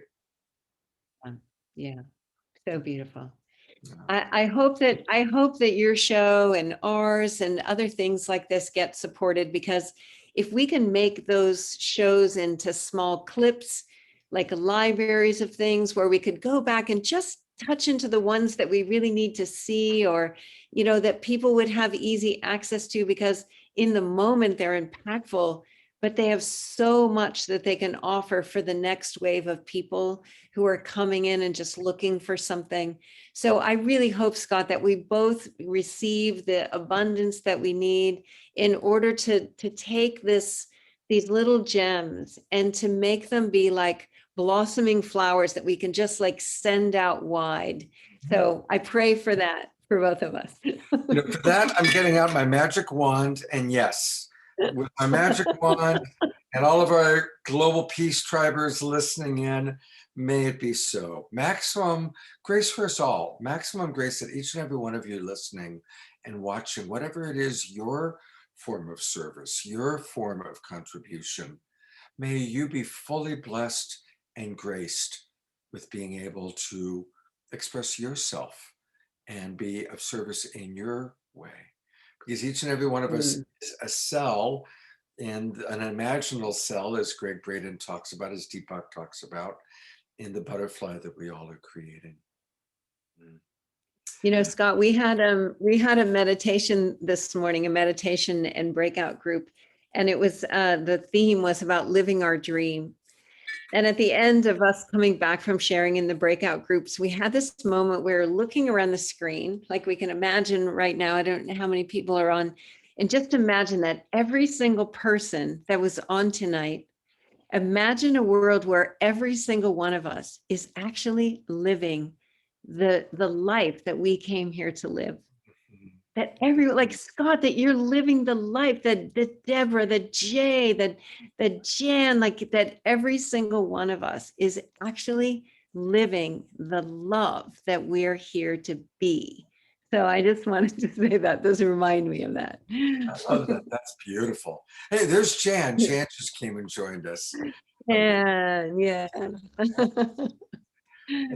Jan, living her like full life, which she is already. Just like, yeah, she's doing pretty well. Jan's got a pretty good life. She's doing it. But I want to acknowledge what's going on in the chat box. Deborah Haviland is saying yes, yes, yes. Maximum grace for us all. And yeah, we are bringing this into the mainstream. People are saying hope to see this mainstream. My goal is to have Saturday Night Live become a mainstream television show, whether it's on Netflix or a cable channel. We've proven that there's an audience who will, every Saturday night, there's 136 of you still in our Zoom room, and hundreds, maybe even thousands more still on Facebook watching. So we've proven that there's an audience for this show. There's an audience for what you're doing, Teresa. There's an audience for this. People want to be inspired and they want to be entertained. We have to find that. And that's what we did with this show. We found a sweet spot of inspiration education and entertainment. You know, whether it's magic. Wasn't Paul amazing, by the way, tonight when he came on with his magic? Incredible. You know, Heather, Shaun, I mean, they're all really, really something. So anyway, it's good to have Jay and Jan on with us. And I'm going to take one more look at some of the chats. Yes, he was amazing. People are just sending a lot of love. Thank you, Nancy and Debra and Trudy and Noelle. Diane, all of you who are chatting away in the chat box, thank you very, very much for that. Thank you, Dorina. Yes, it's been a great year. And we are going to move forward, not just with the show, but we're beginning to plan retreats. We forgot to ask our audience, but for those of you still there, we're looking at creating possible retreats in California, in Maui, and in Asheville, North Carolina. So any of you that would be interested in possibly coming to a retreat in one of those places, let us know, and let us know which of those locations you'd be interested in coming to. Probably will, you know, maybe a 3-day weekend retreat, or if it's Maui, probably 7 days to make it worth the airfare. So let us know, because we're excited about that. And while you do that, I'm going to play another video. And this is really, really fun. This is, gosh, I've got all these wonderful videos to choose from. You know what? I think let's do Marianne Williamson. You know, this was right after the election, when long before the election took place, we knew that the election was going to be a big deal, and that there were going to be a lot of happy people, and there were going to be a lot of unhappy people, no matter how it played out. So we decided, because we booked these shows months in advance, and so we decided to do a show on post-election recovery. And we brought in Marianne Williamson and Charles Eisenstein, and really talked a lot about bridging, whether you're blue or red or purple or green. Let's all come together in the rainbow of collaborative thinking. Anyway, Marianne Williamson was on, and as it turned out, our show was on Saturday, November 7th. Yeah, Saturday, November 7th. The election had taken place on Tuesday, the 3rd. And our Saturday happened to be when Joe Biden finally gave his acceptance speech. There was a few days of wondering if there was going to be what was going to go on. But by Saturday, it was clear that Joe Biden had won the election.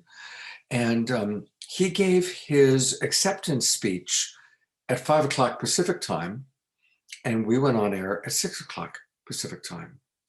And Marianne Williamson was one of the very first people that we had scheduled. We had, you know, a song, a musician, and then we had Marianne. And she later revealed to me, I had a private conversation with her, that it was a very powerful moment, because this woman had ran for president. She ran for president, and she put herself out on the line to run for president, and she paid a big price. She took a lot of media hits, calling her a new age guru, or, you know, some of the more conservative elements really tried to make fun of her. I was proud of her. When I watched those debates, I thought she had the best things to say. She was so courageous, but she came out of it with a lot of some scars. And also, campaigns were expensive. She came out of it with a big debt. And so there she was, watching Joe Biden and Kamala Harris give their acceptance speeches. And she had been on the same stage, whatever it was, 3, 4, or 5 months earlier with them. She knew them. She had traveled with them. She'd been on the same stage with them. And there she was, watching them in their hour of glory, probably greatest hour of their lives, at least professionally. And, you know, it was kind of rough for her. And as fate would have it, she was scheduled to be on Saturday Night Live talking. And I was really proud of her. And she said later to me that it was very healing to be with her tribe, to be with her people. And so anyway, This is she spoke for a while. This is a short clip from that show. And then a kind of a fun dialogue that I had with her.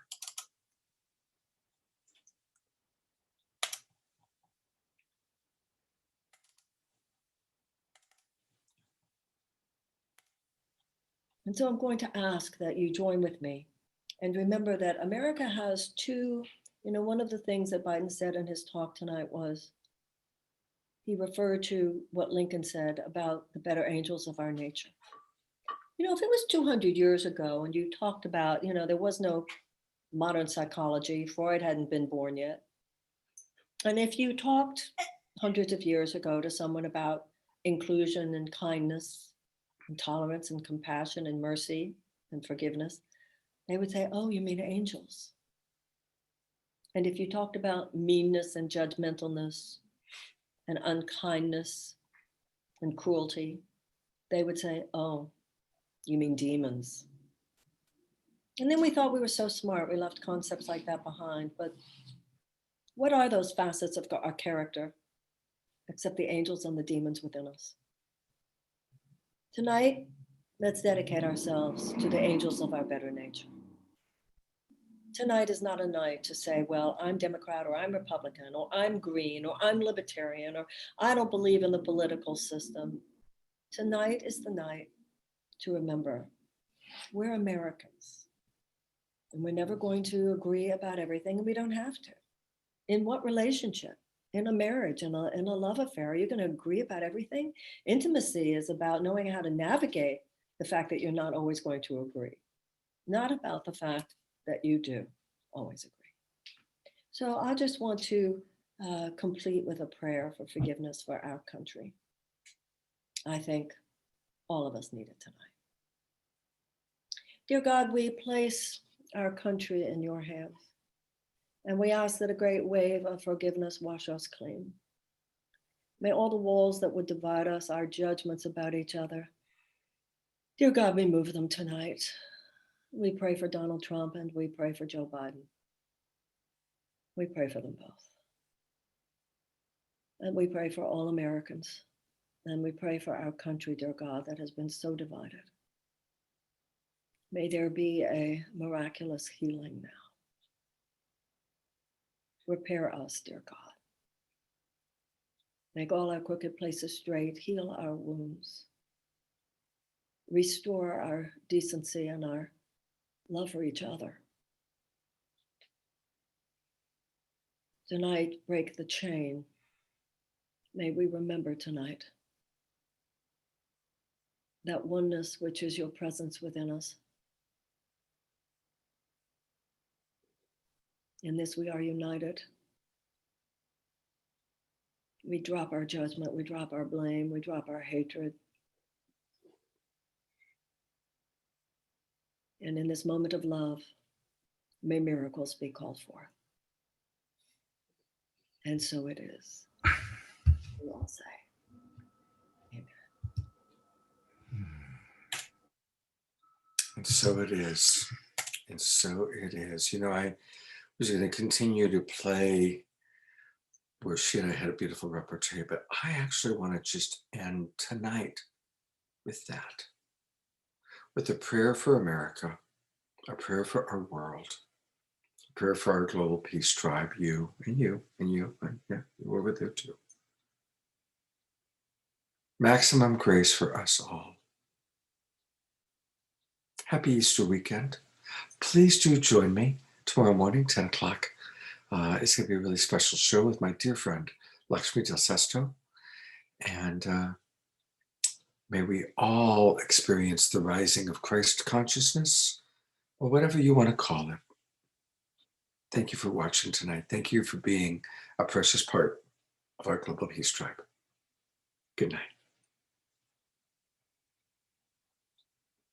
Gotta find the end button. Thank you for your patience watching Scott as he's always trying to find the video and the next thing to turn on. Much love to you all. Good night.